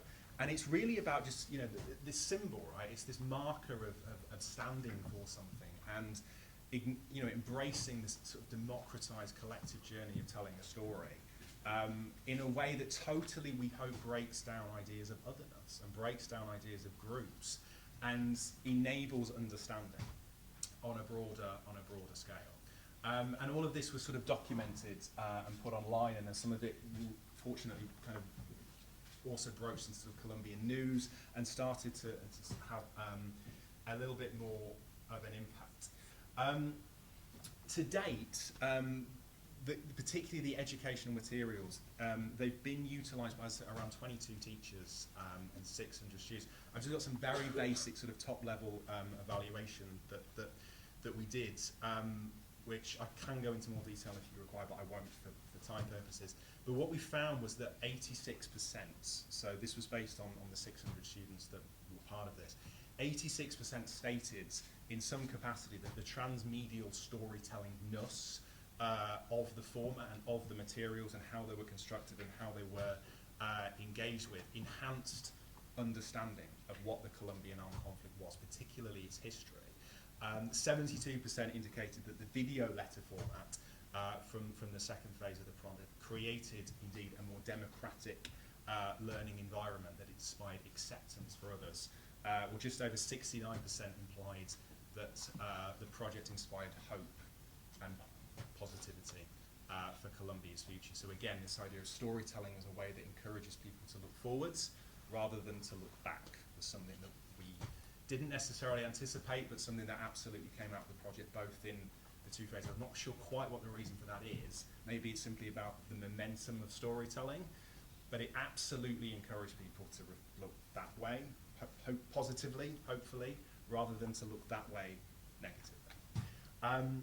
So I think what this kind of what this project or what this kind of work demonstrates is, I think, really the continued significance of story, particularly in a culture that is arguably more fractured than it ever was, right? Particularly in a political sense. So with transmedia or multimedia storytelling encouraging more active, more engaging ways of communicating issues of social justice and adopting these kind of more multi-perspectival components across different media in a way that encourages a greater sense of democracy, access from different groups, from different parties, with different platforms working to engage with all of the complex, the nuances, the specificities of a particular social movement, including its politics, its cultures, its memories. The idea here is that all of those things are incredibly fractured, and what we can do in a transmedia environment is make use of the fractured nature of the media landscape, but do it in a slightly more coordinated way to try and make sense of something that doesn't make sense. I'll leave it there. Thanks very much.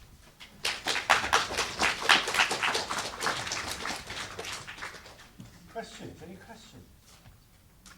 A question. Did you use radio, local radio?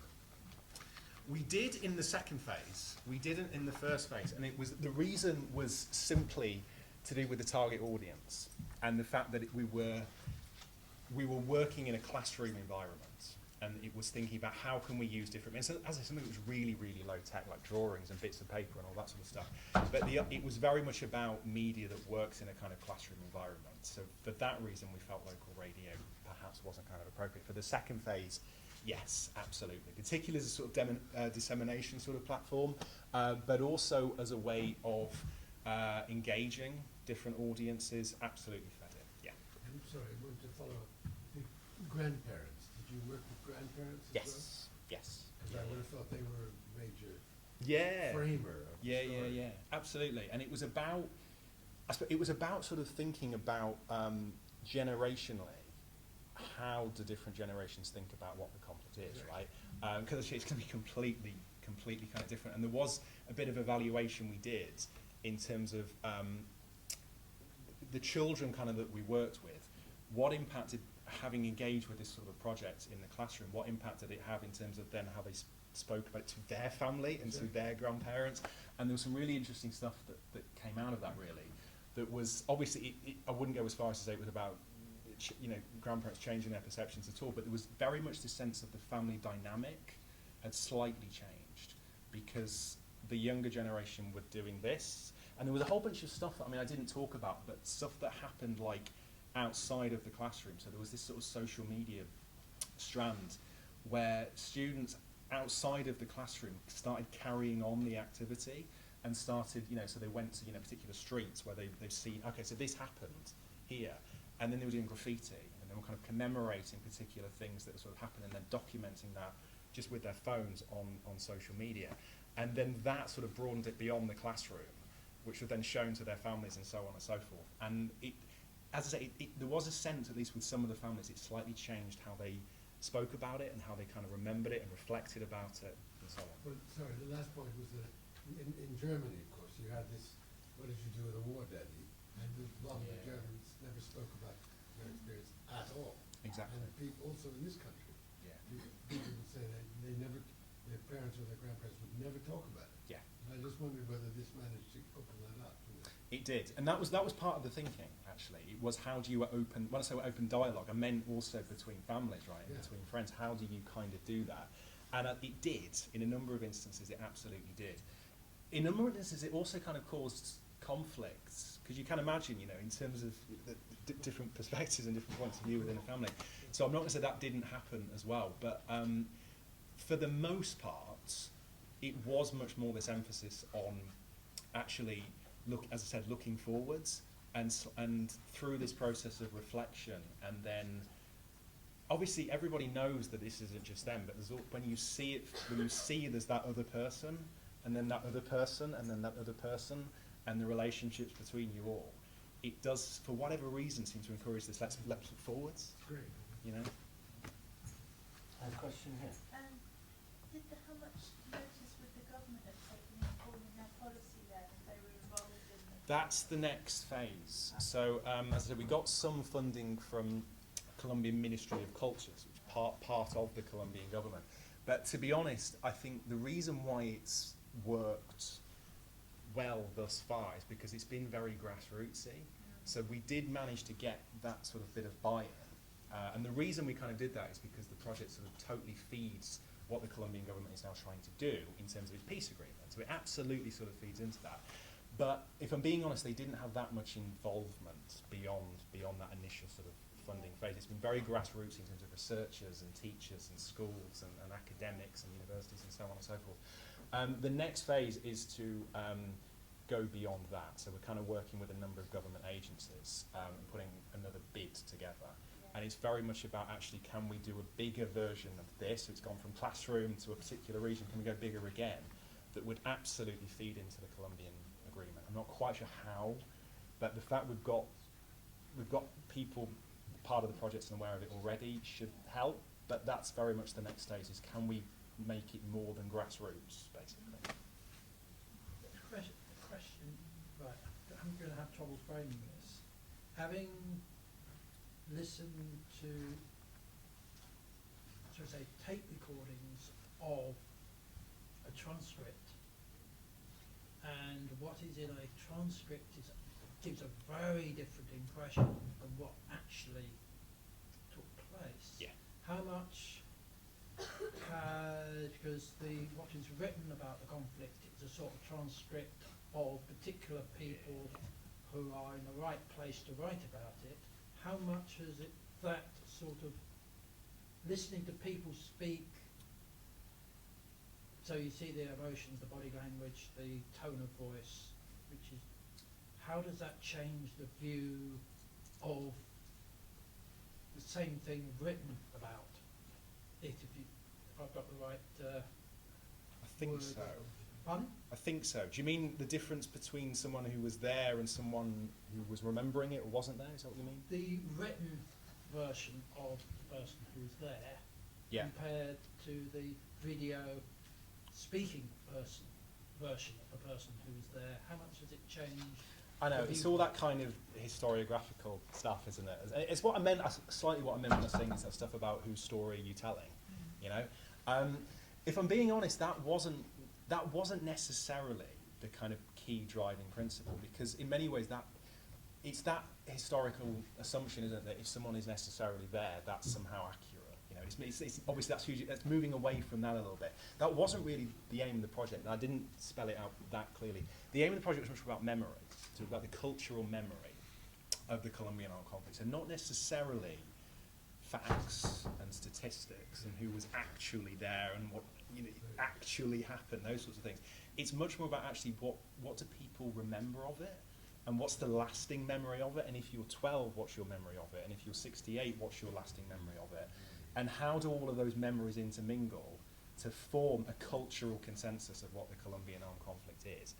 That was much more the focus. It was much more about memory, hence why it was about getting people to write stuff down and getting people to reflect and think, actually, you know, this happened, and then coming back to them later and think, actually, this sort of thing happened, and then reflecting on that particular process, and then through the video letters asking people to reflect on the past memories and so on and so forth. It was much more about memory rather than statistical facts. And you could totally argue, well, does that discredit it? Does that make it less useful, less valuable? Quite possibly. But I think in this case, it was much more about, given, you know, the peace agreement had been signed in 2016, the armed conflict is there, but it's like, what is it?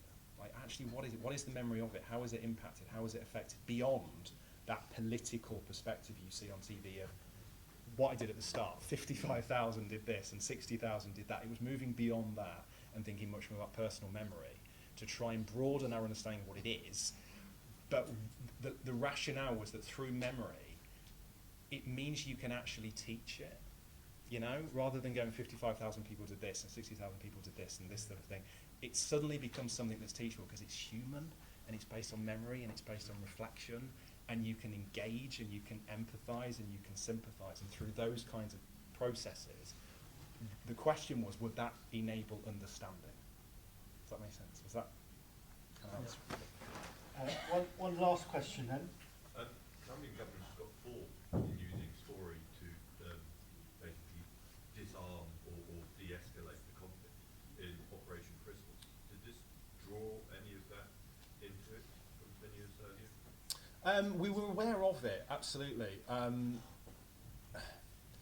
Not explicitly, no. What are you thinking in terms of particular practices? It was a very well reported and very well executed use of story to reach out to the emotional triggers of the FARC guerrillas in the jungle to bring them back to family.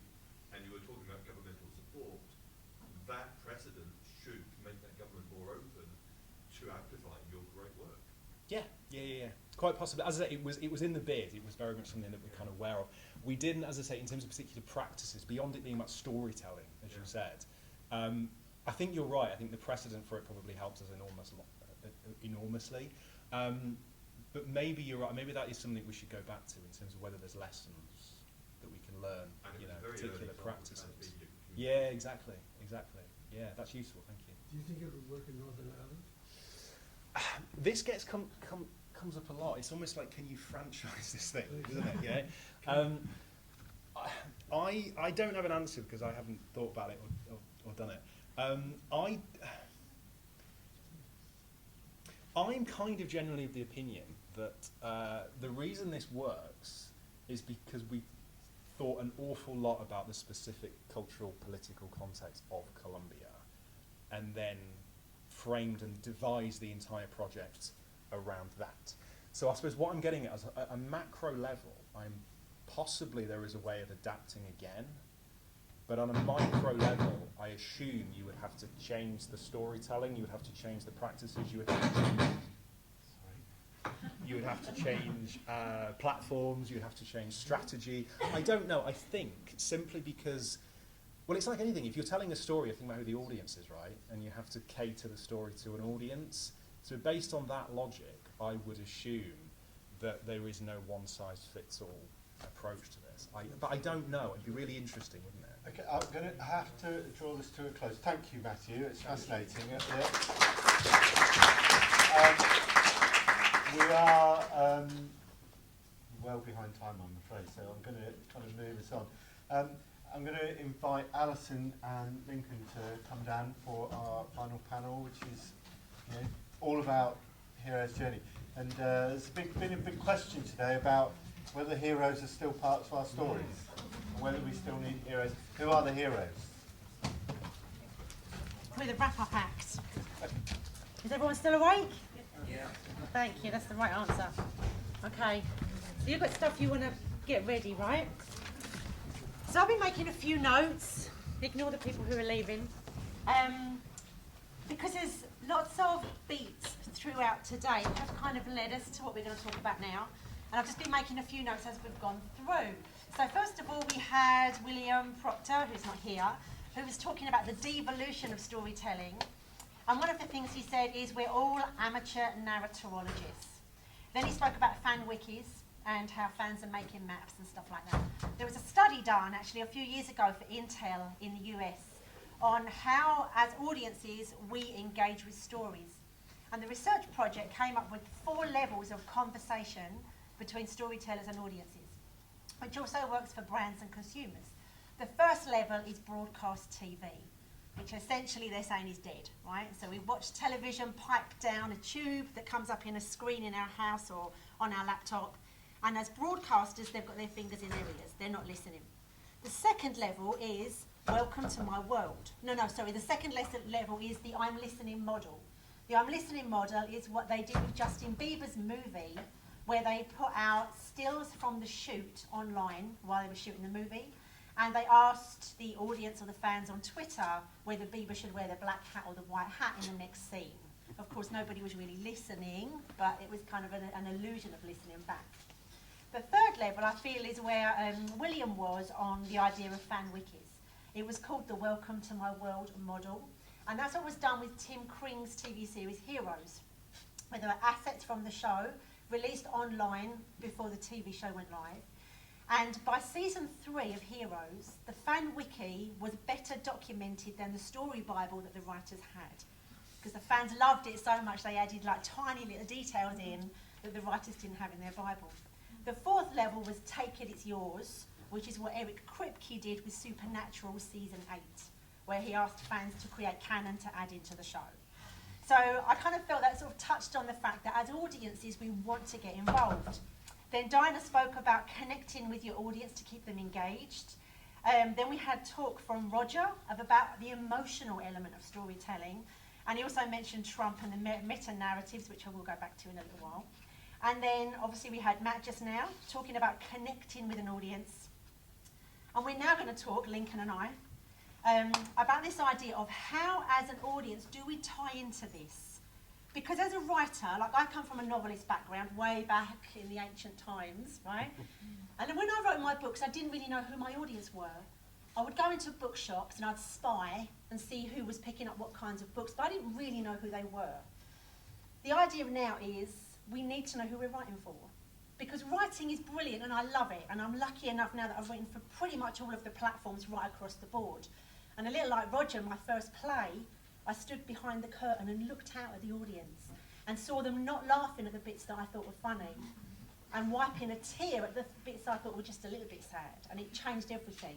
So if we want to write for us, then it doesn't matter who we're writing for. But if we want to write for something more than just for us, then we need to know who we're writing for and how they engage. Like, it's difficult now even to sell a concept in of a TV show unless you can prove that concept, and at least you can show to the publishers, the networks, that the audience wants something that you're creating. So in a way, I think the audience is now the boss.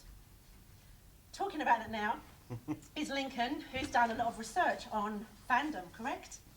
A little bit, yeah. Okay, fandom research, fandom studies, science fiction, pop culture. So maybe we'll kick off with some of your research. On the knowledge, I might interrupt you. Yeah, no, absolutely. I think this is meant to be that sort of Okay, cool. open, live discussion. I'll And take a seat.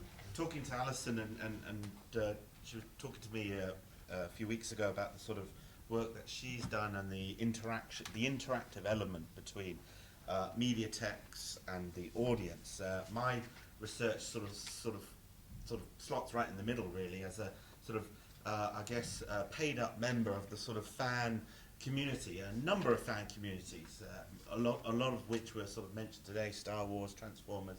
I was very impressed by Billy's sort of list of or sort of wiki of where sort of transmedia fandom has gotten. It's much more detailed than the writers ever probably anticipated, and it's the fans that sort of take it on, as you said, and move and bring it into a whole new sort of level of interactivity, what you might call transmedia fandom. The fans are intent on filling the gaps are the important spaces where these stories exist. And Star Wars being one of the biggest sort of franchises, which again has been sort of talked about a lot, you could argue that, you know, what has been established on screen or on television by the writers, producers, and now lastly, of course, Disney, pales in comparison to the sort of canon, or you might call fanon, that exists online, in fan fiction, in self-created sort of participatory text. Just sort of talking to my students who have a sort of interest, often enthusiasm to big franchises like Star Wars, you could argue, what is a Star Wars text? What is the official? What is canon? And what indeed is extra? The expanded universe for Star Wars was, in many ways, the most important bit for fans before J.J. Abrams and Disney started tinkering with it, adding films that, as Billy this morning alluded to, haven't gone down that well with fans. The expanded universe actually is where all the stories are told, whether it be in novels, fan fiction, comics, and indeed some of the videos, one of which I want to show you a snippet of in a second, because they extend the text well beyond the film screen, well beyond that 2-hour movie that comes up once in a while, or thanks to Disney, every 2 or 3 years on a sort of regular pace. What fans produce becomes that sort of living world, that meta universe, that narrative universe that they sort of remain in, partake in, expand daily. You know, you could argue they are paratext, sort of extra to, surrounding the sort of central text, or for some they could be indeed the central text, the ones that exist as canon. And we talked about authorship before, talking about, you know, the role of the author and taking an author's sort of story and making it transmedia. For fans, the text is theirs to play with as they want. It's that sense of shared ownership. They've lived with it, they've consumed it, they've written into it. So that sort of slippage between who is the author here, you could argue that the fan base is the sort of multiple author of myriad texts, myriad paratexts, videos, etc. And as I said, that creates a different canon, a completely new canon that actually exists well beyond the established one, Disney has created and now plumbs very deeply with, thanks to recent The Mandalorian, and everyone loves Baby Yoda. That's all we seem to know about The Mandalorian. There's this cute baby that goes like this a lot. And that's what I'm going to say to my students tomorrow, because I haven't seen it yet. Although John's got a hooky USB with episodes that I'm going to try and sort of watch at some point. At what point does Star Wars become this illicit, illegal bit of content, a bit like the sort of video nasties of the 80s? You share the sort of USB. Here's The Mandalorian. Shh, here you go. That is shared amongst fans, because we in the UK haven't got Disney Plus officially yet. But we all bloody know about it. Can I say something about that? Go on. I think there's something really powerful about the idea of discovered content. Like there's something about that kind of passing it back type thing. And I think that everybody wants our eyeballs, is what I always say. Like everyone wants our attention. Like ads going on the buses that are going by, things that are popping up on our phones. You can't walk down some streets without things pinging on your phone from the stores that are selling stuff. Yeah. And I think that we very much listen to each other now, like as a peer review type thing. So the idea of discovered content. So like if you said something to us now about, well, it's not really out yet, but check this out.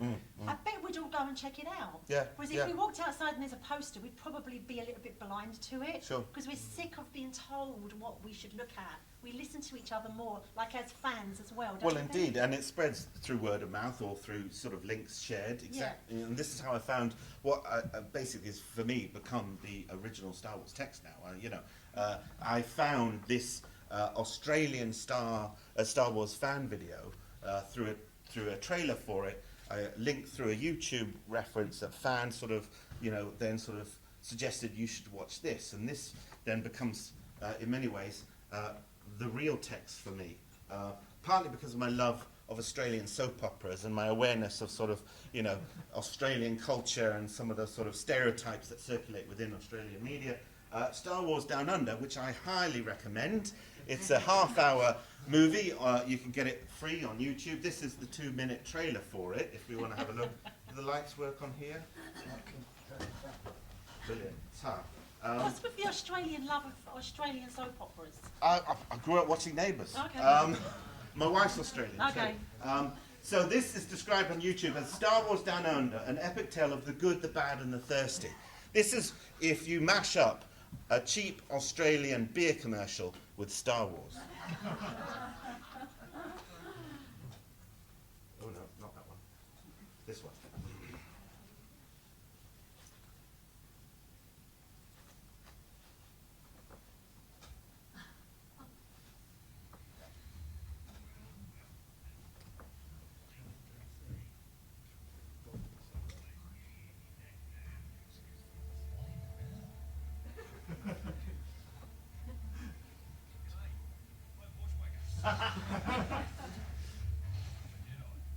Get off it, mate. Wake up to yourself, Merv. You've been away too long. Drongo's taken it all. Like me. We trashed all the pubs and wrapped off with all the hand on the floor. Nobody knows what he does. Let's stop under-rising around, fellas. This bloke's really starting to round me off. I'll tell you what. I know this rebel blokes. You might have rocked up just in time to stick it to Drongo. Yeah, you muggles! We're going into more, mate. You're going to need more than you with that thing hanging off your belt to get us in.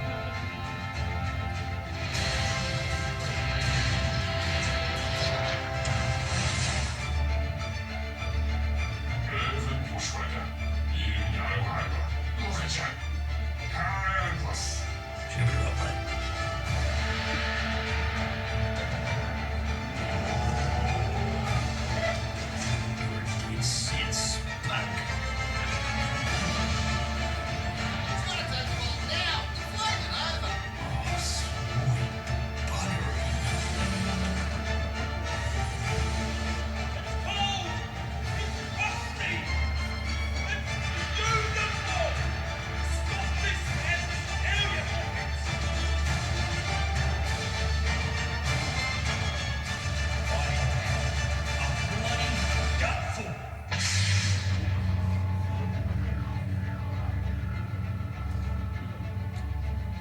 what's strange? I just know that's the first time I've ever had subtitles, and say what? You know, we're translating Australian now on you.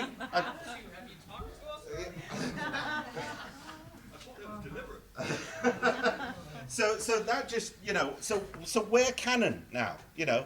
We're talking about multiverses this morning and the sort of quantum physics of fandom. Does this exist somewhere in the original concept, George Lucas, of the sort of, you know, the Republic? That Merv Bushwhacker is that long-lost Jedi searching for something bigger, deeper, more important. And this is obviously, as I said, a fan product. It's a half-hour movie, and this was just a short sort of trailer for it. So it really extends the whole notion of story and transmedia storytelling, and to what extent is this more official, authentic than any of the sort of content produced by Disney sort of post the buyout in 2012-14 or whenever it was.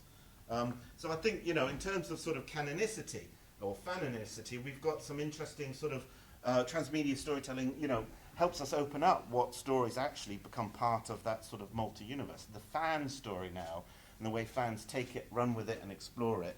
And as you said, people that write this stuff have to be aware about what fans are going to do with it, probably beyond expectation and prediction.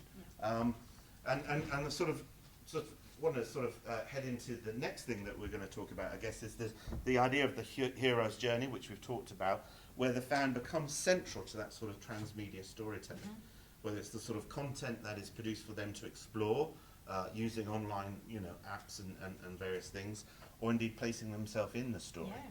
And I think that there was a question raised to Roger this morning about something going viral. And I loved your answer. That was basically quite fundamentally connecting with people on an emotional level. Yeah. Something people can get behind.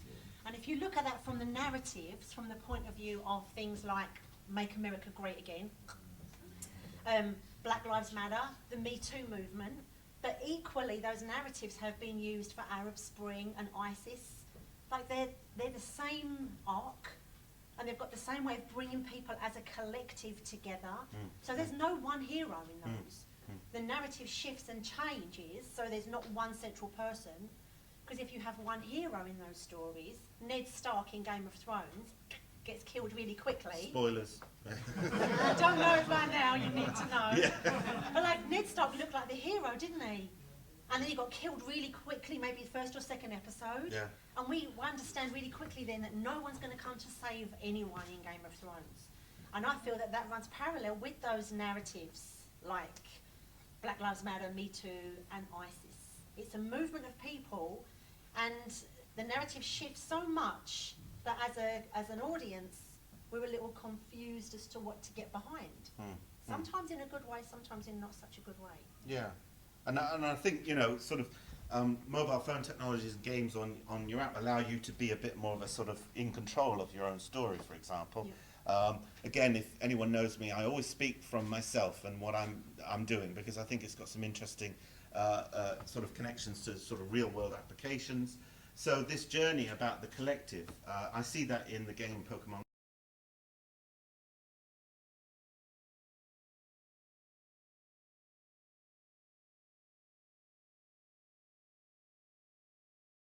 I'm well gone. But the Pokemon Go as a game, you know, gives you that role as both the individual doing their bit on their phone, but part of that wider collective, because, you know, there's thousands, there's millions of people also playing this game. The game encourages you, if you don't know it, of course, to sort of transform the world in which you live into that gaming environment, where you play as a sort of mobile avatar, looking for those crafty little creatures on the street, spinning geographic stops that are located via GPS. There's a map of Boston, for example. People create their own sort of hacks of the game where you can see where all the Pokemon are, so you could travel to go catch them. It's an immersive game, so those real spaces become virtual spaces in which you need to sort of travel to. And increasingly the game has become more of a collective enterprise. It's not just you individually collecting Pokemon on your personal journey. It encourages that collective, fans gathering.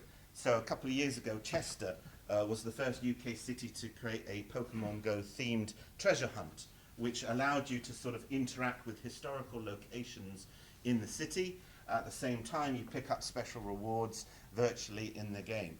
I would suggest any non-Pokemon Go players don't go to Liverpool in April because the weekend is happening. It's the first UK Safari Zone where people have paid their 60 quid entry fee to go and basically do this around Liverpool, looking at their phones, collecting Pokemon, spinning stops, battling each other. So the city... because once you've got your virtual ticket, then the Pokemon will appear on your phone and not someone else's who hasn't paid the entry fee. You're not going into anywhere, you're going into just Liverpool. Liverpool, the city streets, Sefton Park is another sort of place where the fans will congregate. So the streets are transformed. The city is mastered by fans who have never travelled to Liverpool. I've got people on the chats talking about that collective. How many people are going to Liverpool? When are we renting the van? Let's all go up there. Let's invade the north, etc., etc., etc. So all those narratives come up. So the city becomes the fans to control and manipulate. But also, and people have said, of course, it's a game. It's looking for cash. It's looking for you to sort of go deeper and further into the game. I won't say how much I've spent on it. My wife's not here, thankfully. It encourages that community action too. There are sort of agendas that Niantic, the creator of the game, encouraged fans to get involved with their local community. They've had beach cleans, they've had recycling campaigns. So you go along to a specific site to do a job, you'll get a virtual reward. At the same time, you're meeting new people, share the love of the game, and doing something good for the environment or something good for the local community. So the collective, as you said there, is used rather than the individual looking at their phone. It's about getting them outside and joining up with the collective. Is it an exercise in surreptitious data gathering? It can be, yes. I mean, because who owns? Niantic is a company that works with the Pokemon game company, Game Freak, that sort of licensed the... Do you know who owns it? Niantic. I think you all think. Yeah, I wish I did. It's spun out of Alphabet, and the whole thing is an exercise in surreptitious data gathering. Sure. It was actually the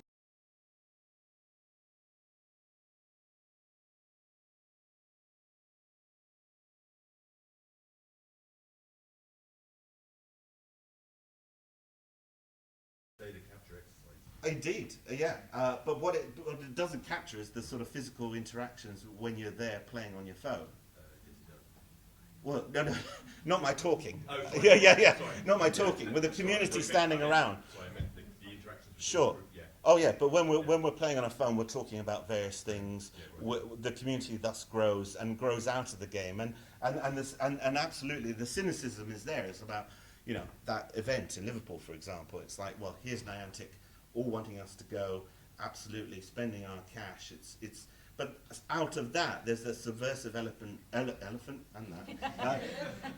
fandom that comes through, where we have people that sort of spoof. They sort of try and sort of strip the data down so they can sort of mold the game to where they want to play and not being forced into the channels that Niantic are trying to force you to go. But going back to what you were saying about the sort of personal story. Clearly, Niantic and others are trying to sort of hit the sort of nostalgia button. They are trying to sort of really sort of push the personal here. The player's journey is key to the story experience, but they do play with that sort of nostalgia button. They do want you to sort of immerse yourself in a story that they are clearly creating for you. Here's the marketing for the most recent sort of feature in the game, the buddy system, where you can sort of take AR pictures of your Pokemon as if they're there on the street, interact with them, feed them, etc. So it's sort of taking that sort of gaming element onto the sort of real streets. This is Niantic's advert for that, and I think this is absolutely what we're talking about, the sort of creating the personal to try and engage people.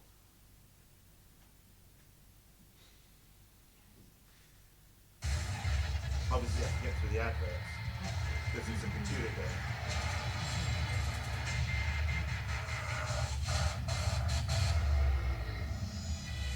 That's not Pokemon. Let's go! That's over there. Ooh, you make me live. Whatever this world can give to me, it's you, you're all I see.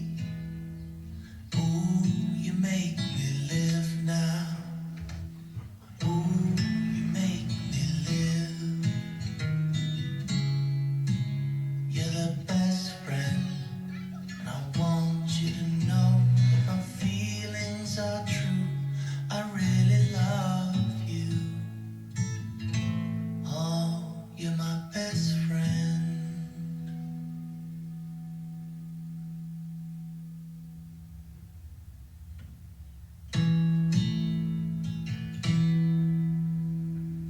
Ooh, you make me live. Oh, oh, oh,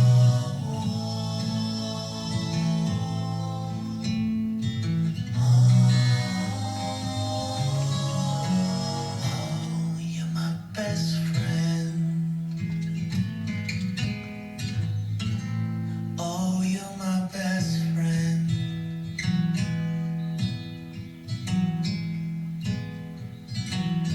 Now you could say that's a trail for Nintendo and Niantic, or a trail for a new episode of Black Mirror. It's up to you really, but I think, you know, interesting that they are playing on those sort of emotional ties that fans create with media franchises. They're clearly aware of the sort of the co-opting of fans into sort of extending the brands, extending the narratives. But like with the previous video I showed, I think fans are able to play within those margins and often create more subversive texts that are more enjoyable, I think is the key point. But they're playing on nostalgia too, aren't Yeah. they? Like the famous Don Draper speech about nostalgia, right? The kid's there as a little boy with the toy, and now he's what, I don't know, 18, and he's got the little thing now. Yeah. It's smart.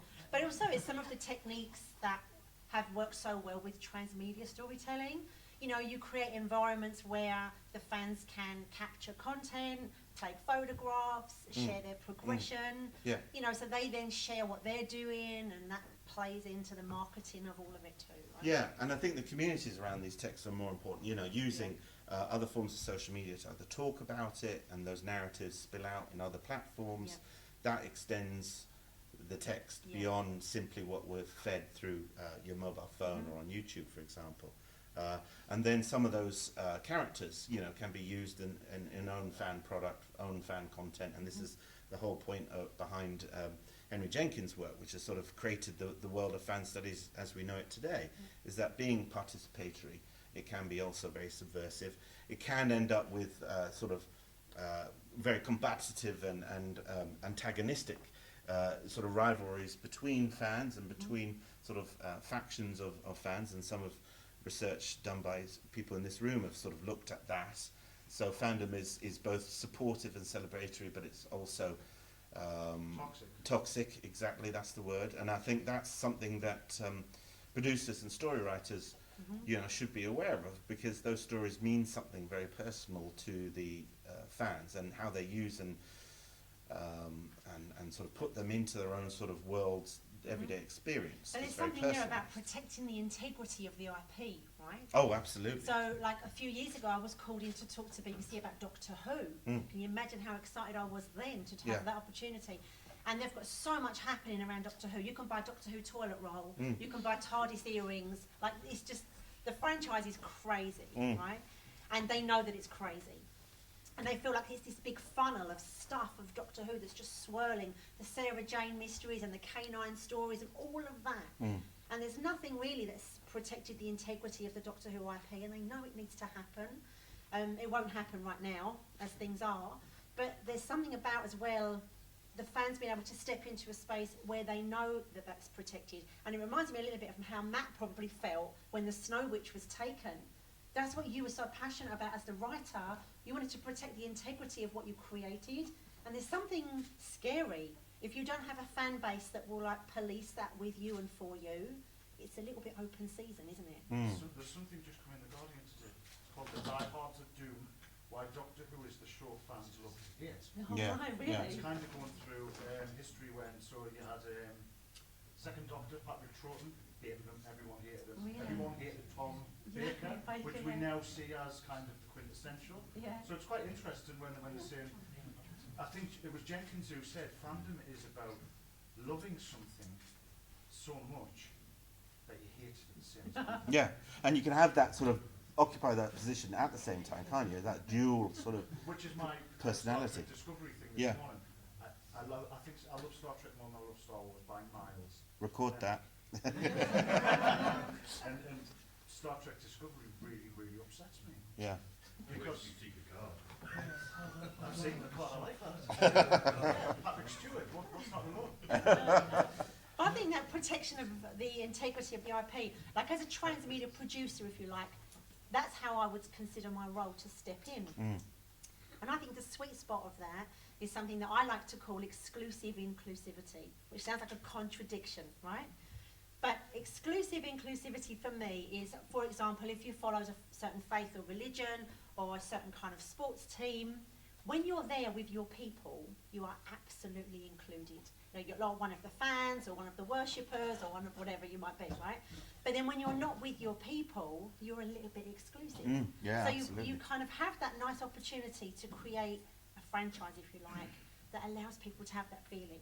Because I think people inherently want to belong to something, which is maybe why ISIS did so well with recruiting, right? There's a lot of young men out there that want to feel they belong and they're part of the thing.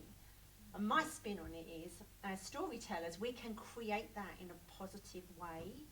And of course, that's not something you do quickly, right? Yeah, and scholars have talked about, you know, whole sort of textual universes that fans love and expand from shows that don't exist, right? You know, so Galaxy Quest the movie inspires a whole fandom around a fake TV show called Galaxy Quest.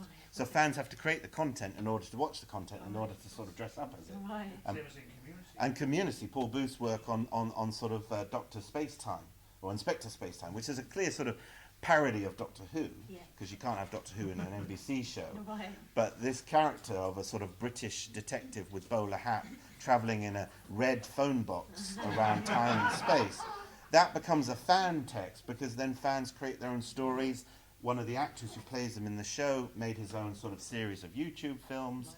BBC sort of sends cease and desist letters because it's, but then it gets rebranded and renamed and sort of goes to another part of the web, so they can't be found. And so then people dress up as Inspector Spacetime at a convention. You think, well, who is that? Yeah. Well, it was a fake character on Community, which is a sort of half-hour sitcom from NBC. So you don't even have to have a text for fans to go, oh, I like that. Yeah. I'll have some of that. Yeah. I'll build it. I'll expand it. I'll cosplay it, and then it becomes a text. Yeah. Have you ever been involved with cosplay? I often cosplay as a lecturer. Doesn't go so well. It doesn't go so well. No, I think the limit is my Slytherin scarf at a convention. Or I did wear robes to a lecture once. Not the gown, but Slytherin robes, and they just thought I was an idiot. But some students in the audience, they know, and it's about that sort of intertextuality, it's about the references. Yeah. So some people will understand and get that. Other people think, well, what's Harry Potter? So, you know, that's my extent. I turned up to a lecture in a Twilight t-shirt. Ooh, controversial. Well, I despise it. Maybe I was being post-ironic. Post-ironic, yeah. Confused about the ironics. But as soon as I walked into the room, the students all just started to piss the pants. Yeah. Laughing their heads off at it. And I was saying, what's funny about this? And it was a lecture on identity, and I was trying to make the point. And then the next week I went in with a Taylor Swift t-shirt, same thing happened. Why? But I wasn't being ironic. Yeah. You really mean it? You're a fan. Loved it. Well, this is it, and I think, you know, when people see that fan identity come through, it either can create interrelations and people think, well, I'm like that person, or absolutely there's like, I wouldn't be with them, and those sort of that tribalism comes through, which could end up in sort of real toxic. So from some of your research, what do you think is the sweet spot, right? We've spoken about the toxicity, but we've also spoken about the opportunity. Yeah. Like for me, when I look at story, I kind of have three things spiraling around it. I have the narrative design, the experience design, and the emotional design. And they're three things that I sort of iteratively try to consider as I progress through whatever it is I'm doing. Yeah. To figure, like, how do I want people to feel at the end of it? And I think often as storytellers, we don't figure out that part. Yeah. I sometimes when I ask that question, people just say, I want them to feel good. And I go, yeah, that's a bit of a low bar, right? Do we want them to feel like angry? Do we want them to think they're a bit kind of crappy people? Do we want them to feel empowered? Do we want them to go home and hug their kids? Like, to figure out how do we want them to feel at the end, for me is a little bit of like a design pathway that we work through.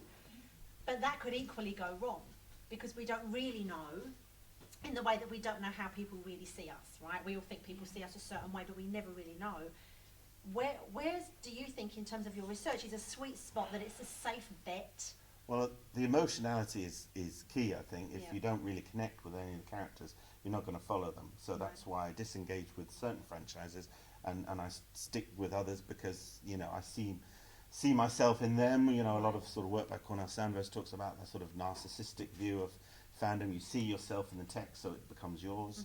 But also, I think in many ways that's why a series like Star Trek works, because if you I've rewatched episodes to try and recreate that feeling I once had. It's not possible, is It's it? not possible because it's because Why it's is it not located. possible? Well, I guess it had to be located in that particular historical context, or an episode of Deep Space Nine. Here's some turn off the cameras. Some personal reflection. So Kira and Odo are having a real intimate, close moment of friendship because Odo thinks she's going to die. Spoiler alert: it's a changeling that's looking like Kira, so trying to extract an emotional reaction out of him. And that resonated with me at the time because I had a particularly emotional sort of conversation with a friend earlier that day, and I just happened to watch that episode, and it's like, oh my God, this is like me 10 minutes ago, or whatever. You know, 10 years later, you know, it doesn't mean the same thing. I remember feeling that way, but it doesn't bring those emotions through. So I think it has to rely on the sort of context of that first watching. Yes, and we bring ourselves to the story too, all the time, don't Yeah. we? That's what I love about storytelling, is that we can never live, say if we live even to 95, right? We can never have all the experiences that we would want to have. So I think we're always measuring ourselves through story. You know, would I have done that? Oh my God, I would have done that, and look what happened. There's something that's like endless and timeless about brilliant stories where we see ourselves. And a little bit like music, right? We could hear a song from way back when we were kids and we know all the words of the song. There's something about it that takes us back to a moment and makes us tap into memories and emotions that I think is brilliant. But then when we have the opportunity to create a collective around that, and to create fandom around that, it could become this bit of a monster. Yeah, and but also create sort of, I guess, false nostalgia. I never grew up listening to Duran Duran or Spandau Ballet. Or well, for me it was Boxcar Willie and Five Star. No, was it? Because, well, that's right. There you go. Boxcar Willie, because my dad would have that on in the background, so that's all I would hear. And Five Star, I don't know why. You know the words, don't you? Probably. And the moves. But only now I'm listening to all those 80s tunes, and because that apparently epitomises the period where I grew up, but I never listened to them in the first place. So it does create a sort of nostalgic response, but one based on a false set of memories, I think. Yes, right. Can I ask you a question? Because the point you were raising about storytelling and about Australia, it occurred to me, just listening to you talk about the space that's being filled by fans, about Dickens. That when Dickens, each chapter, it would take a month to arrive. So that means that after, you know, whatever the chapter was, there'd be a month for Australians to wonder what was going to happen next. And I just wondered if you've ever looked at the question of how they reacted during that month, whether there's any record of them doing the same kind of thing before transmedia. I don't know the answer to that, whether there's records. But I do have some thoughts on it. What happened with Dickens? I mean, in America, when they were waiting for the next instalment of Dombey and Son, the fans were actually at the dock. Yeah, They became so feverish that some of them fell in and drowned. Oh, no, really?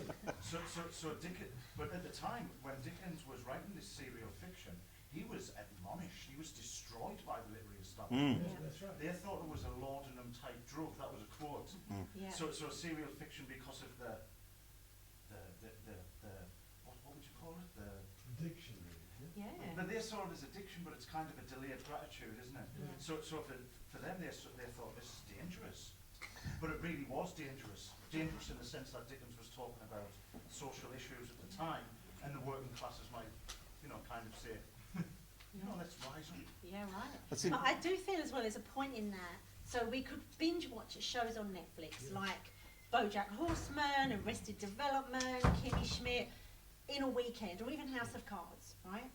And they're created in a way that, you're a real saddo, not you are, but I am, because you do like 45 minutes and you go, oh, I could fit another one in, right? And then you're in bed, or like that with your iPad. Oh, God. Because they're right. So it's designed that you binge it in a weekend, And then I think the way that they drop those titles on the Monday, everyone rushes, whether they're rushing into work or they're rushing to the keyboard. But shows like Game of Thrones and Breaking Bad, when they were first released, they made you wait for the week.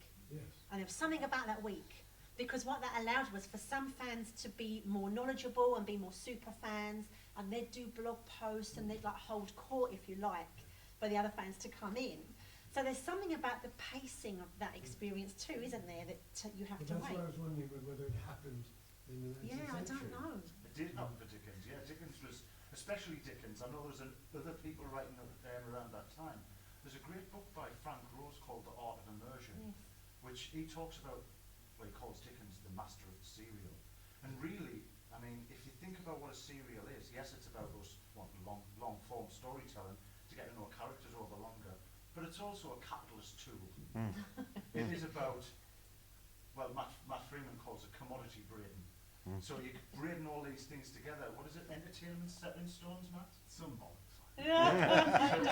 So what it is the cliffhanger was invented for this exact reason. Right. And it was literally someone hanging off, I think it was Flash Gordon, hanging off the edge of a cliff. Saturday cinema. Yeah. When you were a child. Yeah, And you never exactly. know the next week whether you're going to have a Batman that was no good or Superman that was absolutely fantastic. But that goes back to the manipulatory area of storytelling, right? And it can be used for good, like everything, and can be used for I bad. think it's both.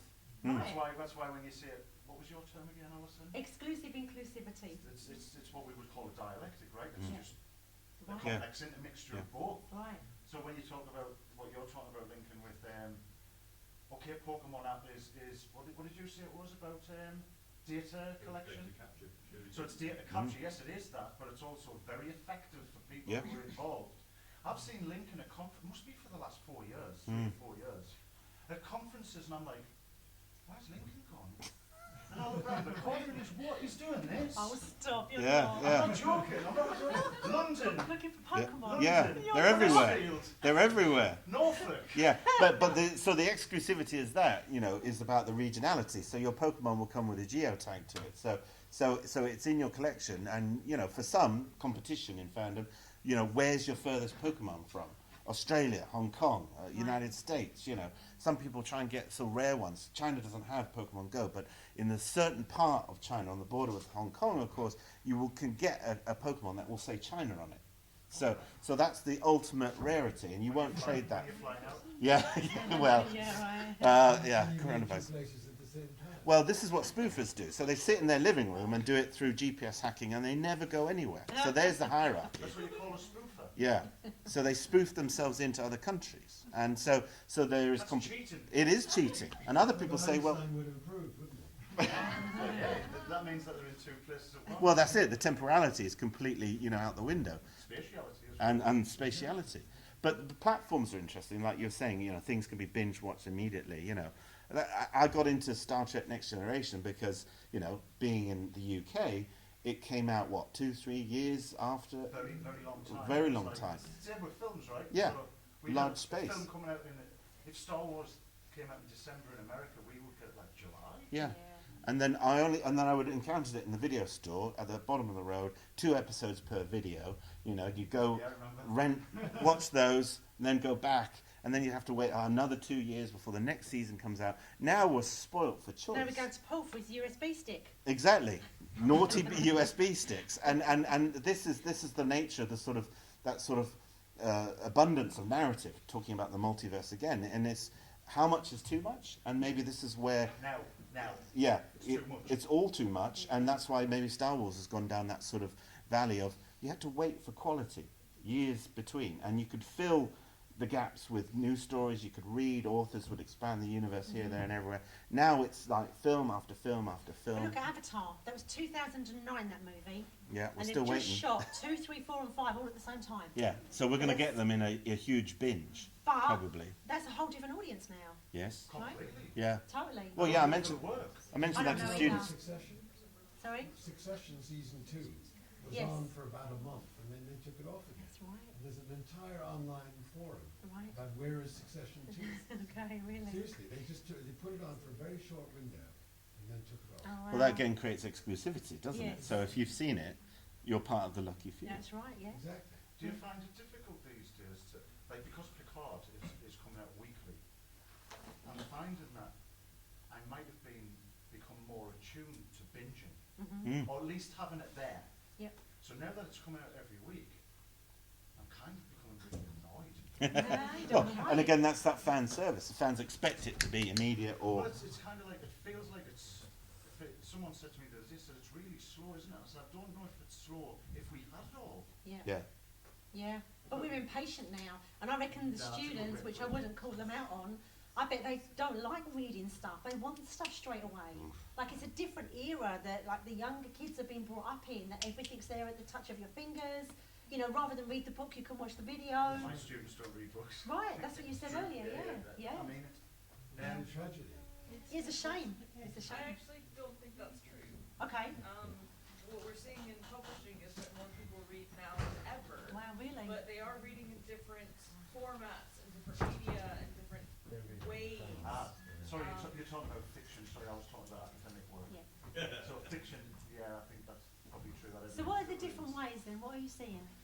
Well, I mean, we've all been reading, right? We read social media, we read BuzzFeed articles, we read Twitter, we read, you know, and I would say that they are reading academic texts, but part of the problem is that they haven't been taught how to read academic texts, so they read it like fiction and then get frustrated because they don't understand it, which fair enough. So, you know, there's lots out there, and they are reading things. I mean, if you just look at fan conversation on Tumblr or Twitter, they're talking about some of the same theories that we are.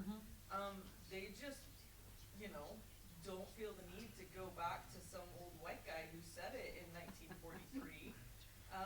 You know, which fair enough, they're not academics, so they don't have to. Yeah.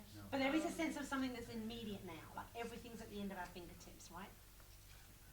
We don't want to wait, like what you're saying. There's a danger of being too generalistic about that generation. And I don't mean just that generation, I mean generally. Yeah, like now. Even for me, like you said, you don't like to wait anymore, and I kind of feel like that too. I didn't realise that I cared, but it was just like, I don't like this weekly wait. It reminds me of, I don't know, when you mentioned Neighbours before, every day, right? Every day you're Yeah, but the soaps have to be on every day. Yeah. No one would wait a week for that, would they? They would. Well, Yeah? they had the omnibus, which was on Sunday, where all the episode was shown as one long movie. Oh, God. Different My way, mum watches all of them. different way of consuming a soap. you still see online texts that are come out sequentially. If you look at web series, which are becoming very popular, they're not all released at once. They're released as though they're blogs or vlogs, and audiences are waiting for those. And part of that waiting is that part of the joy in that is anticipation. Yeah. So you know.